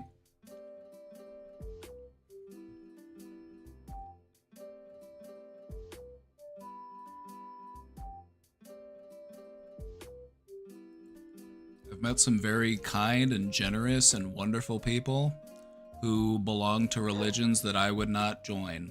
But I don't think that they're a bad person for believing what they believe.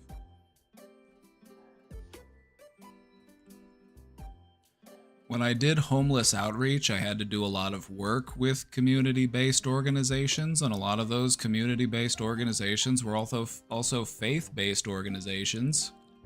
But for many people who were some of the most vulnerable and, you know, like that was all they had, that was all that they could turn to.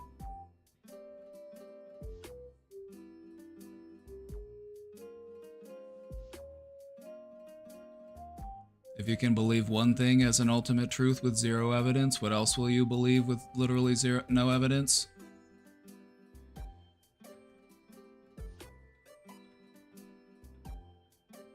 Exactly. Always ask questions. This is why we only like faith systems that allow you to question those systems. Teaching people not to ask questions is a huge problem no matter what the institution is.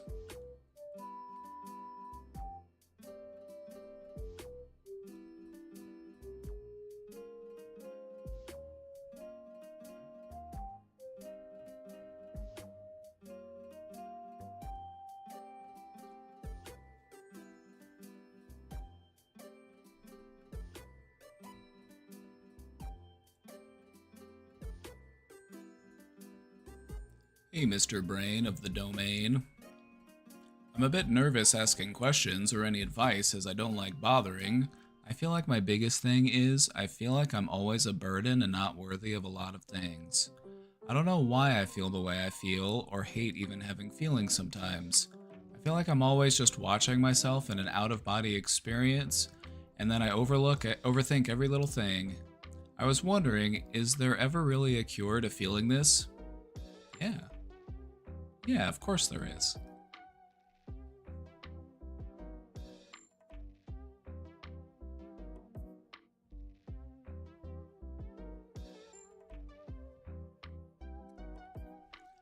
I also just want to remind you that feeling stuck or feeling like nothing can be done about this is also a very common feeling when you're feeling this way. Because if it felt easy, if it felt manageable, then we wouldn't feel so stressed. Stress has a way of clouding things and it makes it feel like there is no way forward. But there is. I've had too many therapists and taken many meds, and I just sometimes zone out listening to music that I relate to and smoke to cope. I'm just scared that I won't get better, nor am I worth the time fixing. Is there hope? Yes. But first, we need to take a look at why are you not worth the time fixing? Why wouldn't you be?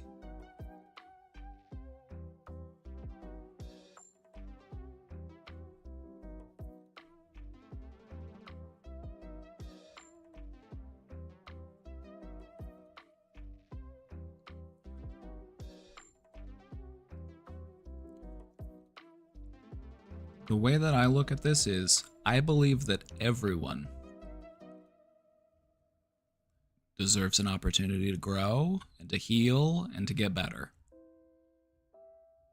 If you hold that belief as universal, everyone deserves the time that it would take to fix them, then that includes you. I would say that odds are you probably are more charitable to others than you are to yourself. You probably view other people as deserving of care and compassion and assistance, but not me. Not me. No, I'm too bad. I'm too naughty. I don't deserve it.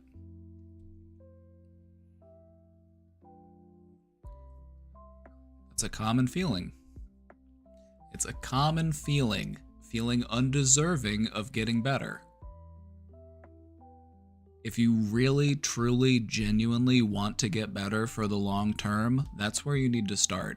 You need to really remind yourself and just embrace that I do deserve to get better. I am worth the work. Because if you don't believe those things, nothing that you do will help. Because deep down you feel like, I'm not worth it. I won't get better.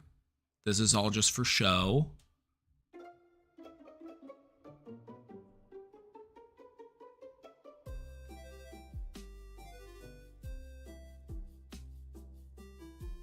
And so if you have a hard time accepting that I deserve help, then accept that everyone deserves help.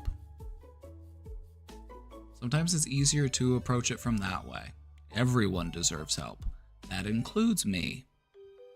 Then that way I'm not exceptional, I'm not special, I'm just like everyone else. I deserve the same care and compassion that everyone does.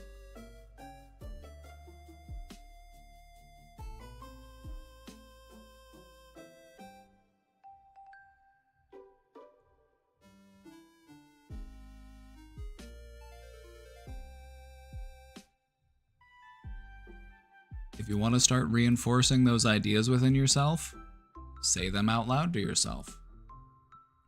See how it makes you feel.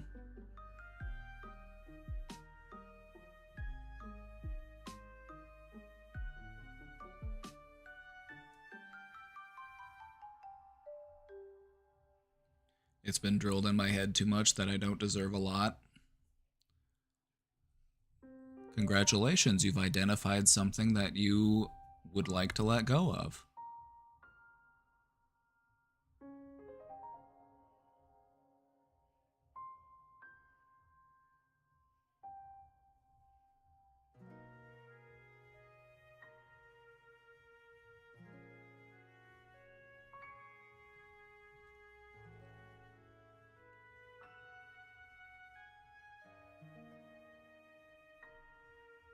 You are worth it, you do deserve it, and you can get better. If that's your foundation, that gives you something really great to build off of.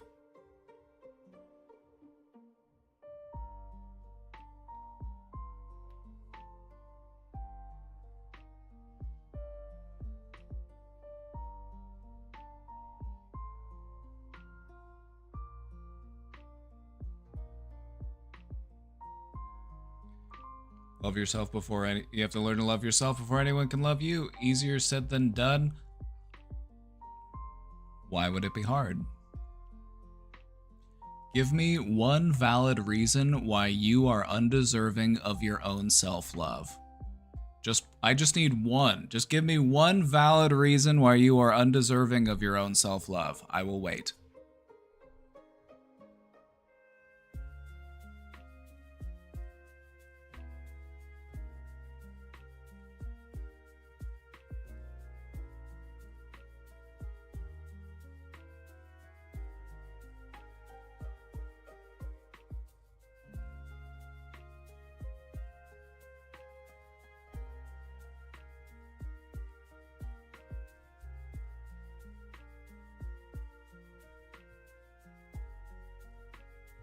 What you're giving me are reasons why you might not like yourself very much, and I understand that.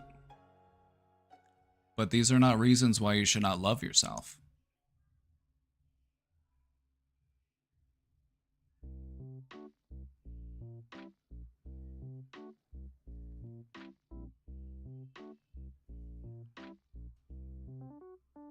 Loving yourself has nothing to do with liking yourself.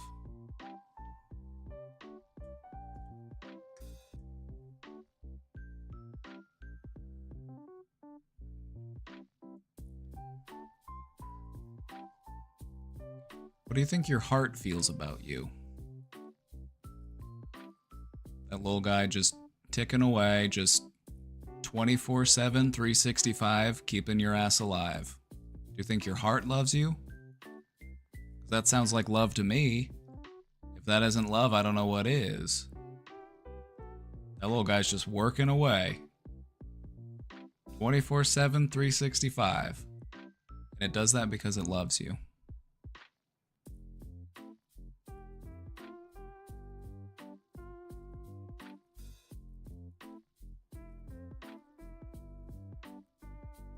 You'd probably appreciate it if I hit the gym a bit more. You don't have to keep fighting love. And that's what it feels like you're doing. You're trying to like find reasons why or just reasons to swat it down. Surrender to it. Open up to it. Let it flow through you.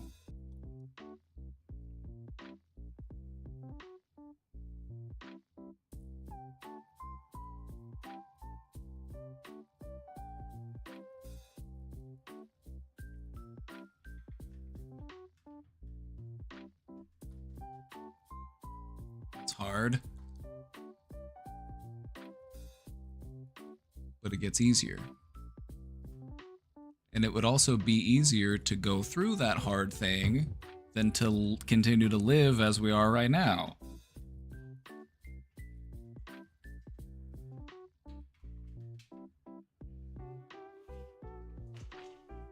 I got past trauma and why I can't let people love me or let me in.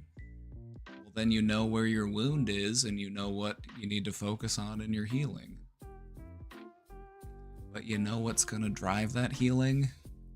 Is self-love.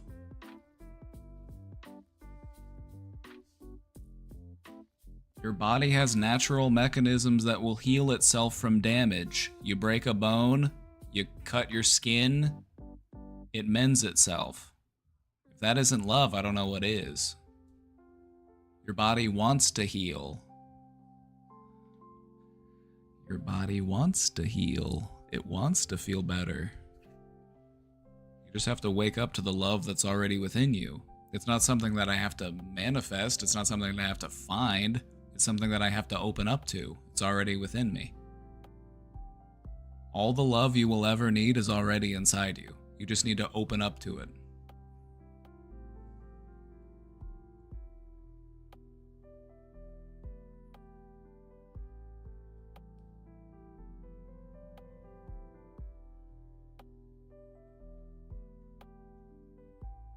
Anyway, you're not the first person that has struggled to love themselves, and you will not be the last one to learn how to do it.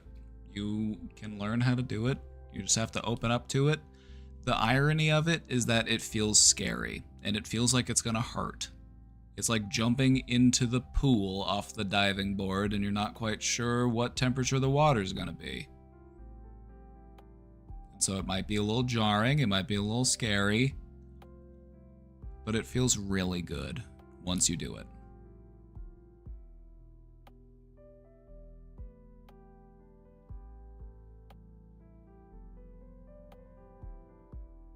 So the question is, do you want more love in your life? If you do, you just have to open up to it.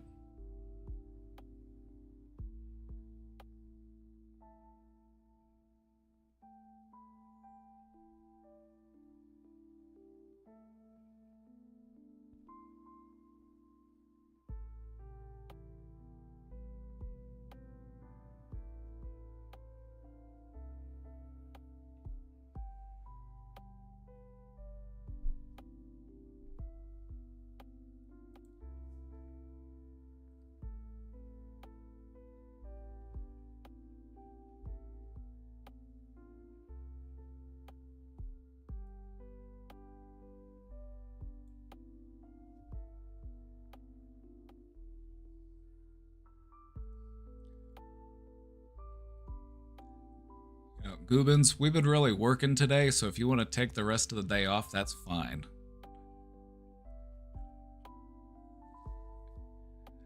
You know, we don't have to get all of our emotions in order in one day. Thankfully, we can be a work in progress. But either way, I feel like you've made some meaningful headway today, and you kind of know where you need to go and what you need to work on, and so that's good. That's progress.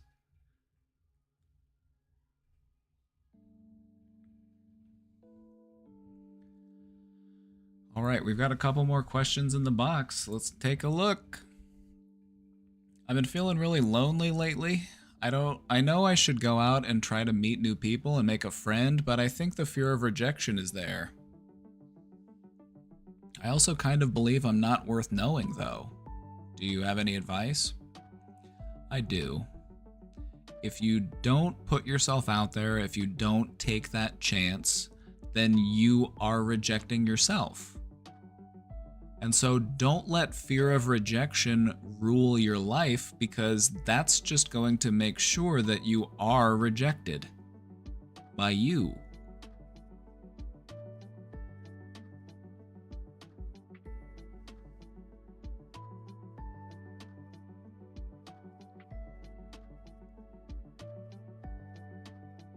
These types of beliefs can feed into themselves. We can create self-fulfilling prophecies in this way. Nobody likes me, so I'm not going to go out, and because I didn't go out, I isolate, and because I isolate, it reinforces the idea that nobody likes me, and then it just forms a cycle, and it just continues to grow. So here's what I would suggest you do. Go out and try to have fun. Don't go out with the objective in mind of, I'm going to go out and I'm going to talk to a person and we're going to engage in a conversation and then we're going to become friends and we're going to exchange contact information and then we're going to start hanging out every week. Just don't. Just go out somewhere that sounds fun to you, something that caters to your interests, and just allow yourself to enjoy it. And if you see someone else there who's also enjoying it, maybe say hi to them. Maybe say, hey, having a good day? Oh, that's good. Anyway, see you later. Just to get your feet wet, just to start practicing socializing. You know, have little like tiny conversations with people that are just like, hey, I'm here, you're here, we both exist. Hope you have a good day. That will make you feel a lot more prepared and a lot more capable when it comes to actually engaging with somebody and forming an acquaintanceship and even, you know, exchanging contact information and forming a friendship. And so don't get too far ahead of yourself. Just focus on going out and having fun. And when you see other people out there, give them a smile and say hello. Doesn't have to go beyond that. You know, you don't have to sit there and talk to them for an hour. But it'll help you to feel better about getting out there, talking to people, introducing yourself to people. And that's going to be a really important process if you are going to go out and actually start meeting with people, making friends, making plans. That's something to work up towards. And you'll get there. But it starts with just going out, having fun, and being friendly. That's all you got to do.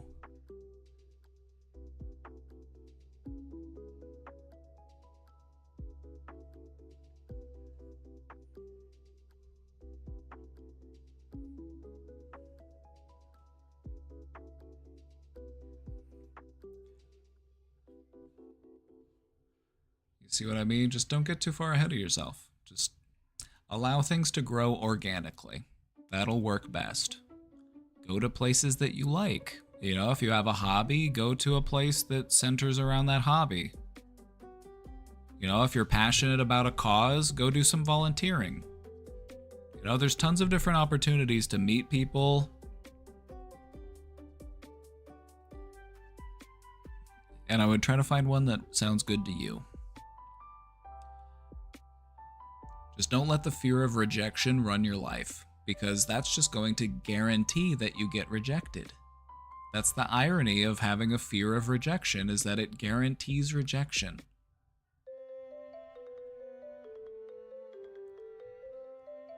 So go out there and do those things in spite of that fear. Go show that fear who's boss.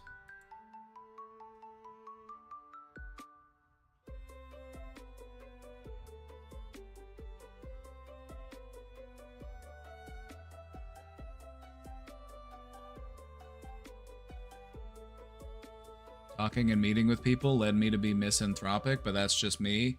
Maybe it just wasn't the right people. Also, it gave you your username at least, so you've got that to thank for it.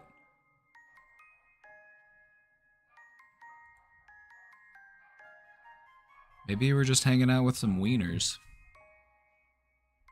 I know hanging out with a bunch of wieners makes me feel misanthropic too. I'm like, sheesh.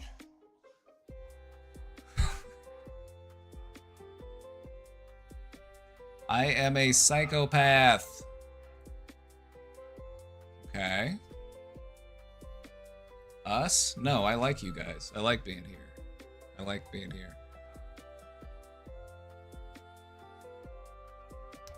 I'm a psychopath. I've studied a lot about empathy, and it is very interesting to me. I know the difference between right and wrong, and I sometimes force myself to do what I believe is right over what's logical. Is that considered empathy? Not necessarily. That could just be strategy. Also, you might not be a psychopath. You might be more sociopathic. Like, there's a difference.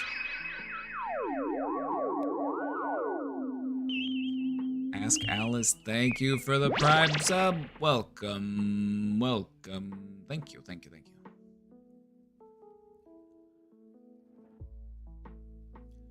It always makes me feel dumb, and I always regret it, I'll tell you that. But is it worth? If manipulation and other things are bad, do I just keep forcing myself to stay away from them? I don't care about material wealth, I prefer to just exist, so that's luckily not a motivator. Then I wouldn't say that you are a psychopath, because psychopaths tend to be dangerous. Now, psychopath isn't a technical diagnosis, it's more of like a label that you would apply to somebody who is mentally ill and dangerous and harmful. You'd often think of like violence and manipulation and those types of things. Antisocial behaviors. Now, maybe you are aware of things, you just don't really care. You know, maybe I understand that, you know, people have feelings, and I understand why they would feel the way that they feel. I just have a hard time caring about why they feel the way that they feel. That would be more of a sociopathy, which is different. Sociopathy just means you don't care about how other people feel. Now, that being said, just being a sociopath doesn't make you a bad person. A sociopath can still see that it's actually advantageous to be kind to people. You know, if I'm kind to people, then others will like me, and that is beneficial to me. And so it serves your own goals to be kind. Also, it, you know, it won't push people away. You know, being manipulative and being controlling, it's like that you will burn through your relationships that way. Your relationships just won't stand the test of time if they are manipulative and controlling and harmful. People will want to leave you. And even sociopaths don't like to be lonely.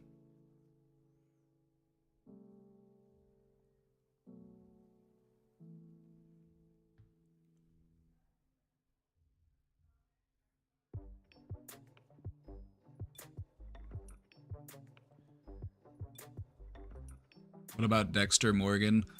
Ah, yes. The fictional serial killer that gets away with his serial killer behavior by only killing other killers.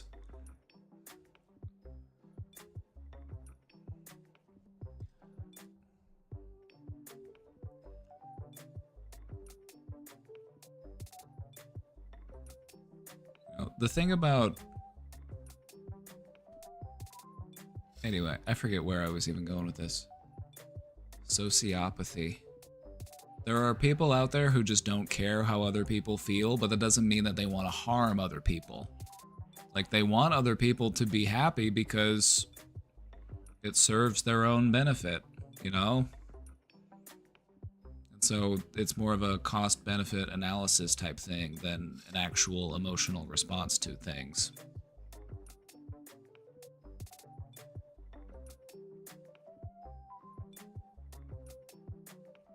You know, it's like very cold and very logical, the approach.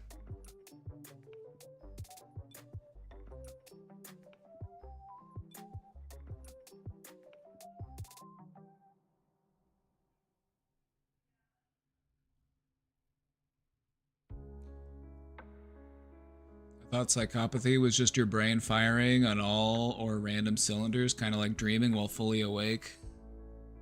That's more akin to like a psychotic break.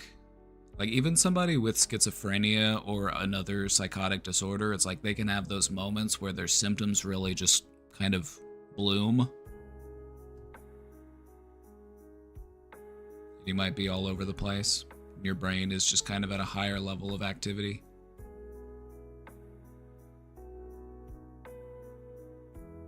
But now, psychopathy, it isn't an officially used term. It's kind of outdated and it's kind of misunderstood. We typically reserve it for somebody who is like criminally insane.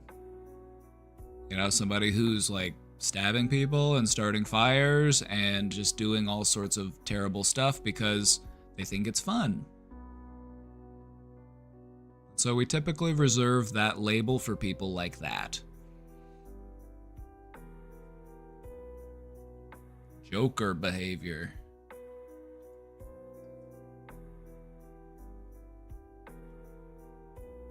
That's why you never go Joker mode.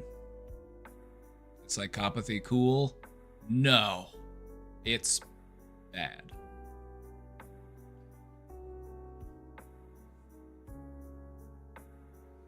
Actually, kindness is the new coolness.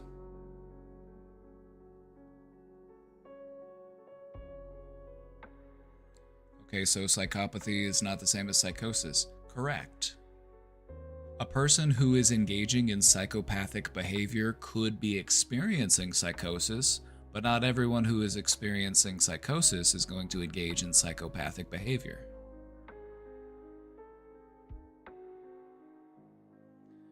You also can have people who engage in psychopathic behavior while being completely lucid and they just do it as if it's nothing to them. It's like there's no hallucinations, there's no delusions, it's just how they are.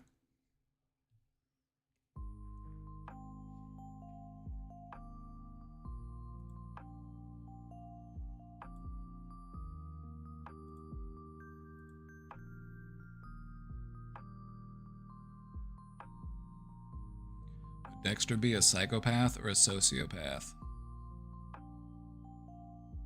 The thing about Dexter is that it's not... I guess he would be more of a sociopath.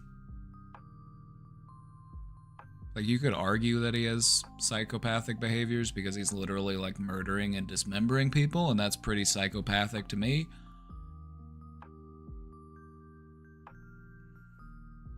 But there's also the level... I don't know, maybe a little bit of both. Maybe how about a little bit of both? You know, because he's got, like, that emotional detachment as well. And he's still, like, even if he is killing other he's only killing other killers, but still, it's like, you can't just be, like, chopping people up, dude. That's messed up. That's psychopathic behavior.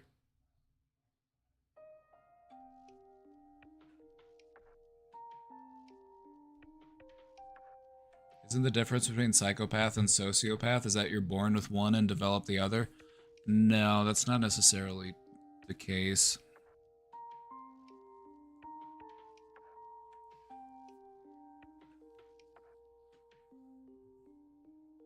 People can develop those types of tendencies due to things that happen to them in their life. And so either one of them potentially could happen to somebody. Just maybe they have a brain injury. Maybe something happens to them and they just have a complete personality shift. He only kills them because he has the drive and urge to murder. So that would be a really good example of a psychopathic urge. You want to get out there and you want to do harm. And so psychopathy is, the behavior, and sociopathy could be a way that the person justifies the behavior. The two often go hand in hand, don't get me wrong, I understand that the definitions can be a little confusing and blurry, but that's because the two are often entangled.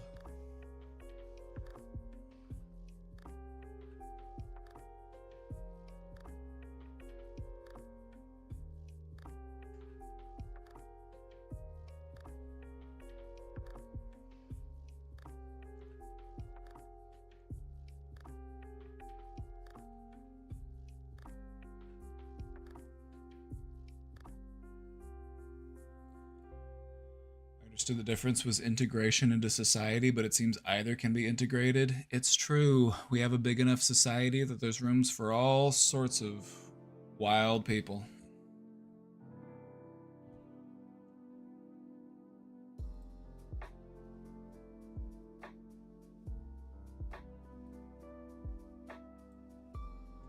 Might seem really silly, but I have a debilitating fear of driving.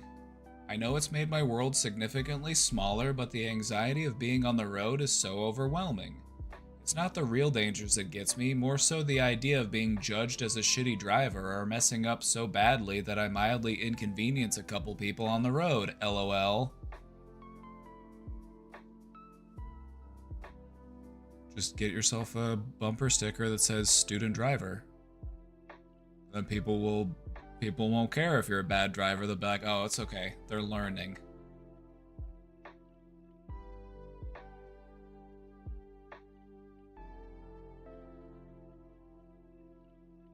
Honestly, you will feel way better about your own driving as soon as you get out there and start driving again. You'll be like, God damn, what are these people doing?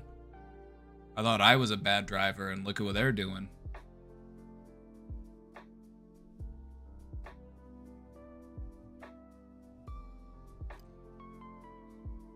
See those all the time and assume they're fake and bitch about them anyway. Alright, so if you get a bumper sticker that says student driver, Backshot Barbie isn't going to fall for it, just as a heads up, but it might fool most other people. But Backshot Barbie is just too crafty for us, I fear.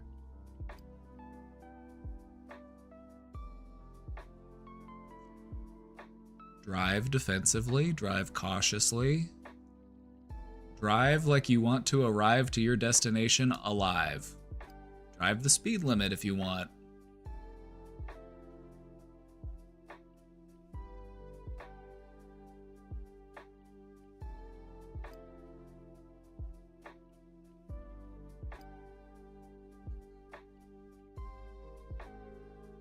If you do want to get more comfortable driving, I would suggest doing it gradually.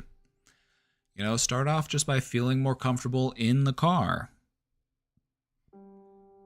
Maybe just take it around the block, maybe just take it down the street to the store, Work your way up to something bigger as you continue to acclimate and feel better about your own driving abilities.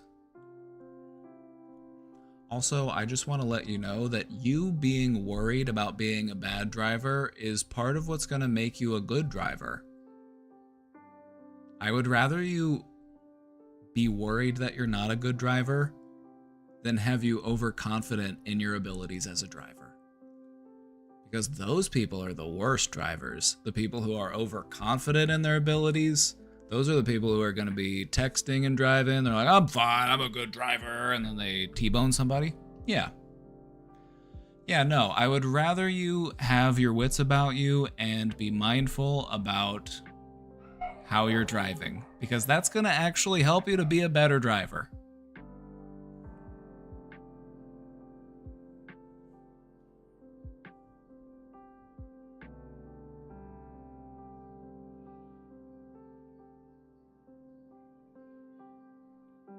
I once took my mom's car to sell weed. I didn't have a license yet. Now you got a fun story to tell at parties.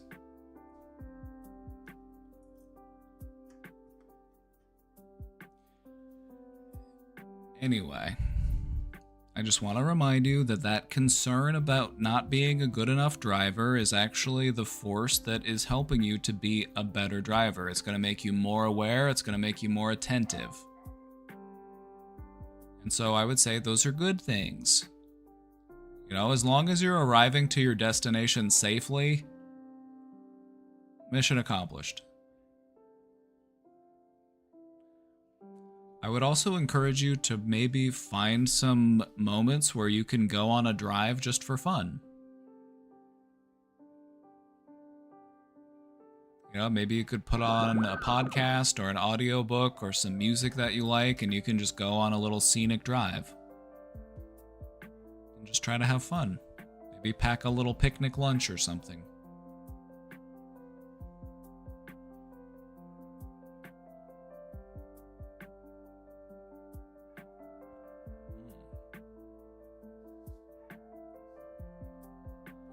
Also, there's way worse things than mildly inconveniencing a couple people. Like, that's just part of living. Like, we're out here doing that thing. We're out here doing that thing, y'all. We're out here living that life. We're out here doing that thing. And, you know, sometimes we're gonna bump into each other. And that's why the good Lord said, just say, excuse me. Just say, excuse me, my pardons.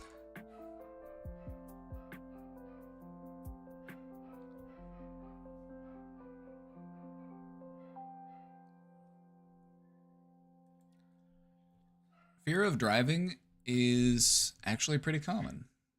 I've known a few people that have worked through it, and the best way to do it is to just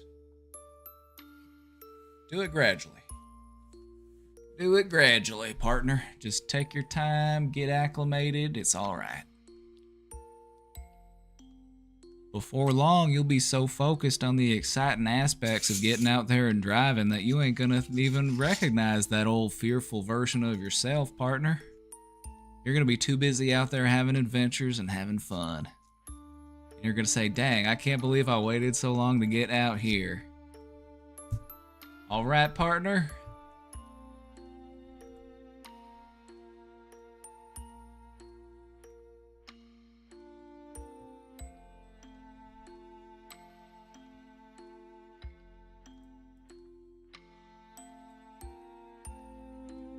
Sometimes at parties or social events, I get a lot of positive attention, which is so nice, and I appreciate people's kindness, and being liked is obviously great, but strangely, I kind of find it overwhelming.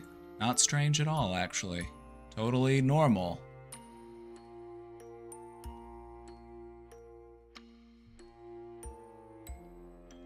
You're being overstimulated, and that happens whenever you are repeatedly stimulated in the same way. And so if I were to come up and I was just going to start tapping you on the head, like, it might not bother you so much at first, but the more I tap, the more sensitive you get to it. And then it's even though I'm just tapping on your head, it's going to feel like I'm pounding on your head, even though I'm just tapping. And that's because the more exposed you are to the same type of stimulation, the more sensitive you get to it. It wears you out. And so that's okay. So that's okay. If you start to get overwhelmed, just be like, I'm gonna go get some fresh air. I'm gonna go wash up. I'm gonna go find something to drink. You know, just find an excuse to just take a step away, center yourself, and then get back to it. It's okay. We don't have to take this as some sort of personal failing or anything. This doesn't have to be some sort of personal failing on our part. You're just feeling overstimulated because you're being repeatedly stimulated in the same way. And that would wear on anybody.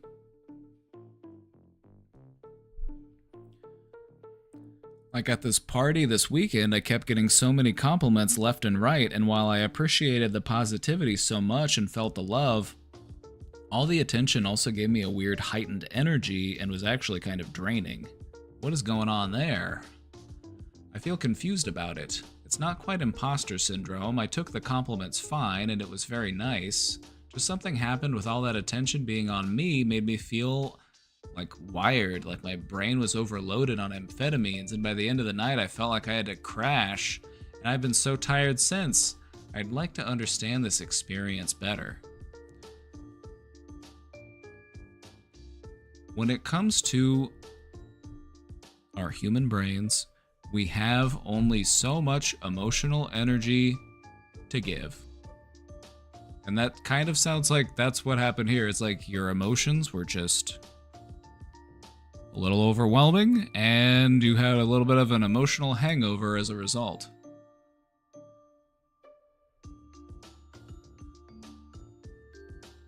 And so, I don't think that you've experienced anything that's outside the normal for what a person would experience.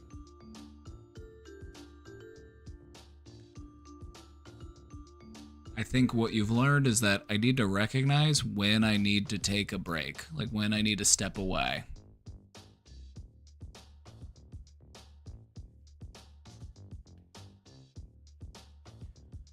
It sounds like you drained your social battery and you needed some time to recharge and rejuvenate. And that's totally fine.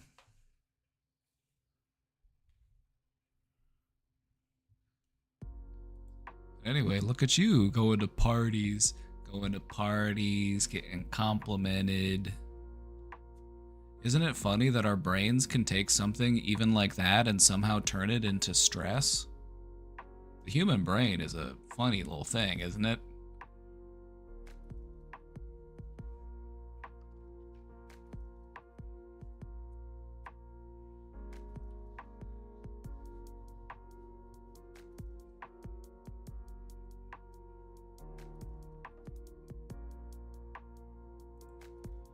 Psychosis happen in a biologically healthy mind? Yeah, just take LSD. Or take a big fat edible. Or take psilocybin mushrooms. By the way, I'm joking. I'm joking. Don't break the law. Don't do anything illegal ever. I will disown you. You better not go breaking the law. Psychosis can also happen as a result of sleep deprivation. You don't even have to do anything illegal. You don't even have to take any drugs. Just stay awake for 36 hours. You'll start to hallucinate.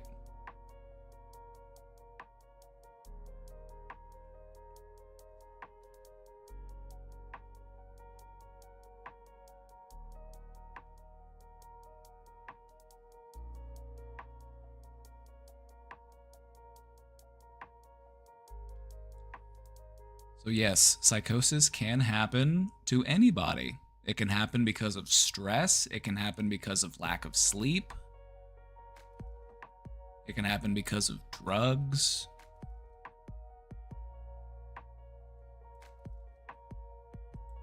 And so the thing about psychosis is that it's a human experience. It's a common human experience. But it can be one that's very disruptive and very jarring, especially if it's long-lasting and pervasive. And that's when it would start to become a disorder, right? Is because it's long-lasting and pervasive and it's disrupting my life. But many people have, at least at some point in their life, you know, maybe it was brought on by drugs or alcohol or sleep deprivation or stress. Many people will experience some degree of psychosis.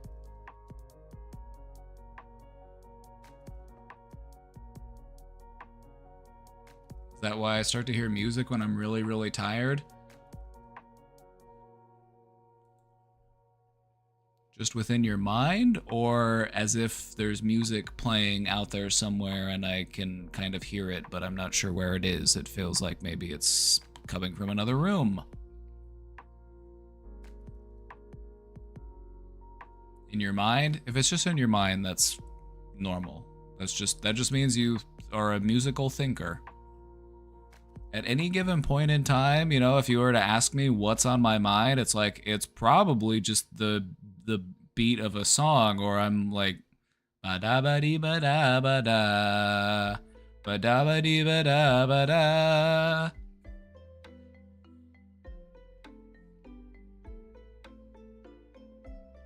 Auditory hallucinations is when it sounds like it's actually happening, because it's activating the part of your brain that is active whenever you actually do hear a sound, and so it feels like there's a real sound being made.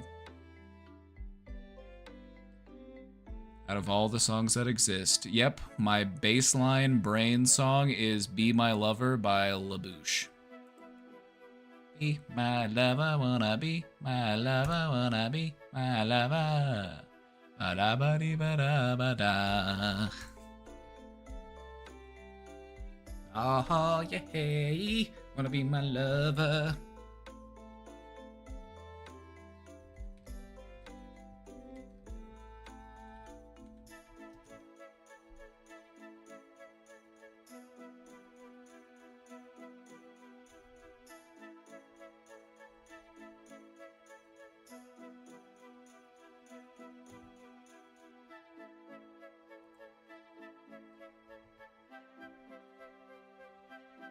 What you'll notice is that if you were to look at a schizophrenic brain in a brain scan, it looks a lot like a brain that's on LSD in a brain scan.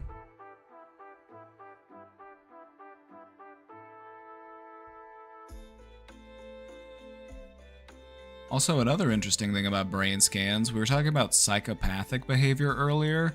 Often what you'll see in somebody who has psychopathy is there's a very reduced activity in their frontal lobe, which is the part of the brain that has reason, and it's the one it's the one that makes you want to make good decisions. It's the one that thinks about consequences to your actions.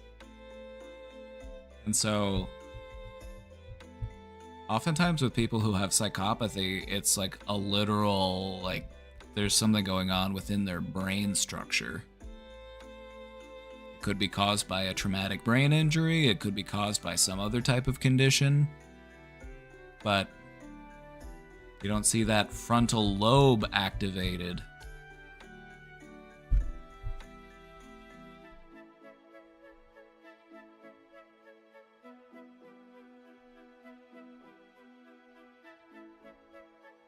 So psychopaths are dumb. They're not necessarily dumb, but they aren't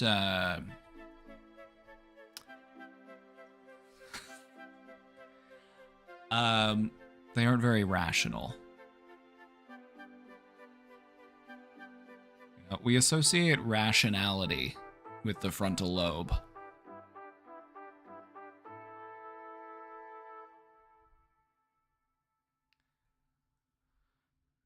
yeah, anyway.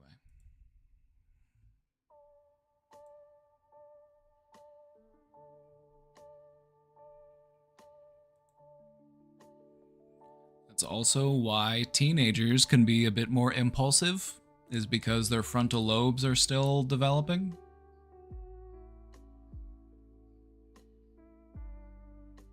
You know, teenagers don't really think about the consequences of their actions, and so they might do things that are more impulsive or risky.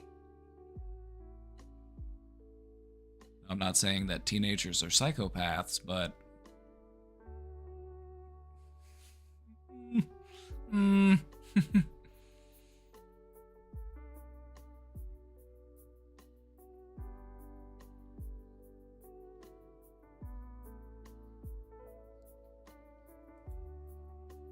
is kind of like a temporary state of psychosis.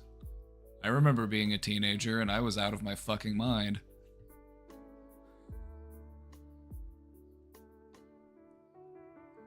On the topic of fear of driving, it's probably not on topic anymore. Is it okay to drive with schizophrenia? I'm pretty stable, barely hear voices, and I don't get visual hallucinations, but the idea of hearing one on the road is terrifying since it's very distracting.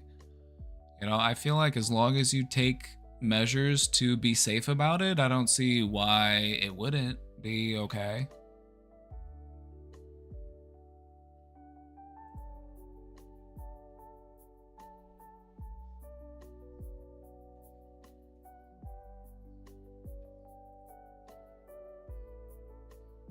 You can always just pull off to the side and take a break, take a moment to kind of gather yourself if need be.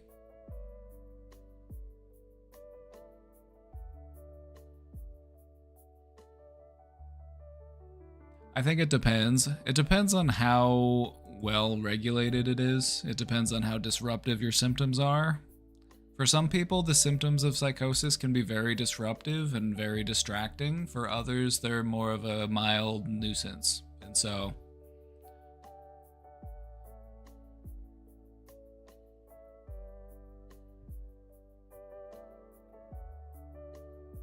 kind of just depends on how well the symptoms are managed, I suppose.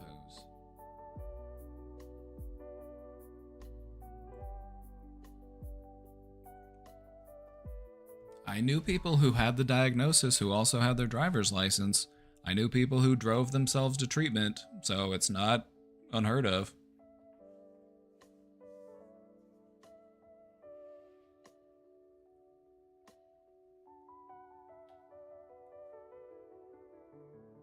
Is big forehead means big frontal lobe? Not necessarily. The shape of your skull doesn't actually... The shape of your skull can be a little bit misleading as far as the shape of your brain. You know, to look at somebody's skull and be like, their brain must be this size or this shape because of the way their skull is shaped, that's been debunked.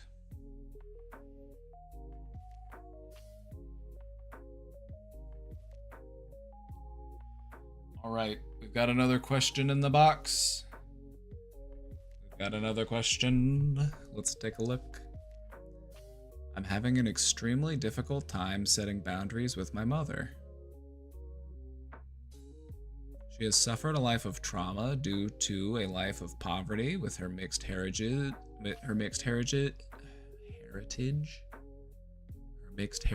as a Mexican-Palestinian woman living in Texas. A lot of her unresolved issues need to be addressed by professional clinicians, but she has fallen down the well of pseudoscientific wellness practices that exacerbate her mania, delusional transmagical thinking. Oh. It's the sad reality for a lot of people who find themselves in mentally vulnerable places, is they find themselves in places that will offer them answers that are ultimately harmful.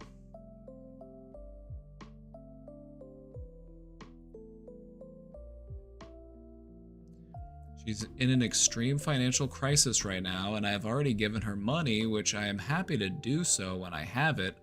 But what I am not okay with is her being her sounding board for talking shit on the family.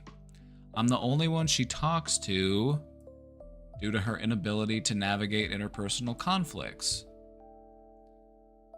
That might also be a part of the reason why you have a hard time setting that boundary. It can be hard to set a boundary with somebody when you feel like you're the only one they have left. It's important to recognize that the reason why you're the only one she has left has nothing to do with you. It has to do with her behaviors.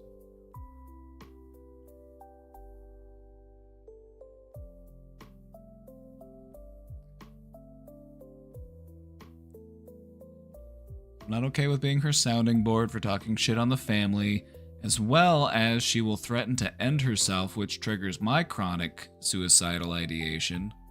Well, now that's just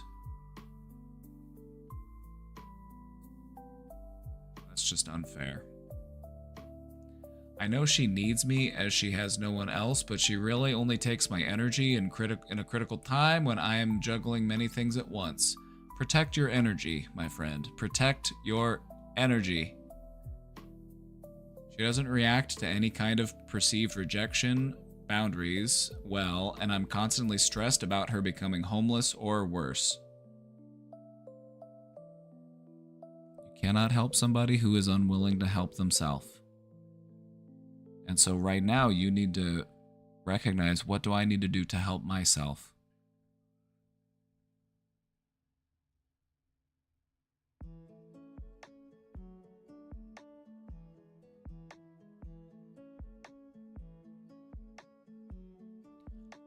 What would you like that boundary to look like? If you're having a hard time setting that boundary, take some time to just think about what exactly I want that boundary to look like.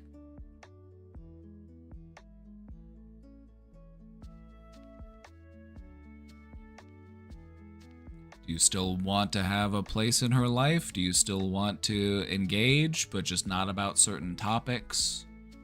That might be a good place to start. And if that's the case, a boundary would look like, Mom, I'm not comfortable talking with you about that. Mom, if you keep trying to bring that up, I'm gonna go. All right, Mom, I told you I didn't want to talk about that and you kept bringing it up, so I'm gonna go ahead and go. I'll see you later. Have a good night. Bye-bye. So just think about what you want that boundary to look like. Do you want that boundary to be, we can still talk, but just not about the type of stuff that she wants to talk about that's stressing me out? Because if so, that's probably a good place to start. It might not be like I have to completely cut you out of my life. You just want to let her know, like, hey, Mom, I don't want to talk about that. Let's talk about something else. And if you can't do that, then I'm going to go. And that's you enforcing your boundary.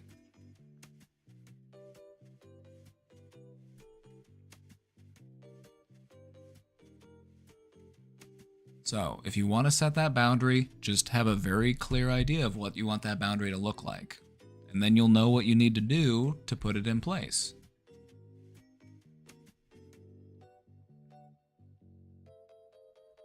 It sounds like you don't really want to just completely distance yourself from her, at least not yet. It sounds like you still want to have some place in her life, and I would say that's good. And it's okay to let her know, like, hey, Mom, I don't want to talk about that. You can let her know. That's what setting that boundary can look like. Just letting her know, like, let's not talk about that.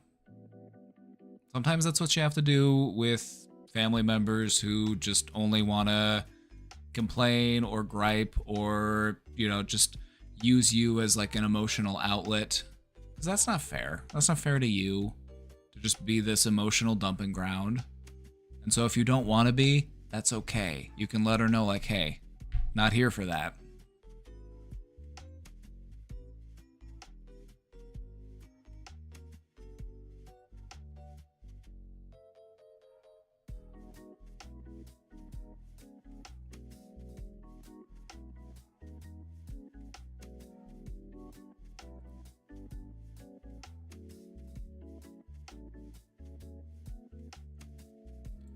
Sugar Biscuit, you passed the test once as a young biscuit, and now you're an older biscuit, and you'll do great.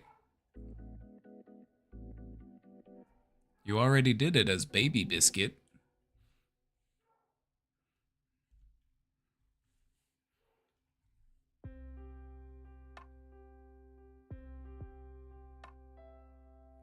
Setting boundaries with parents can be really tough. Not to just go back to the question, setting boundaries with parents can be tough. And so there's going to be some back and forth. There's going to be some, work and trying to figure out what that boundary should look like. But at the end of the day, you don't want to feel drained and, taken advantage of. So it's okay to step away. It's okay to protect your peace.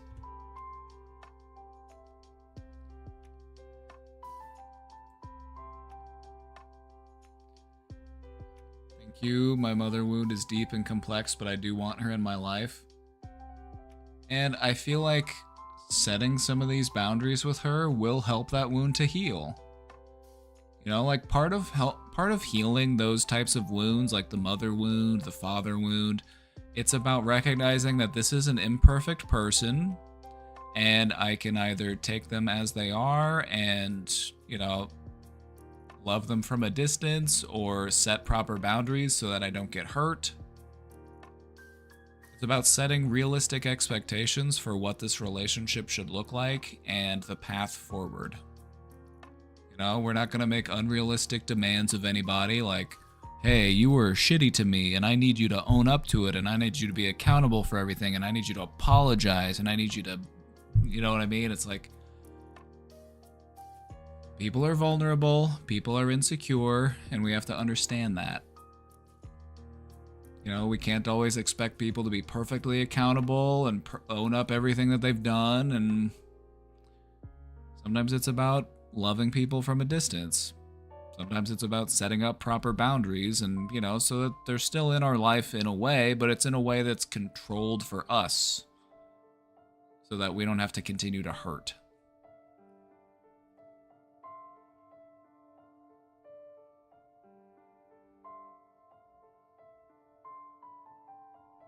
I never actually passed the driver's test. The woman giving me my license in ATL thought my Birmingham learner's permit was just another license.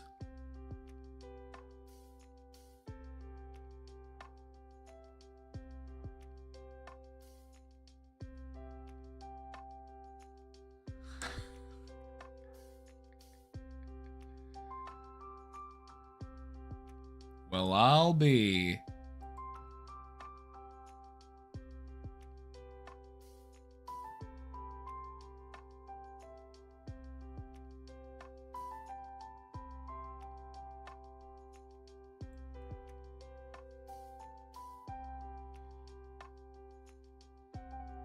How do I deal with psychosis in the moment? What do I try to remember? What do I avoid? If you were trying to help someone in psychosis, what thoughts would you want them to have? Peace and comfort. Peace and comfort.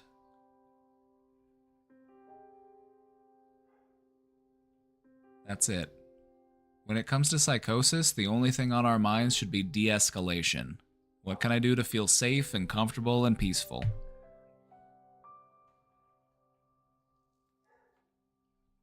As far as what do I try to remember with psychosis, don't worry about trying to remember any of it, because the thing about psychosis is that it interferes with your ability to make memories. And so a lot of people who have an episode that they have, like, they might have like a one-off episode of psychosis in their life. What they'll typically report is that they don't really remember much of it.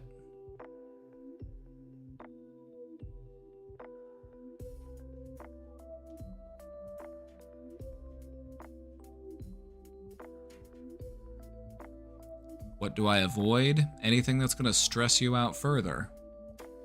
Any unknown variables.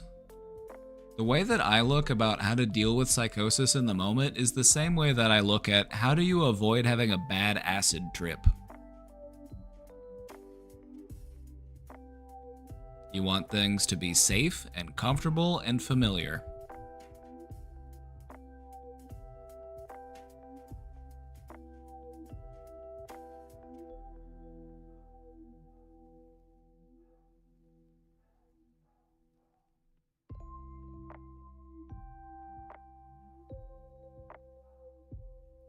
If you were trying to help someone in psychosis, what thoughts would you want them to have?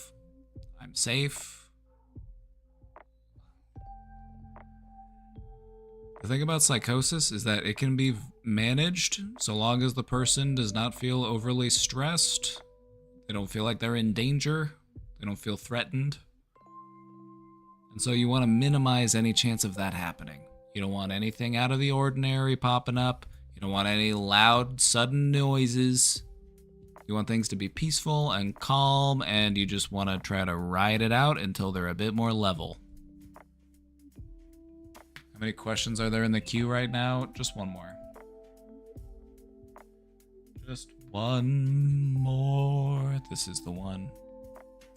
So is it a bad idea to take acid anywhere else than your own home?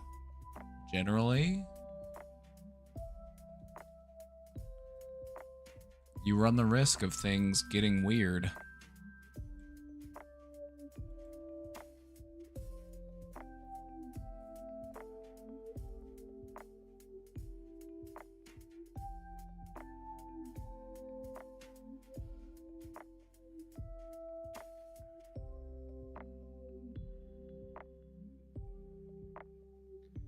me, if it's very early on, music calms me, but when it spirals out of control, I don't know what to do myself.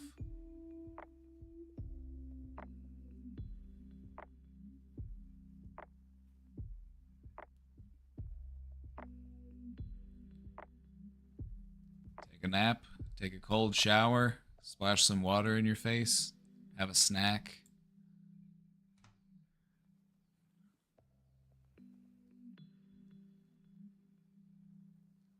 Right, let's take a look at this question. I'm currently living with my ex-boyfriend who has a 2-year-old daughter. He has expressed to me that, even after we've broken up, that he has certain expectations of me while living in the apartment.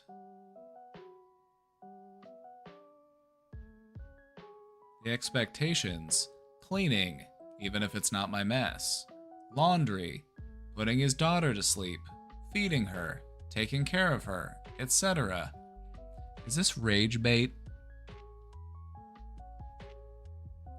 Am I getting rage baited right now? Because that's what this feels like. This feels like rage bait. It's not? Oh.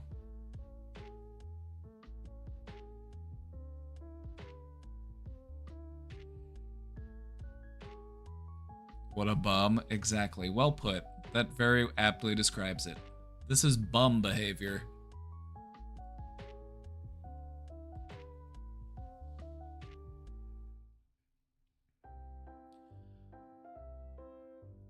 Without making him upset to the point where he kicks me out in a moment of vulnerability, how do I set boundaries with him? I've tried to tell him that we're not in a relationship anymore, so I'm going to do my own thing, but he still expresses these expectations in various ways. I won't be able to move out until I get a full-time job, which may not be for a while.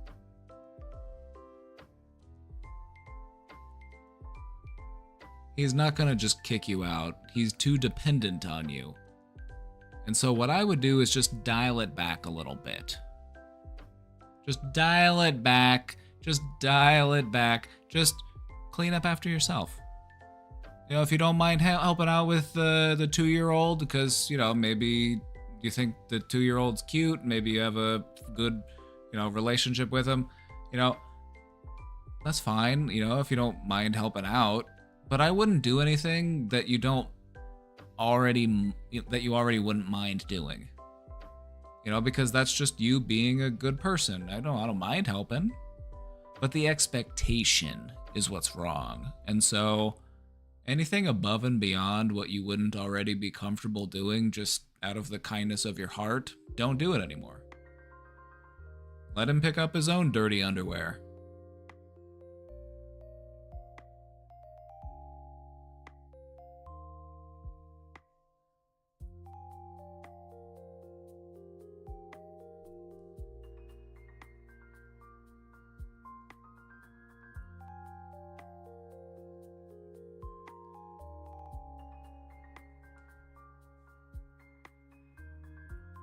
If you have established residency, you might not be able to just get kicked out. You might not legally be able to just make you leave. Again, it might vary depending on the state laws of where you live, but I'm pretty sure that he can't just make you leave because you stop cleaning up after him.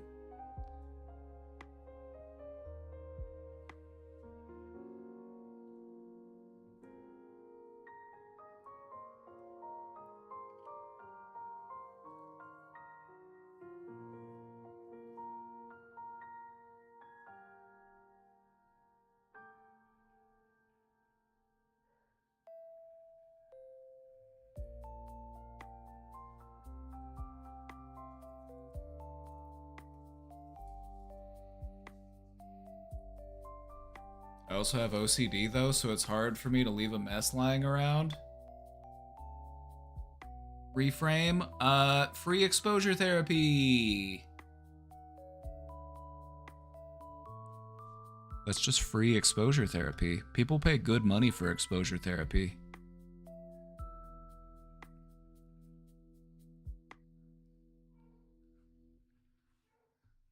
That's one way to look at it. I certainly have a way of looking at things.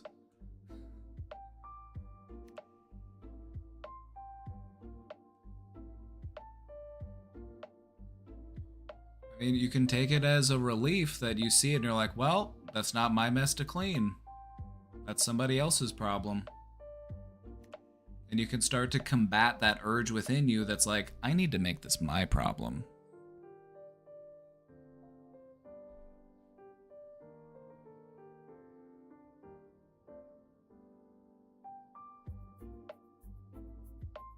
I'd feel weird caring for someone's kid that would inevitably leave.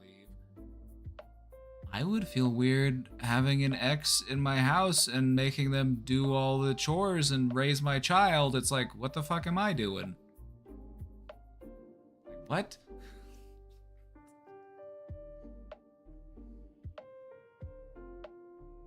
I just want to give you a hug. Well, I owe you one. I owe you.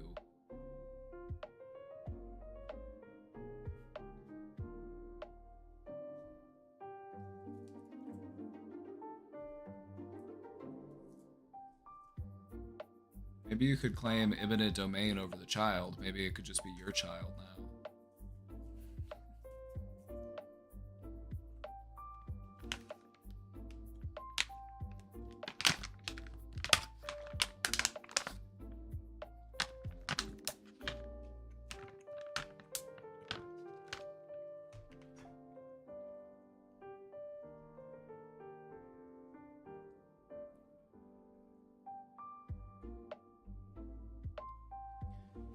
Yeah, it's also, you know,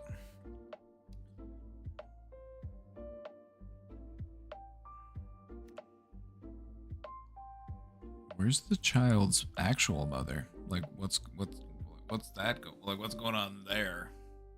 Do I even want to know?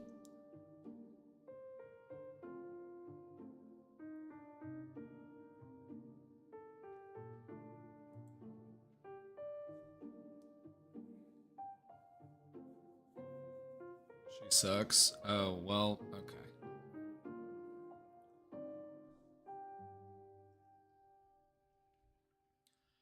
Well, I would just say, just start dialing it back. Just start. Call his bluff. He's not gonna just get rid of you, okay? He's too dependent on you. So call his bluff.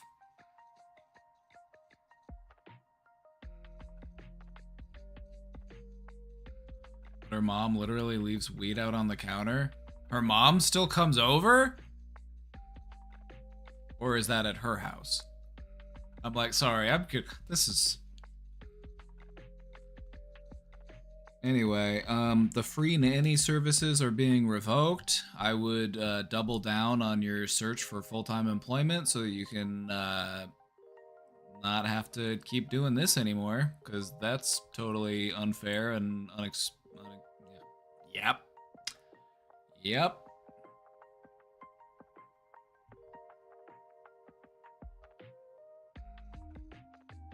Anyway, I would just look at it right now as you're doing an important part of helping that child to have some stability and care in their life. And, you know, even if it means, you know,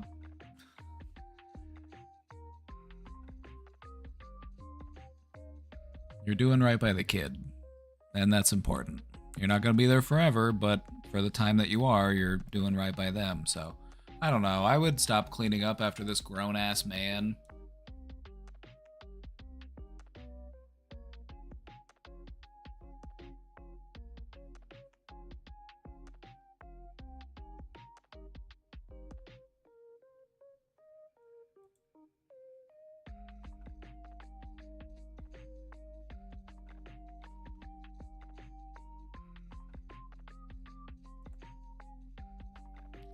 My dad and I have a pretty strained relationship. He's been very argumentative and will repeat advice over and over in various ways. That's the single most dadly thing I've ever heard. That's what dads do. It's that dad vice.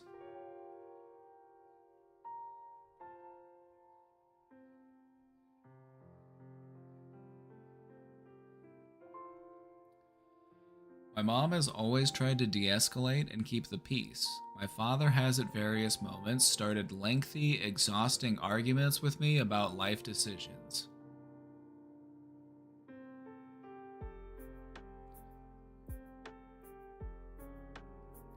I've learned not to talk about things with him without a means of exiting the situation. Yeah, it's like, Dad, I just wanted to know how to change a spark plug. I didn't need a lecture.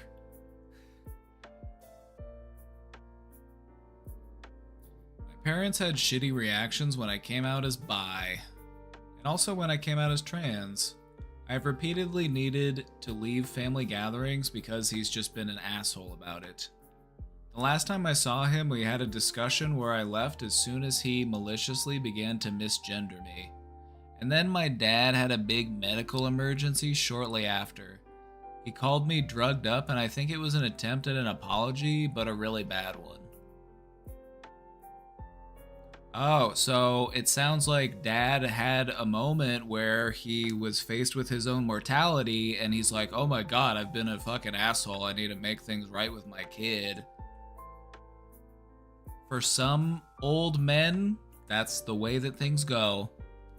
You won't get an apology out of them until they have a heart attack and they realize, oh no, I actually am mortal and I will die someday. Maybe I shouldn't be a fucking asshole my entire life.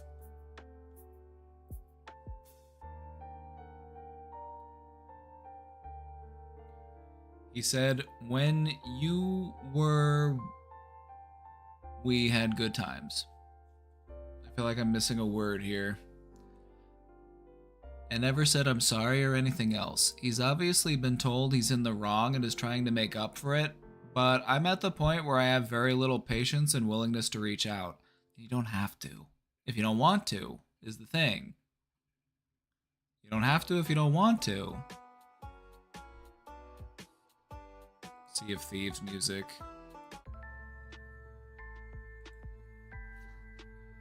Sea of Thieves music pulls me out every time.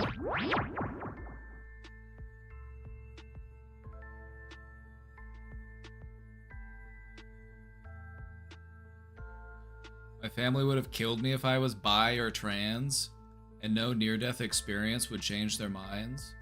Sounds like they're a bit lost in the sauce, doesn't it?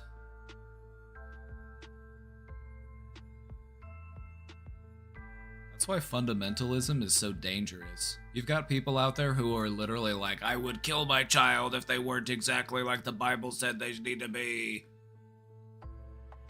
It's fucked up, is what it is. Sassy, thank you for subscribing. Thank you. Also, it's nice to see you again. I have very little patience and willingness to reach out. This is a pattern in my father's life, arguing people out of his life. I don't know what to do aside from just not engage with him anymore in any way outside of routine interactions. What is his problem? How do I just stonewall him while still seeing my mom on special occasions? Is this how a parent tells their child they don't love them?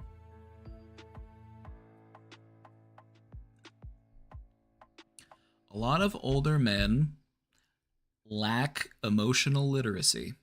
They have a hard time talking about feelings, they have a hard time being accountable, they have a hard time apologizing.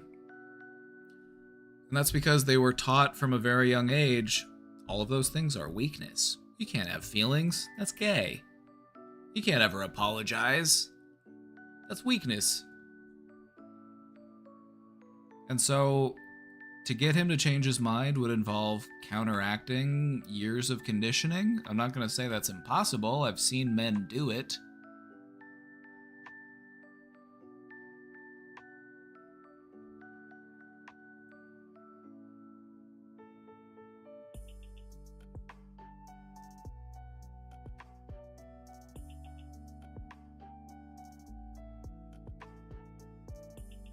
And so what I would say is, have as much contact with him as you want to. Have as much contact with him as you would like. Now let's say you're at a family gathering and mom's there, it's a special occasion and you want to see your mom. Talk to her, engage with her. Just don't engage with him. Just pretend he's not there.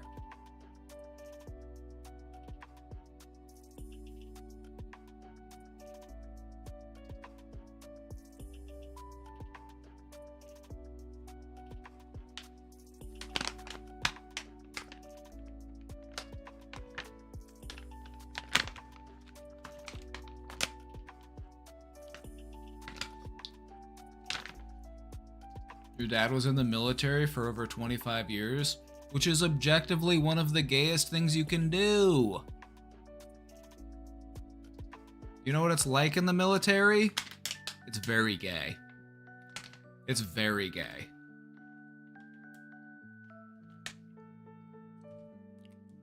You'll never see more cock and balls and butthole than in your time in the armed forces, alright?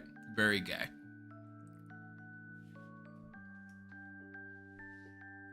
So sometimes it gets cold when you're out there on recon and you gotta, you know.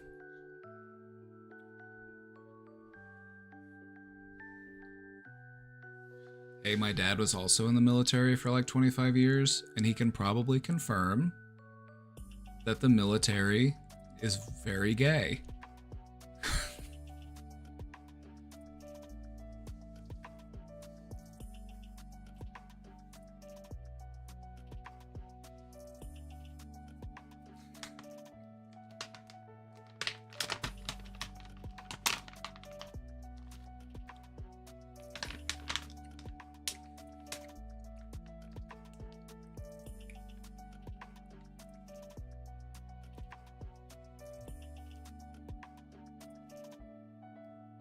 Is that why when they see gay things, they get all weirded out because they probably were doing that gay shit?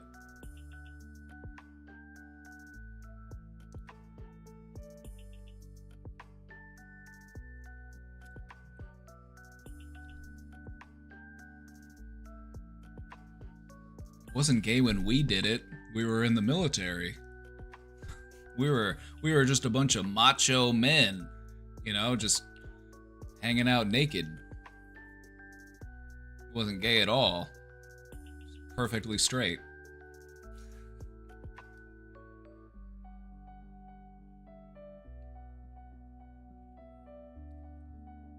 Anyway, I got derailed. Questioner, have as much contact with your dad as you want. And that could be next to none or none at all if that's what you want.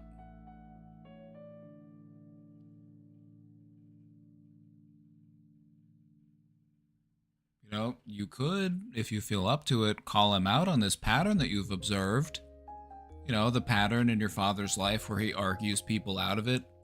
You know, maybe you could point that out to him. You know, be like, Dad, you push people away. All you offer is judgment and criticism, when in reality, all we've ever wanted from you is understanding and acceptance. And since I can't get that from you, I am going to leave you alone. Goodbye.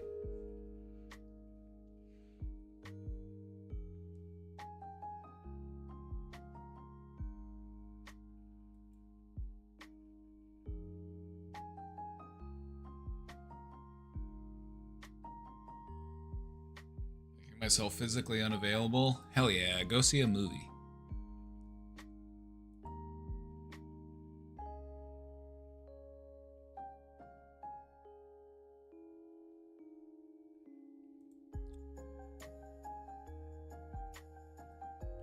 I feel very childish asking this, but how do I have discipline?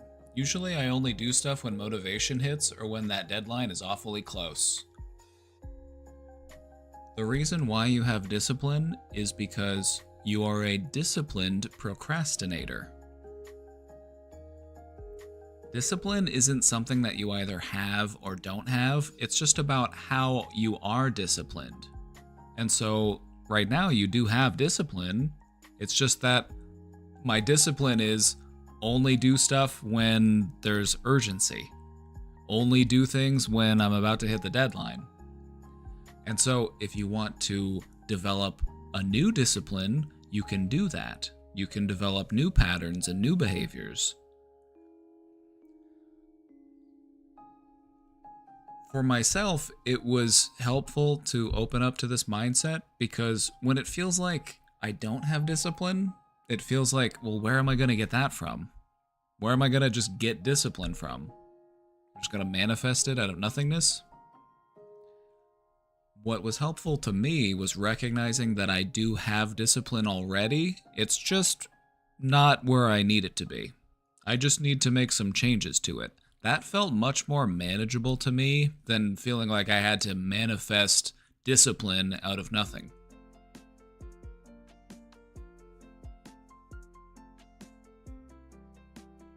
And so whatever it is that you are doing on the day-to-day, whatever your normal routine of behaviors and patterns is, that is your discipline.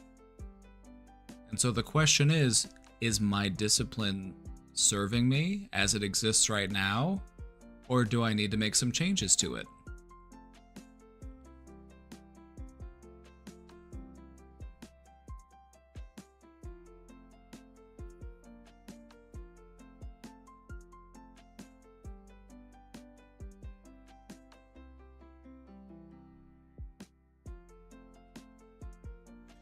Jaina's here. Jaina, you print any good models lately?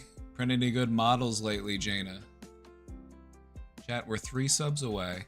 We're 3 subs away from the goal. Can we make it happen? I'm even going late today. We've been running long. It's almost 7 p.m.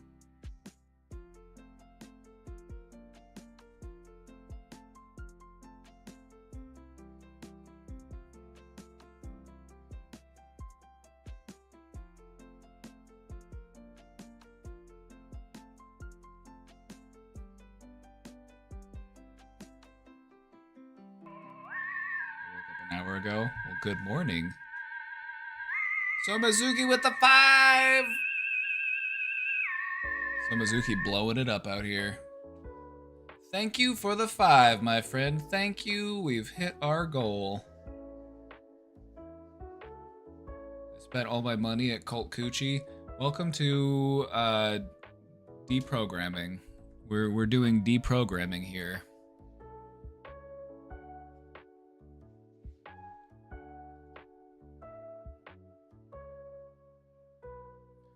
Usually I find it hard to do things ahead of time, or I'm procrastinating. It's because I'm overwhelmed. Anonymous with 10?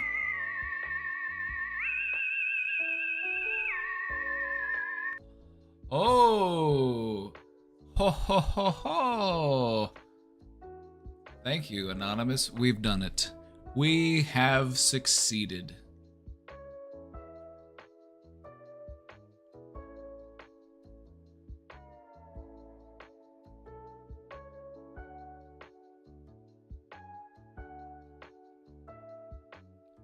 Got a little squad of rebel partisans I need to prime up. I moved my printing setup to the basement, and the cooler temperatures is making me need to tweak settings so printing is successful. Do you have a resin printer? Hype train? Are we hyped? Oh my god, we are. Level 4 hype train. Let's go.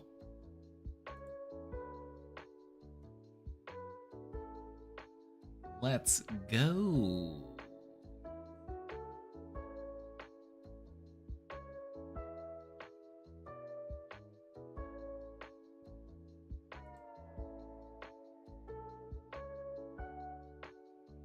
Sugar Biscuit with the gifted sub. We made it.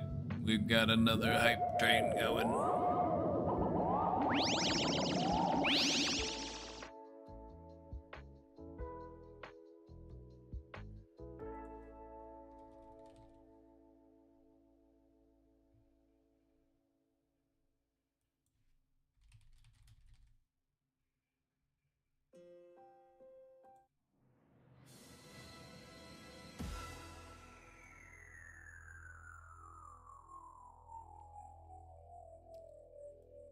Hype train music for you.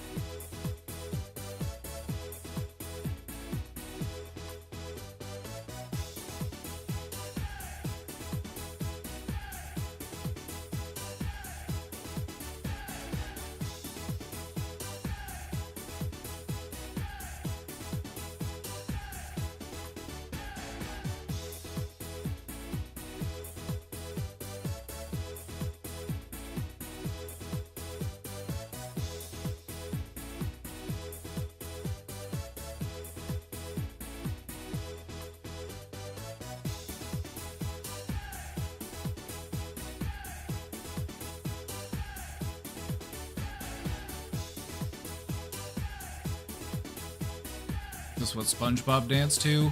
Close. They are very similar. This is from Space Jam.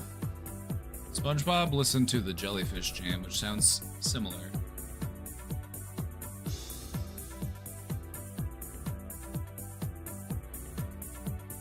Jellyfish Jam sounds like this.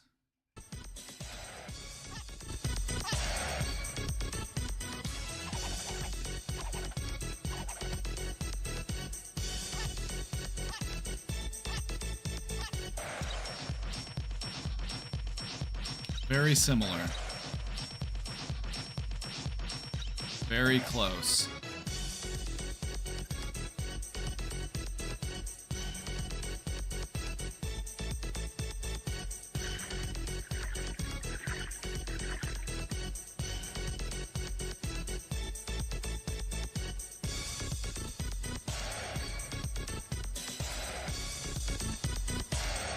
You can tell this one was definitely inspired by the other one. Close enough to be legally distinct.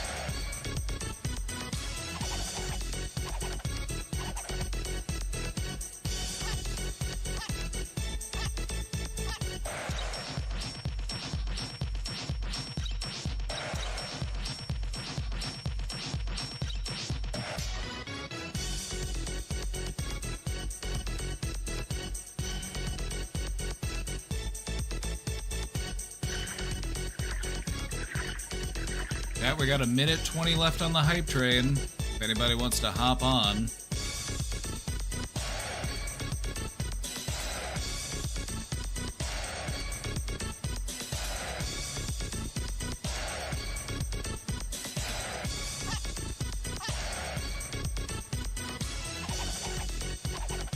Puberty 2!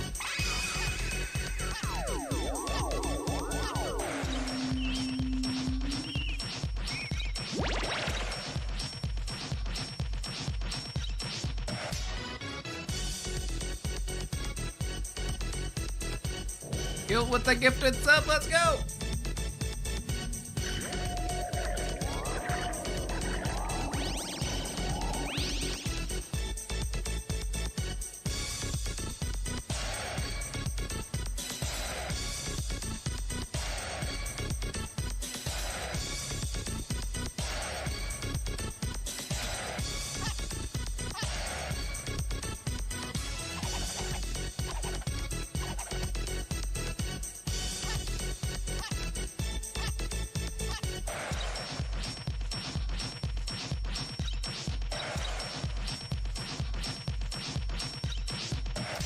All right.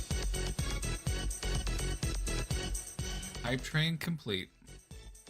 Hype train complete. Ooh, what'd I get? Got a little trickster. Goobins! Goobins! Thank you, Goobins. So, welcome in, Reclaw. Welcome in.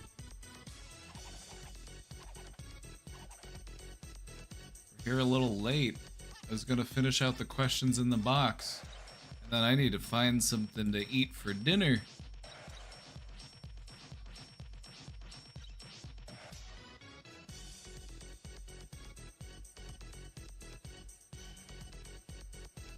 SpongeBob is sub to Brain Domain. It's true. Can't confirm.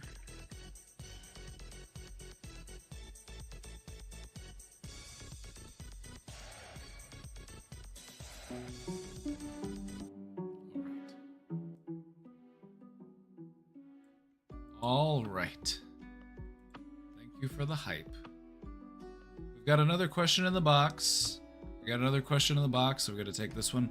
We're going late today because I'm taking questions. You know me, I don't like to leave a box unfinished.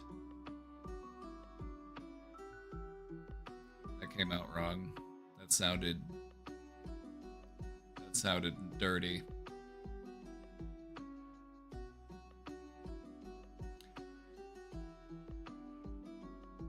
Anyway.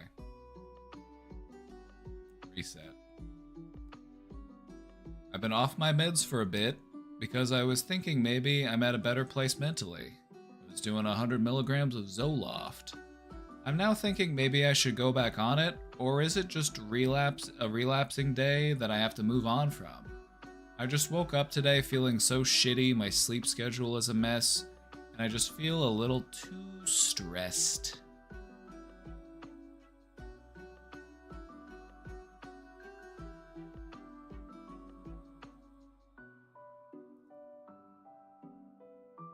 I don't want to give you medical advice, so I'm just going to start with a disclaimer that I'm not here to give you medical advice, but I'll try to offer my perspective.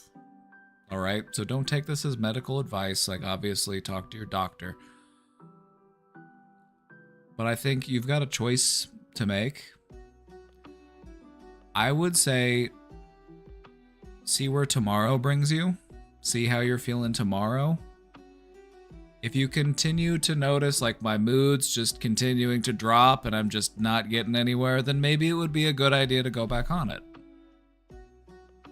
You know, maybe you're just kind of going into a slump and you need that little bit of extra bump to help you get through it. You wouldn't be the only person that takes antidepressants on an irregular basis. Some people take them seasonally. There are medications that work better seasonally because they don't have to like accumulate in your system for as long. The thing with antidepressants, was I saying antipsychotics? I meant antidepressants. The thing about antidepressants is that they take a while to build up in your system, and so it's not that easy to like get on and off of them because you start taking them and it could take a month or longer before you start to notice the effect. There are other medications outside of like SSRIs, SNRIs that can be a little bit more fast acting. Stuff like Wellbutrin. But I would just say this is a good opportunity to practice your coping skills. And so let's just see what can we do to make today a good day, and then what can we do to make tomorrow a good day, and just see where that takes us. If you're still feeling this way after a few days, it might be a good idea to give your doctor a call. But again, not trying to give anybody medical advice, just do what feels right for you, and that's just my opinion on the matter.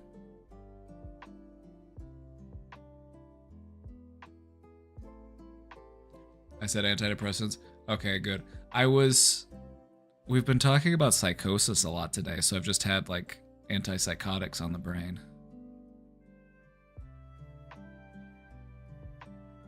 Might be an opportunity to move on to a less intense med like Wellbutrin.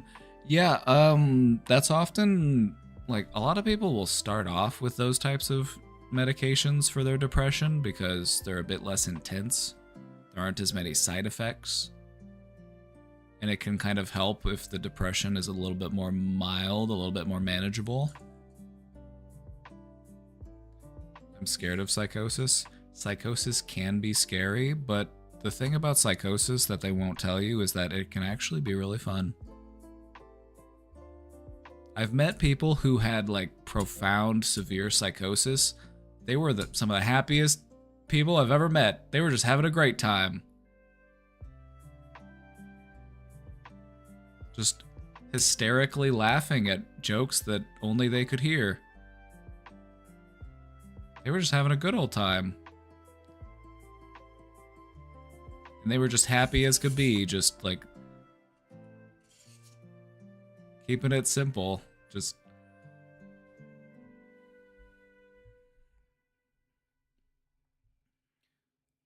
unrelated note, but I've been thinking lately about what it is about nicotine and cigarettes. What is it about nicotine and cigarettes that is such a draw for people with psychosis and schizophrenia? So many people who have schizophrenia also smoke cigarettes.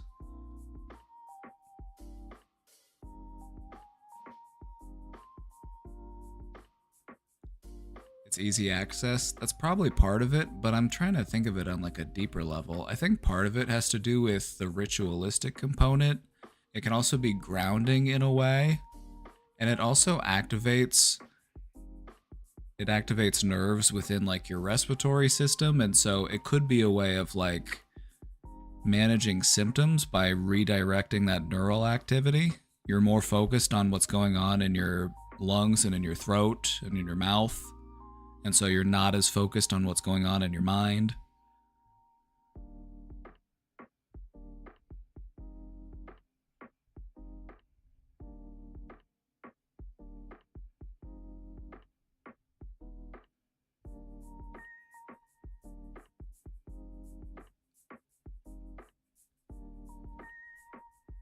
The fastest I've ever seen somebody smoke a cigarette was this young guy that was on my caseload, and I was giving him a ride somewhere, and he's like, "Hey, I really gotta smoke. Do you mind pulling over?" I'm like, "Okay, yeah, sure." And so we pull over, and he pulls out a 100, which is the full-size cigarette. And I'm not even kidding. This guy inhales this cigarette in like 15 seconds. Just.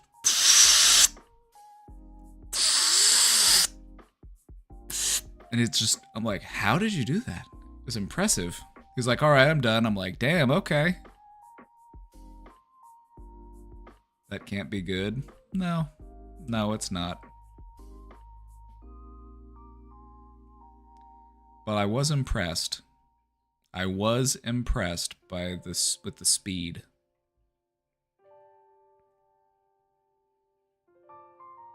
Because there's just no way. That would just...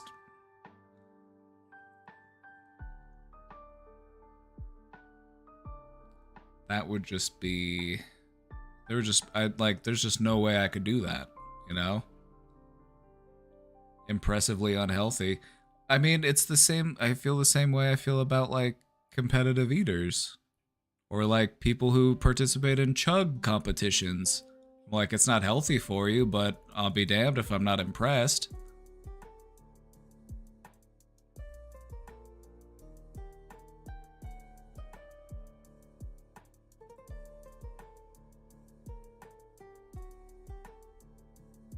Like, juggling chainsaws isn't healthy for you, but I'm gonna be impressed if I see somebody do it. Me being impressed does not mean I condone what you're doing. I just find it remarkable.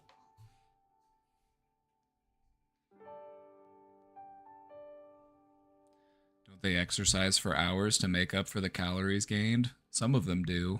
The smart ones, I would say, do. Some of them don't. Also, it's strategy.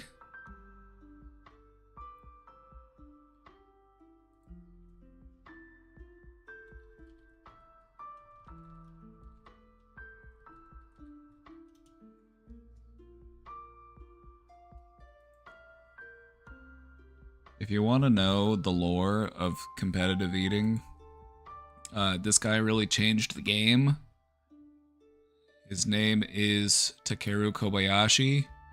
He changed the game as far as competitive eating goes.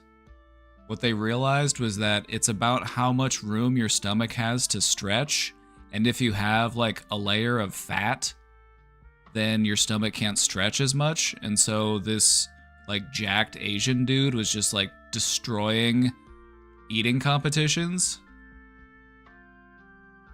Completely changed the game. Prior to him, the professional eaters were a bunch of big boys. You know what I mean? A bunch of like real heavy hitters. But he changed the meta. Thin was in. More room to stretch.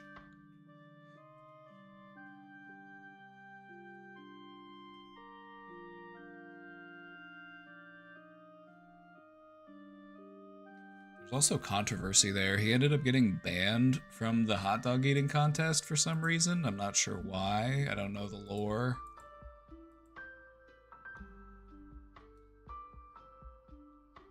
But there's beef in the professional eating scene.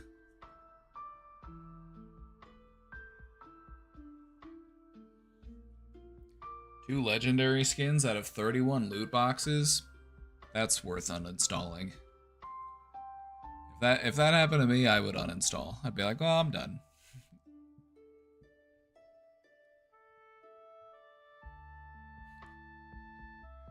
Like, that's the deal breaker for me. It's my understanding that Overwatch 2 is on its last leg, it sounds like. They completely destroyed the hype. I was looking forward to the PvE mode of Overwatch 2. But then they released Overwatch 2 and it was just Overwatch 1 again. I'm like, wait, what?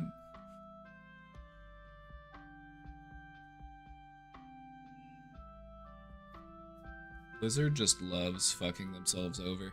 They have a great IP with Overwatch. It's a great IP, and they could have gone places with it, but I just don't understand why they took it in the direction that they did.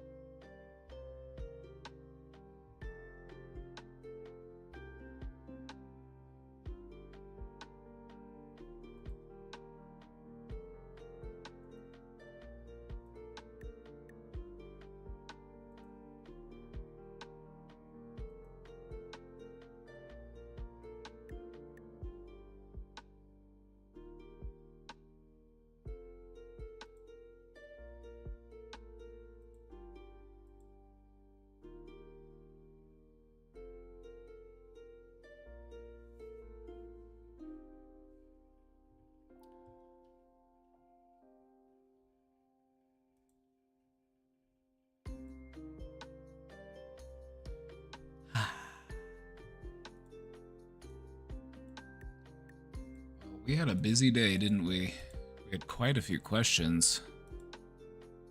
Right now we're up to 6166.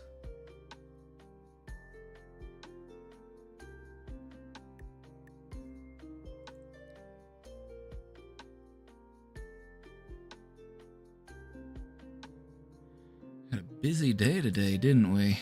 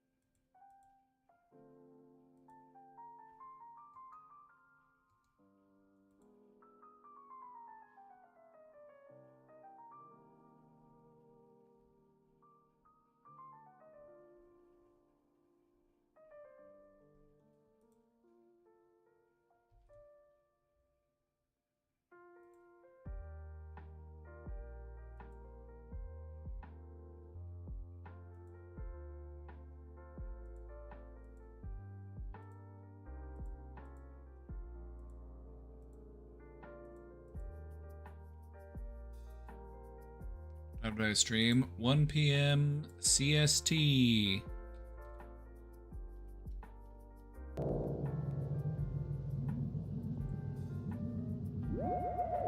Anonymous with the gifted sub. Thank you.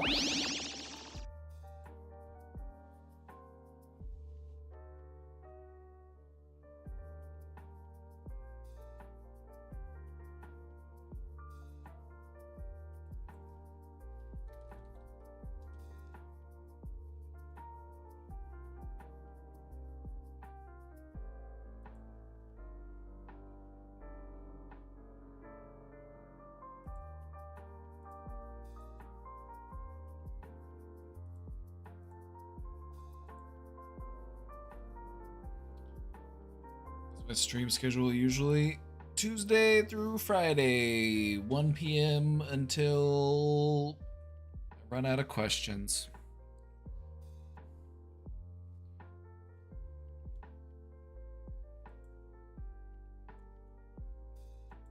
I might start doing more weekend streams. I might start doing a weekend stream on Saturday or something. That might be nice.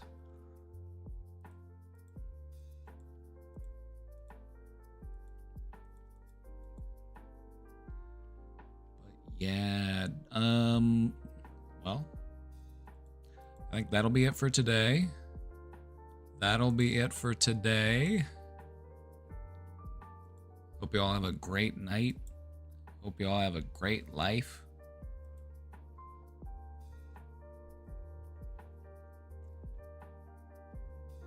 Don't forget to check us out in the Discord if you want to come hang out with the gang. And I'll see y'all tomorrow. I'll be back tomorrow in the afternoon. So you'll have a good one. Oh, one more thing. My hiking sandals got here today. I got some hiking sandals.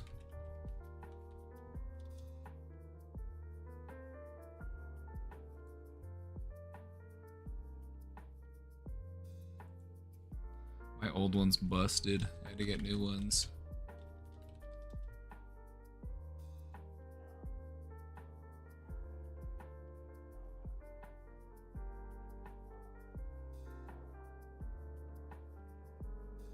I finally found some that I liked. I got some all black ones.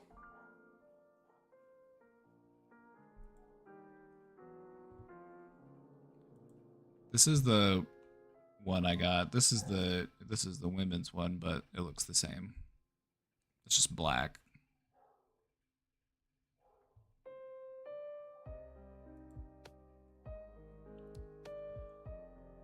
I got them on sale online for 50 bucks. They're normally like 75 bucks. So, good deal. Good deal. All right, everybody. Hope you all have a great night. I'll see y'all next time. Bye-bye.